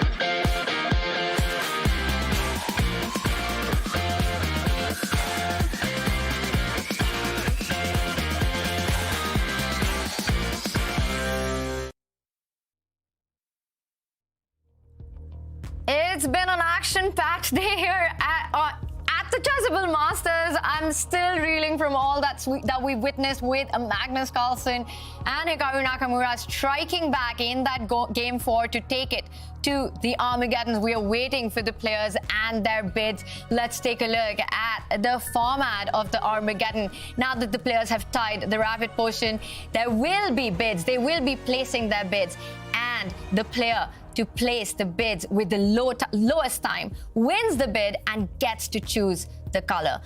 The opponent will start with 15 minutes. That is the base time. There's no bonus increment. And of course, whoever chooses black has to draw, gets the result odds, but white will start then with 15 minutes. Robert, what are the mind games right now? Yeah, this sounds confusing, but it's actually quite simple to work out. You bid. Whoever has the lower bid, they get to choose their color. They're going to choose the black pieces because they want the draw odds. In an Armageddon game, if you're the player with the white pieces, you need to win. A draw is not good enough, you lose the match. So that's how it works. So you bid. Let's say I bid 10 minutes, you bid 12 minutes. You get the full 15 minutes, you get the white pieces, but you have to beat me.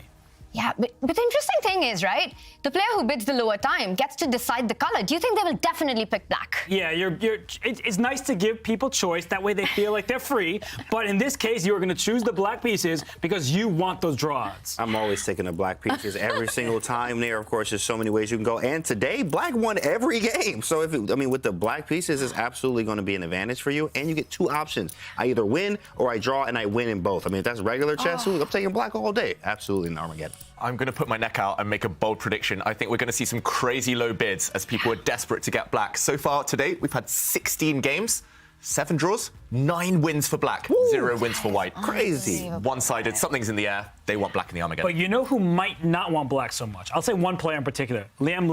He struggled with the black pieces. If we go through those games, we saw Fabiano had winning positions in 2 different games with the white pieces. So I wouldn't bid too low if I'm Liem.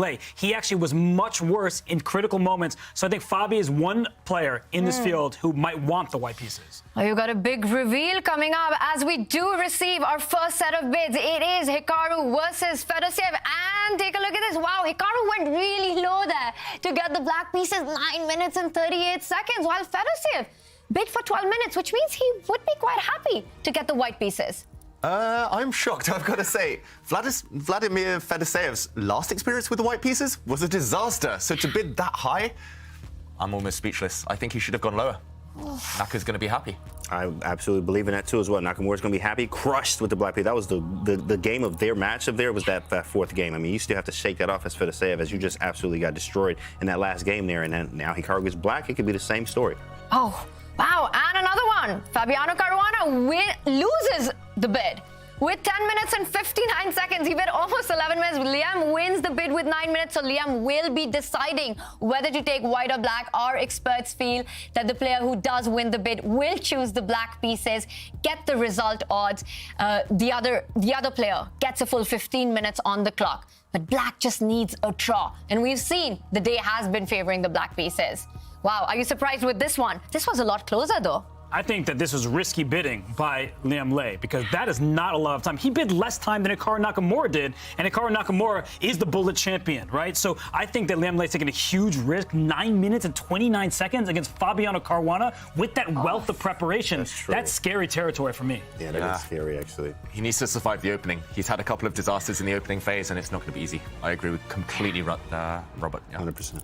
And there's also the psychological win, right? About winning the big bid. And we have our final bid here. And take a look at that. Magnus Carlsen absolutely desperate for the black pieces. Bid down to 7 minutes, 58 seconds. Is this the lowest bid that we've seen in the Champions Chess Tour? I think so. Wow. In the last tournament 2 months ago, the Athens Masters, we saw Magnus and Hikaru try to outbid each other. They were both over 8 minutes, though, if I remember correctly. Here, I mean, that is a massive risk. He could get flagged easily. At some point, Artemiev will just try to play on the clock. James, is that disrespectful? He is very disrespectful. But also, you know what? He says, I'm world champion and I want to play Blitz and I'm about to take it to you right now. This is the time. It's Armageddon. I got the black pieces or whatever he chooses. I'm going to play Blitz and I'm about to beat you right now. That's what he's saying. Wow. The players with the white pieces will start with 15 minutes. Black gets result odds, which means that Black just needs to draw to win the match. Hikaru, Magnus, after their comeback win in that 4th round, is the momentum with them? Has that shift happened, David? It must be on their side, you would think, but these players are so strong that anything can happen. Also, Armageddon, the nerves are going to be jangling. There will be mouse slips as the players try to hustle on the clock. Yeah. My predictions of the times were maybe okay, but I'm not going to make any predictions on the result. It's anything can happen. And I think these are two actually quite bad opponents for Magnus and Hikaru, because both these players, look them up. Look up Big Fish 1995 and Sib Elephant on chess.com. Their bullet ratings are near the top of the platform. So you do not want to be down 5 minutes on the clock against them, because they will keep the speed up. Wow. And we've got liftoff. Fedoseev, 14 minutes right now. Hikaru with his bid has about 9 minutes. There is no increment, so you've got to get a result in this much time. It is a solid opening. It is the English opening. What do we think about this approach?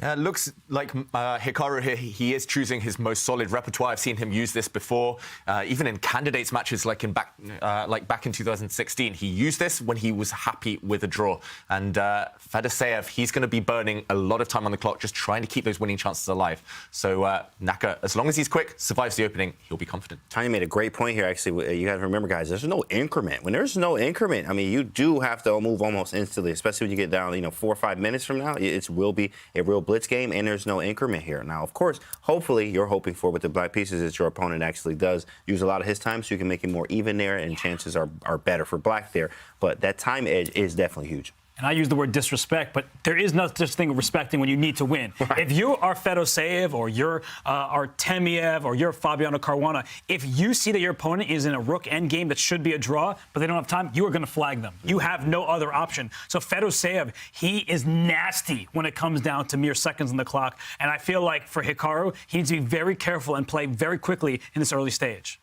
Yeah, that being said, I do believe that Fedoseev, he will be trying to play quickly. His opening hasn't been a success. Look at what White's done so far. He's retreated his knights. Black's pieces are super active. This black knight in the center is surprisingly hard to get rid of unless you're willing to really weaken your own king. I think Nakamura's got the dream position out of the opening, and he hasn't burnt that much time. He spent less than a minute so far, Nakamura. And, yeah, he's keeping the pressure on at the moment, keeping pace with each other. But I prefer Black's chances on the board. Looks perfect for you, James. Nice attacking position. I love it. And you can't move too fast as White here, because, I mean, Black is just going to pounce on you. I mean, Hikaru is going to pounce if you move too fast without precision here. So, of course, Black's pieces are very active. I do like the knight on d4. He goes rook e1 to defend e2. He also wants to play b4 in many cases here as well. Black needs to get something going. There it is, d5, activating his pieces or the pawns in the center here, making some trades here and trying to open things up. But I'm okay with, again, the draw. Hey, we can trade everything off if you like, big fella. We go into a draw, and I would win this anyway. Fedoseev really needs to keep the pressure up on the clock. That is big chances, big hope. Flagging is absolutely allowed and not dirty at all when it comes to the Armageddon. It's recommended. What do you mean? We want that. But right now, what Fedoseev wants is he wants to carve out the light squares. The one bit of bad news for Hikaru is that bishop on h5, that light square bishop, it's out of play. And look at how directly Fedoseev is trying to punish him. b7, the queen attacking that pawn up there. It's also on the diagonal, hitting the pawn on d5. So this is a problem for Hikaru Nakamura. He may have to give up the bishop pair in order to keep the material equal here. I like Fedoseev's position. I know, David, at first it was okay for Hikaru, but that's when you just don't have quite enough time. You need to make quick moves, and that's when mistakes happen. I completely agree. I loved Hikaru's position, but after one set of knight trades, suddenly things aren't so simple anymore. A double attack, these two pawns hit, and you don't really want to have to eliminate this knight. The more pieces that come off the board, you would think you're more solid, but White gets the bishop pair. And here also a nice attack on the open file against this b-pawn. Hikaru's playing for tricks now. a4, what is that? Can the pawn be taken? It looks like there might be some double attacks, hitting the rook, hitting the knight, but the knight just slides back, and White has grabbed a pawn. Looks like a bluff to me. That? Yeah, that's a bluff. I'm taking that. I mean, you got to show me, bro. And you're down on time. Knight takes. Queen a5. Yeah, he says, show me what you got. Yeah, is he a poker player, Hikaru? Wow. It's as if he's going all out for the win. It's as if he needs to win at all costs, Hikaru, but he's just a pawn down. He needs to create some counterplay, so now going on the attack, maybe throwing this pawn forward later if possible, opening up lines. He's going to try and swing his rook across. Still anything can happen, but White is a pawn up. Oh, but this has got to be a bit of a disastrous outcome for Hikaru. Out of the opening, you want to keep everything solid. You're looking for that draw. You don't want chaos when you've got little time on the clock. He can't be happy at all with this. He's down a pawn, and he doesn't have the compensation. So I think right now we're looking at a Vladimir Fedoseev who is determined. He played really poor chess by his lofty standards in that fourth and final game of Rapid. But right here in the Armageddon, look at the clocks. He started with a 5.5-minute lead. He remains 5 minutes ahead of the clock, and he's up a pawn, and Hikaru's task is not getting any easier, and the evaluation bar is going up in Fedoseev's favor. It's easy for him to play this. I'm very worried for Nakamura right now. Look at him shaking his head there, too. Like, what is this? This is garbage. What am I doing? I'm a moron. I'm a moron, right? What is he doing? That's what he's saying right now, of course, but he did move a little bit too fast. I mean, he has to move fast in a way as he is down time here, but he made a critical mistake. I mean, he's down a pawn. Now, there is chances still left there. He's going to try to create some chances, make things tricky, because we know he's one of the greatest to do that. I mean, just look at that Magnus swindle that just happened earlier today. So anything can happen here, but definitely in White's favor. Yeah. Down a pawn and down 5.5 minutes. Look at that bar, just slowly and steadily inching forward and forward for Fedoseev. Hikaru Nakamura looking more and more frustrated with his position. This is a nightmare, down a pawn. He's trying to look for compensation while he tries to find it. Let's take a look at our other very important, very crucial Armageddon. We've got two more on. This is Magnus taking on Vladislav Artemiev. We also have Fabiano Caruana against Liem fighting it out. Wow, this one is a lot more stable and calm. Yeah, this looks like 9-year-old Robert Hess playing. I used to love the close Sicilian. You see not a single piece has been traded. White not looking that ambitious at the time. But look at the clock, right? So for Artemiev, I don't actually think this is an unwise strategy. I like it because he's just keeping the pieces on the board, and that makes it more difficult to play quick moves, and also means you can't just force a draw. So I think that for Artemiev, he's playing for the clock more so than the position. Yep, certainly. And Magnus, he's going to have to make difficult decisions like his last move, just in no time at all. And this last move is committal. Yes, you might achieve a trade of bishops. You would think that guides you closer to the draw, but there's still so much tension. White's f-pawn at some point could step forward. Maybe there'll be a sudden blitz attack against the black king. You have to be really wary here, really careful of how the position develops. And to be honest, I would choose White. I'm not a huge fan of this opening in general, but with a 4 or 5 minute clock advantage in such a tense situation, I think it's an opening success for Artemiev. And Queen jumping in there. Spicy. But yeah, it's getting spicy, as you say, James. Spicy, but okay, maybe after he just takes back. I mean, where's the spice? Like, spice where? You know, there's no spice at all in this position. In fact, after that, and as Robert mentioned here, I mean, just keeping the pieces on the board, it makes you think, right? So you have to think about where do I want to put my pieces? What can I do in this type of situation? Like, I mean, everything's just all nice and compact and like very tight. Making trades. Look at this. He wants to trade. Maybe trade bishop f6. I mean, yeah, you definitely like White here. f6, bishop back to e3. We can trade knight d5, things like that. Yeah, f6 isn't actually possible right now. Maybe it can just be taken. So if Black can't block this attack against his knight, maybe we'll see a trade, bishop for knight. And White's knight jumping into this beautiful outpost on d5. Wow. Strategic kind of switch up there from Artemiev, but it makes a lot of sense. Black under some pressure for sure. Just grab that and take the d5 square. I mean, White is having all the fun here. That bishop on g7, although if you do take on e7, at some point it might slide out to h6. You have to be careful about giving up new diagonals. All that being said, I think that Artemiev, he has the pressure. His rooks are doubled. They're staring into the black position. That d5 square is juicy for that knight to hop into, and that's the nature of when two pawns are two squares apart. The square in between is your opponents for the taking, and that knight should hop right in. Yeah, so just eliminate this knight, the only challenger, the only defender of that outpost, and I think you're safe enough to jump in right now. The black rook will move, I'm not sure where, and you will get a chance at some point to evict this black knight too. The dream scenario for White, we should mention, is a good knight versus bad bishop. Here, beautiful knight and really ugly bishop as its counterpart, kind of staring at its own pawn. So here, White would be in full control, big positional advantage, maybe strategically winning, we would say, but Magnus needs to fight against that. This is actually the position we have on the board right now. Wow. We predicted it by accident, but yeah, can Artemiev force these knights off in a favourable situation? You could even make an argument for taking them off right now. I would choose White. Also, 4 minutes up on the clock. Yeah, for 4 Artemiev. minutes up on the clock. One's got to admire Artemiev's mental fortitude in this position, in this game, going into the Armageddon after what happened, after almost wrapping it up in the rapid with a winning position and then a drawn position against Magnus in that fourth game, but one slip, and here he is fighting it out, but playing it to perfection so far, keeping his chances. Artemiev has to win. If this ends in a draw, Magnus takes the match. Is Magnus taking a nap right now? Yeah, he's asleep. Yeah, he fell asleep. Yeah, too much partying out there in that poker. You know what I mean? Out there. Yeah, he's sleeping. Oh, he's up. All right. Maybe he just hates his position, regretting his life choices. But yeah, this one's difficult. Artemiev, though, is tanking a little bit. He's slowed down, lost his time advantage. He started with what was it, 7 extra minutes, and that's dwindled down to 3 or so. Yeah. But he does play c3. Black has to dodge this trade of knights. Don't swap off. Don't give yourself that good knight versus bad bishop scenario. And there we go. He retreats. Great idea there by David, because the knight on d5 cannot be kicked out by a pawn. And it's going to stay there. You don't want to give up a rook for a knight, so this knight at some point may have to trade off this bishop on g7. Eventually would like to get to a better diagonal, but it doesn't look very pleasant for black for the time being. All right, well, we will come back to this. Let's go back to the Hikaru Fedoseev action. That is heating up. Let's bring the Armageddon. And here we are. Hikaru Nakamura needs just a draw to win the match. But Fedoseev, is he completely in control, dominating the position? Yeah, we might get our first white win of the day. Not only is Fedoseev a clear pawn up, he's got a 2 versus 1 pawn majority on the queen side, but he can grab another pawn. Why not just take this pawn that you've been offered? Firstly in the centre, but I was going to say the H-pawn. And look at those white bishops. Have you ever seen such beautiful pieces? These bishops look very good. And look at the knight on b5. In fact, I mean, that's such a strong piece. I mean, he's like, yeah, trade, bro, I'm up. You know, you're not. The pieces don't look good. In fact, it's almost like it flipped from the last game that they had, right? Where the pieces were really bad on the back rank, and that's kind of what it looks like now. Okay, now he goes bishop b6 to hit e3, trying to get a little bit of activity, but again, he is down a pawn and a draw. If he's able to swindle something here, he could. And the draw does help. He will win, but I mean, man, look at that eval bar too. Yikes. Yeah. Takes. Rook c8 is there. I mean, you got rook takes, bishop takes, and maybe you have to move the knight there. I think yikes is the right word there, James. It's looking really, really bad for black. You do have to take with the bishop. You can't allow the white rook into your camp.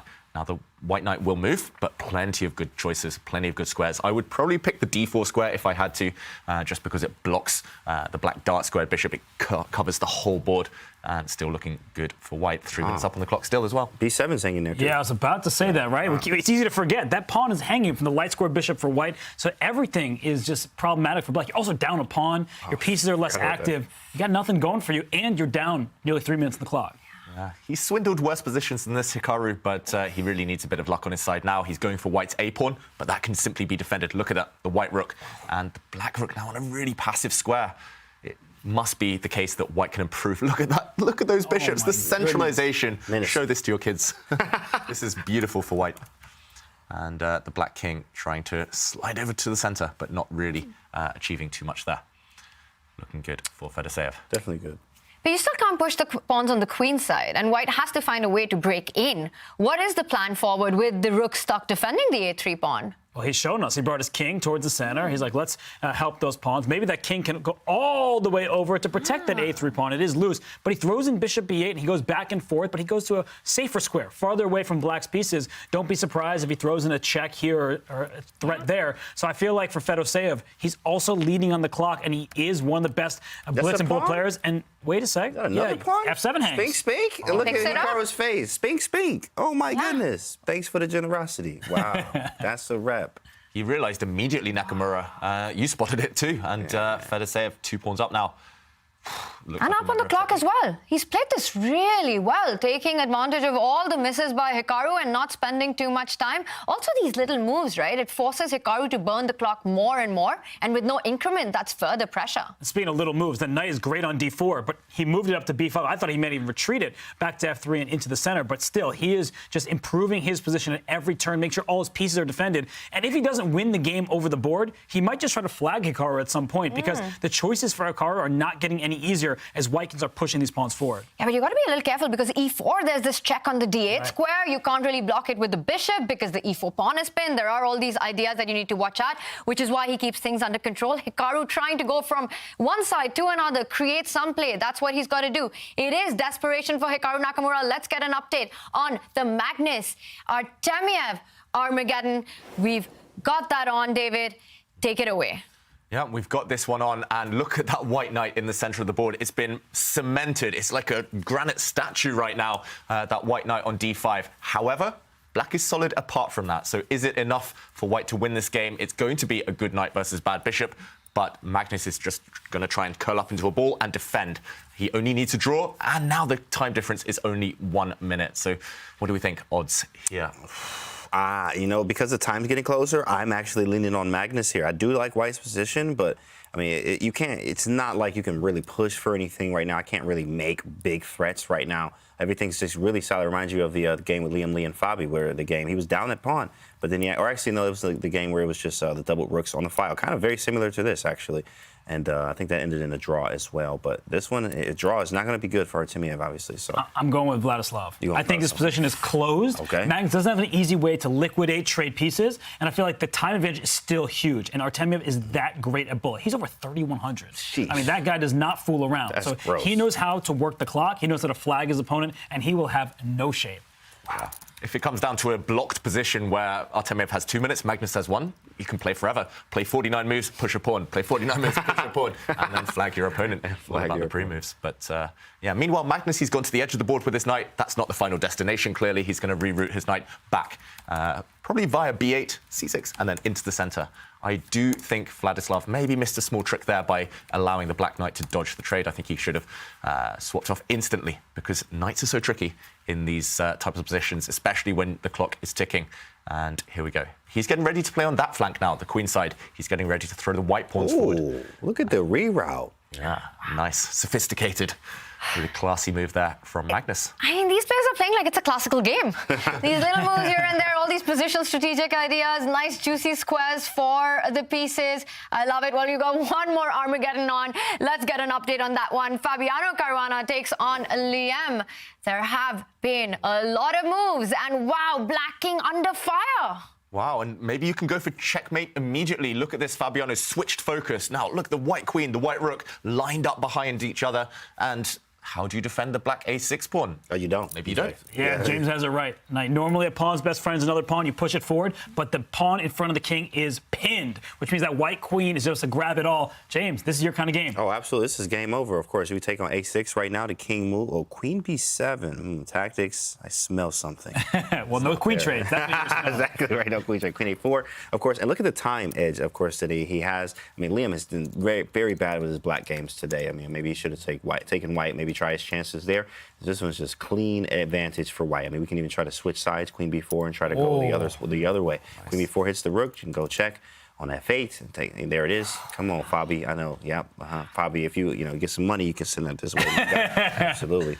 He's coming in, he's invading, and not just that, but also less than 2 minutes on the clock for Liem. There's no way you survive this attack in general, but with 2 minutes, it's even more hopeless. And whoa, my goodness, here we go. Full invasion. That's it. That is a mate in one. And Queen d8 is a big threat. He defends it with rook d6. Queen f7 hits the king, hits that rook b6. Oh, okay, you're right. Nasty on the board. Nasty. You called it, David. This would be resigns, and we see Fabiano. He picks up his water bottle, and we know what that means. Yeah. He's going to pick up the rook. Yeah, he is. And now it's an extra rook. You know, Liem, he doesn't want to play on, but he loses the match if he resigns. He loses the match if he gets checkmated. So he's just going to play a few more moves. But this one is over. Yeah, full rook down now and getting attacked. Yeah, this one has been decided. Fabi, nice breakthrough. And it was just a comparison of the kings the whole time. The white king safely tucked away in bed, nice and safe. And the black king has been chased to its death and continues to be chased into that corner. Checkmate is coming. Yeah, Fabi just leaning into the screen, trying to finish it off in style. Yeah. Where's the mate? I know the king runs to g7. White is up a rook. It doesn't matter where's the mate. White is up a rook. White is up 4 minutes almost on the clock. It's just completely busted this one. Fabiano Caruana will be the second semi-finalist. Queen f8 will be unstoppable, expecting Liem to resign. Very hard to defend this. No checks on the board. And that is it. Fabiano Caruana is through to the semifinals. We've got action on the other Armageddons. And Hikaru against Fedosiev.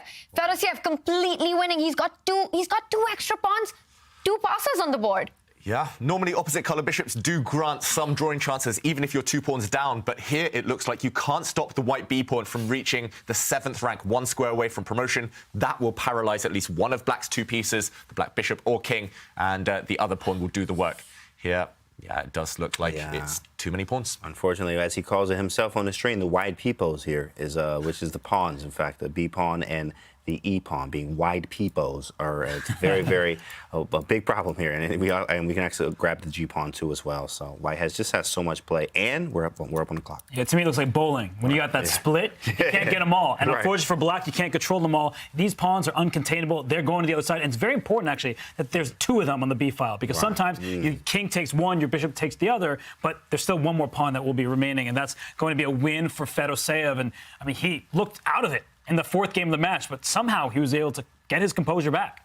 Yeah, also still up on the clock. He's maintained that time advantage since move 1. And the only job to do here is make sure your E-pawn, your central pawn, does not get blockaded. Whoa, that was a bit risky because suddenly some stalemate tricks. I knew that would happen too. Oh my God. There's a G-pawn. There's a G-pawn. It's not stalemate just yet. You can't give up your piece. Not yet, but the evaluation button look at Hikaru. He feels it. Look at him. Oh my goodness. He knows it. And the reason why is because when you keep pushing your pawn, the bishop will sacrifice, and the white king is too far away to defend those queenside pawns. That is unbelievable. I think he had to move. He had to keep that in reserve. He had to move the king up around. He rushed it. Yeah, he rushed it. Absolutely. And this could be over. It's totally impractical. He could have played this any move over the next 50 turns. My God. He rushed it, and suddenly it's the worst possible moment, and he's realizing. And if this ends in a draw, it means Hikaru wins the match. That's and right. Robert, there is no way to get away from what you're saying. Black gives up the bishop for the pawn, just advances the G pawn down the board, gives that up,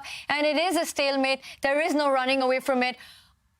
I'm in shock right now. This is just heartbreaking for Fedosiev. You gotta try to flag him. I'm serious. Like, I know Hikaru is fast, but you put your bishop back, you push your pawn, make like 50 moves, then you finally like bring your king back and sacrifice one of your pawn. You just have to do something crazy and try to flag the guy. I'm serious. Keep one pawn on the board, and that's enough. But his time advantage is gone. So like, even that option is out the window. Wow, there's nothing. Yeah. There's absolutely nothing. And just G4 now?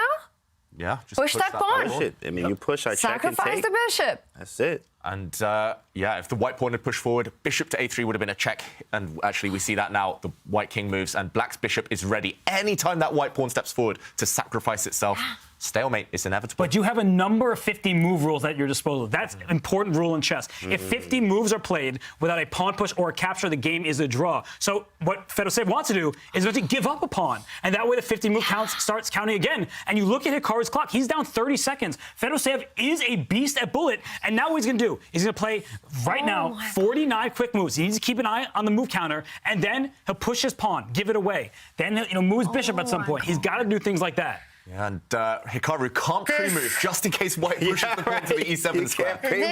This is just a flagging battle. That is the only hope. Robert, that's a great call on the strategy of what Fedosiev is trying to do right now. Excellent call. The problem is, yes, you can give up the white e-pawn, but as soon as that pawn is given up, black will never need to capture anything else. And there won't be any 50 move anymore. There won't be any more 50 moves. So you can go 49 moves, give up a pawn, then the counter resets, another 50 moves, and then that's it. So Hikaru needs to make a maximum of 99 moves from a few moves ago. He can do it. 71 seconds, plenty of time. 99 moves, chat. You hear that? That's amazing. Can you make 99 moves in 70 seconds? Easy. Easy for Hikaru. Hikaru, right? Yeah, it's definitely Hikaru. All right, because this is going to go on, let's take a look at the Magnus Armageddon. There is just too much drama in the Chessable Masters. And look at this. Fedosiev just dominating this position. Rook G6. Magnus is the queen. Oh, my God. Magnus blundered on the last move. Oh, my goodness. Loose pieces drop off that move. Knight to D3, Rook G6, game over. Yep. Tactical wizard, exact calculation over everything. Over everything. Spink, get him off the board. That one hurts. That one hurts. He's got to flag him. He's got to... Yeah, Artemiev has I mean, 30 he seconds. can do that. Right, you got to move. We didn't realize. Wait, what's Magnus doing? How is Artemiev down? I think he's having a psychological battle whether he should go for the flagging or not in a dead lost position. He should. No, he absolutely should. I mean, there's still chances. Yeah, but you always think about it. You don't be respectful here. The reason why he was in trouble over the boards, he didn't have time to calculate. So if your opponent doesn't have time, flag them. What's Artemiev thinking? Oh my God. Artemiev- 20 seconds. How do you win this in 20 seconds? You might not. But he's doing a pretty decent job. Push the pawn. It's queen for rook advantage, but there are some checks against the white king as well. Rook F5. 20 seconds, is it enough? He gives a check. Okay, 7. No, there's no mate. Watch out for a mate. Yeah. Watch out for the king. But king H3 I smell it. and rook smell takes the swindle. F3 is always available for Yeah, white. you're right. But 10 seconds. Yeah, Artemiev, Just what is he 10 doing? seconds. He's not pre-moving. He spent so much time. There's no increment. Ooh. Oh, wow. He's- There could be some oh my- checkmate threats around here. Oh, the pawn's gone. Oh my gosh, he's not going to win. He needs to win in 9 seconds. No, he's not going to. He's not got any time. Just now there's going to be checkmates Rook against the F4. white king as Did well. he find Rook it? H4. Rook H4 is game over. Who's checkmating Oh who? my God. Wow. Where's the mate? Black Queen- king Queen moves. D8. Queen D2. Queen D8. It's gonna be Rook checkmate, F6 F6. only move. The Queen D5 is mate. Oh, he has a missed mate it. there. Queen 5 D5. seconds on the clock. It's going to be checkmate now. Oh my God. He's got it. Yeah, he has it. He got it. And he that has is enough it. time. GG. Oh, he's walked away. Did you Yeah. pre-move? Oh my goodness. Yeah, you know, Look at him walk away. Normally bees sting once and they die, but Vladislav Artemiev will not die. He Right. takes down the world champion. Wow. That was sick. That was sick. Absolutely great. I mean, he stung him there, and the world champion is going down, and he's going to be in the losers bracket. Unbelievable. Wow. Especially, I mean, I guess, you know, what happened was that swindle that Magnus got, and then it just kind of came back on him in this game round. But that's insane that Artemiev was able to take this. Amazing. What just happened Speechless, there? right? Wow. Artemiev checkmating Magnus Carlsen with just 4 seconds left on the clock. And Fedorsev, Hikaru, we didn't get to see the end of that game. Good call. Yeah, they probably on move 78 right now. It's just ended in stalemate, finally. Oh my Move God. 127. Yeah, you can't flag Hikaru, can you? I don't want to look at me. I can't. That's for sure. I thought Fedorsev could though. He's really good. Unbelievable. Hikaru Nakamura does manage to survive, finishing that game in a stalemate. That was dead last. He survives. He draws the game, which means that he wins the match. And it is Artemiev who beat Magnus Carlsen, taking it to the semifinals. We've got Magnus Carlsen joining us. Magnus, what a match this was. Taking it to the Armageddon. Sum it up for us. Yeah, I mean, it was pretty bad. He generally, outplayed me in the third game. First was, just a barrage of blunders, really. But I mean, the last game was terrible. I played one very poor idea, and I was much worse. But I mean, I had this strike with F4, after which I should never lose. I mean, I was even up on time, but still, he managed to find resources. I thought Knight H4 and Rook G4 was really strong, and then I just hung the queen. And then after that, I still had some minor hope when it came to the time situation, but obviously it was tough. And Magnus, you bid 7 minutes 59 seconds for the Armageddon. What was the mindset on that? It felt that it was too low in the studio we were discussing, but you really wanted the black pieces. Well, I mean, I thought I'd be fine with the black pieces. I wasn't particularly worried that he would outplay me, so I thought, let's just ensure that I'm black. But right after I bid, I thought about it, and I thought he's not the kind of guy who bid very low as black, so I should have tried to optimize and bid a little bit more. So, but I mean, too low. I mean, what is too low? I mean, games have been won with those times in other tournaments, so that's fine. And as you saw, the time wasn't the issue. Yeah. And Magnus, for tomorrow, how do you now reset and prepare for the match tomorrow?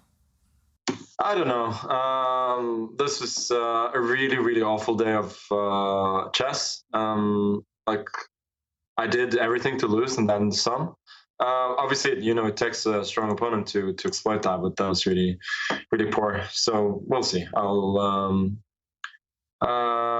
do my best tomorrow, but this is unacceptable. Magnus, we really appreciate you joining us. Thank you and all the best for tomorrow. Thank you. Magnus Carlsen will be in elimination bracket. He's used one of his lives, Artemiev, with a big win over the world champion. Let's take a look at the results of the day. And we saw Magnus surviving the rapid potion, taking it to the Armageddon. Artemiev striking in that, and he wins his match. Fabiano Caruana with a fabulous game in the Armageddon beats Liem. Hikaru Nakamura, Fedosiev, what a match that was going into the Armageddon. And then Hikaru dead lost. It just, I don't know how he does it, Robert. Fedosiev did slip that, and with that, Hikaru Nakamura managed to find the stalemate, managed to not get flagged, and takes that match. Wesley So against Levon Aronian ended in the rapid potion with Wesley qualifying to the semis. Wow, what a day, guys. Robert, your thoughts? It's been an incredible day. I mean, ups and downs for all the players. So many wins with the black pieces. But I think the highlights. Artemiev takes down Magnus Carlsen. We said it. You might not believed it, but it did happen. Artemiev is that strong. Fedosiev almost did the same, but I feel like he just let it slip out of his grasp. He was winning in the Armageddon. He was up 2-1 in the regulation, the rapid, and he just gave Hikaru a golden chance, and you can't do that not once, let alone twice against Nakamura. What a day of chess we've had. And we've got joining us our other semi-finalist, Fabiano Caruana from St. Louis. Fabi, hi. Congratulations. Hi, Tanya. Thanks. Fabi, it went into the Armageddon, but even the rapid portion of the match against Liem, it looked like you were the one pushing. Tell us, how was this day and how did you take this away? Yeah, I had a few disappointing games. I felt like in the first 4 games, I was very clearly ahead in most of the games. I don't think I was ever seriously worse. And I had 2 completely winning positions, just mathematically winning in a night end game. And then I was up a queen, and even that wasn't enough to win. So that was quite disappointing, but I was happy with the openings. That's why I was quite optimistic about Armageddon, because I thought with white I'm getting a fight. And if I have to play with black, then I'm not really suffering yet. Of course, you never know in Armageddon. It's always going to come down to a random time scramble very often, or you can lose very quickly with the black pieces. I've also seen people lose very quickly with the white pieces, like against Levon recently. I played an Armageddon game. I lost. I got mated, so that wasn't too great. So, but anyway, I was rather optimistic. And Fabiano, were you at all surprised by Liem's bid? Because in the studio, we thought it was quite low, especially considering how good the positions you got with the white pieces were in the rapid. Yeah, I thought 10.59 was my bid, and I thought our bids will be rather close. I had a feeling. And then he surprised me by 9.29, and then suddenly I saw that Magnus bid 7.29, or what was it, something like that, and I was like, whoa, what's going on? I mean, Magnus's bid I thought was really, really surprising, because you're taking half the time of your opponent. Yeah, I was very surprised, but I guess he was rather confident about his chances with black. I was happy to get the white pieces. Even though we had drawn all the games, I still thought I would get chances. Fabiano, great chess today, man. Yeah, of course, there was some ups and downs, but you made it through, right? So, of course, we saw on your Instagram that you've been lifting weights, you've been squatting, getting real low in the trenches there. So, of course, how much does that contribute to your chess? Well, I don't know if I do it for chess so much, but it's something that I do for enjoyment, and I like to, I'm very competitive. I like, even if I'm not competing with someone else, I like to compete with myself. And with lifting, even though I'm, of course, a complete beginner, still it's nice to see progress and to get some new records, new personal records. That always feels good. So this is something I've been doing relatively recently, but it can't hurt to be in good shape as well. And congrats, of course, Fabi. A couple of months ago, you won the Airthings Masters Division 2 to qualify for Division 1 this time. You played in the American Cup. You're back here again. Is this a format you love now? Is it something you're getting used to, the double a limb?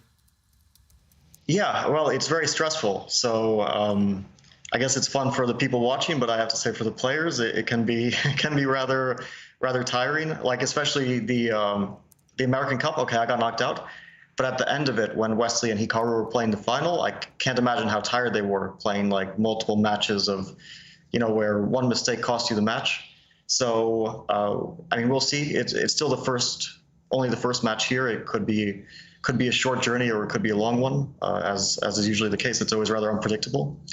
But the fun thing is that you always have something on the line. Like in a classical tournament, let's say a round robin system, very often some players who are making a lot of draws or who aren't having the best tournament, they lose motivation at the end. But in match play format or in elimination format, then you always have something on the line. Everyone's always super motivated. So I think that's one of the really good things about this format. Yeah. And Fabio, you had such a fantastic day of chess going into 3 Armageddons. What are your thoughts on this field? It just feels like such a dangerous mix of players. Yeah, no, I think it's a great field. And we saw today that anyone can get eliminated. Magnus lost to Vladislav, which I thought that it would be a tough match. Of course, Magnus is the favorite, but I wasn't surprised to see that he was struggling because Vladislav is also so strong and was playing quite well. And also Hikaru against Feroce. Normally Hikaru would be quite a big favorite, but he was struggling quite a lot. And to be honest, it was a miracle that when I saw this final position, b6, b7, and the e pawn, it's like so unfair that white doesn't win this. White is 3 pawns up, and if you take away the b6 pawn, white wins. But somehow this extra b6 pawn costs the win. It's amazing, an amazing formation actually. Shows how resourceful Hikaru is to spot that this is a chance to save the game, especially when you're playing Armageddon. You know that you could get flagged, and very often the impulse is to rush. And Hikaru is always keeping his cool, especially in bad positions. So, but anyway, we saw that anyone can win, anyone can lose these matches, whether you're the highest rated player or not. Everyone is very strong. Fantastic play there. Thank you so much, Fabi, and congratulations on making it to the semis. We will see you tomorrow. Thank you. Wow, and now we've got joining us the big winner, Vladislav Artemiev, who took down world champion Magnus Carlsen in a nail-biting Armageddon. Artemiev, congratulations. Good evening. Thank you very much. Artemiev, what a match this was. But before we get to the Armageddon, I have to ask you, it must have been maybe a little disappointing that it even got that far because you played so well in the Rapid. I think that at least it was a very good match because, as usual, Magnus a very interesting and strong opponent, and you have big challenge every time. About match, I think that I played good, but sometimes I have troubles with time on the clock. So it was my problem maybe, but it's not easy to have many time against Magnus. I think that 2 games when I have black was very comfortable for me, and I won all games. But with white was problem for Magnus and for me. And of course, I was very disappointed when I lost draw with endgame. Because I think that I have great chances on the draw. Objectively, it's just draw, but I lost finally. And of course, after this, I have situation when I know nothing about Armageddon because it's my first time. And I told arbiters that I want to have black and 11 minutes and waiting. Well, Vladislav, congratulations. That's such a big achievement by you. But the question I have is not about chess. I'm wondering, what are those pictures behind you on the wall over there? It's an interesting question, but it's a cat from TV because I have a little child and my daughter loves this cat.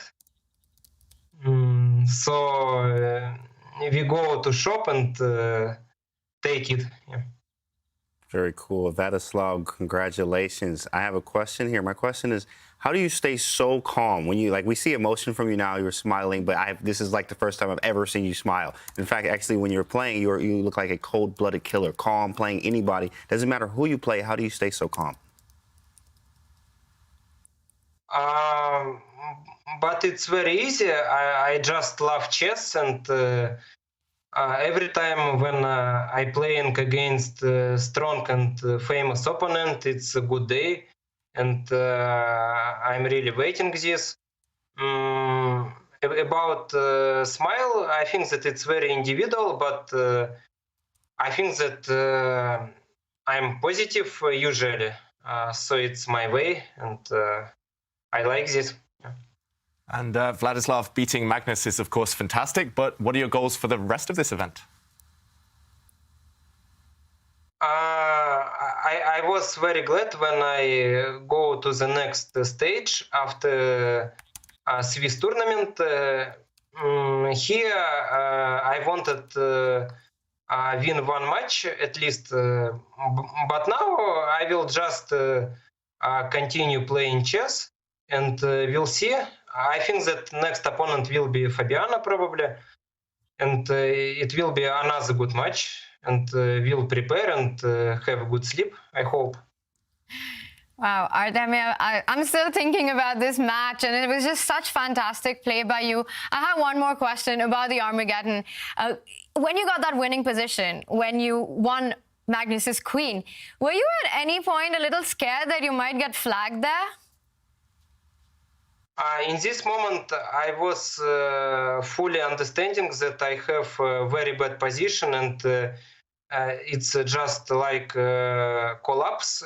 And my mind was that a few moves and I will rescission, but I have last counterplay with knight on h4, rook on g2, and Magnus make a very big mistake, knight d3.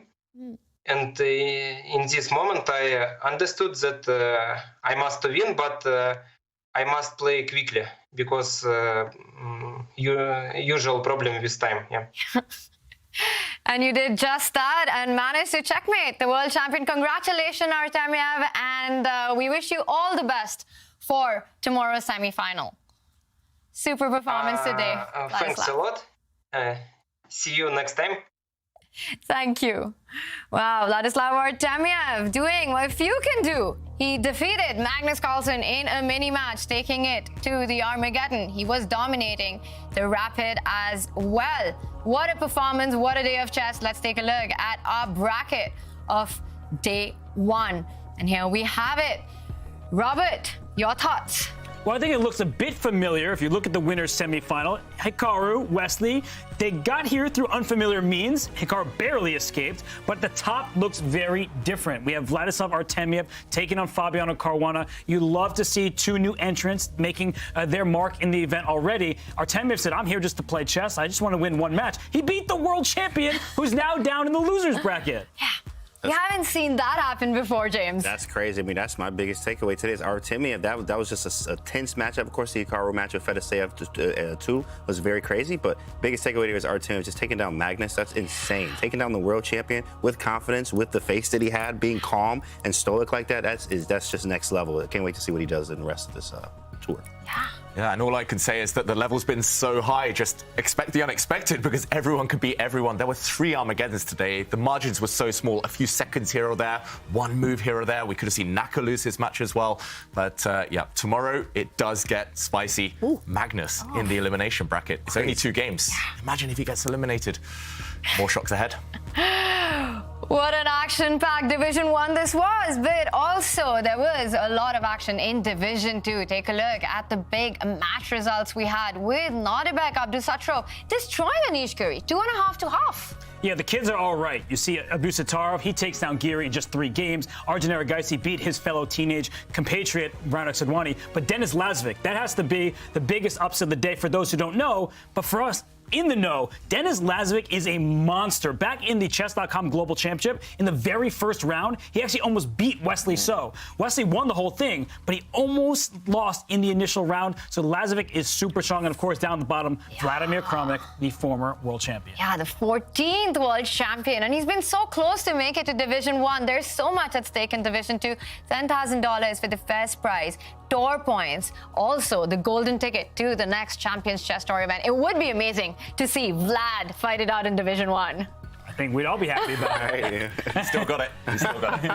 Absolutely. And there's also Division 3. That's been super exciting today, David.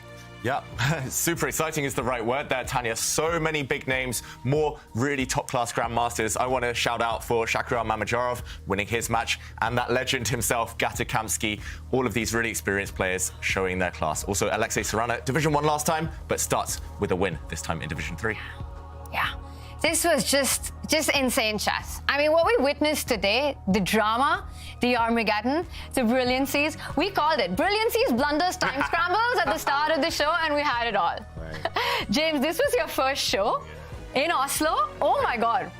What a way to start. That's amazing. I'm here with the team. The team here. I see you, chat. It's lovely. It's amazing. I'm just glad to be here, of course, in Seated Chess. And you always get a lesson when you're watching these guys, right? I love commentary because it's like free lessons. Really, you're watching these guys. You get to check things, right? You get to see the blunders. You get to say, oh, I play that opening. Oh, I'm never going to do that. And like in all kinds of things like that. So it's amazing. I'm glad to be here. So. Wow. Loved every moment of today, every single moment, every single game. What an amazing day of chess this was, chat. Thank you so much for watching all the action with us. We will be back tomorrow. Magnus Carlsen, the world champion, is in the elimination bracket. He has only one life left. The drama continues. We will see you tomorrow, same time, same place.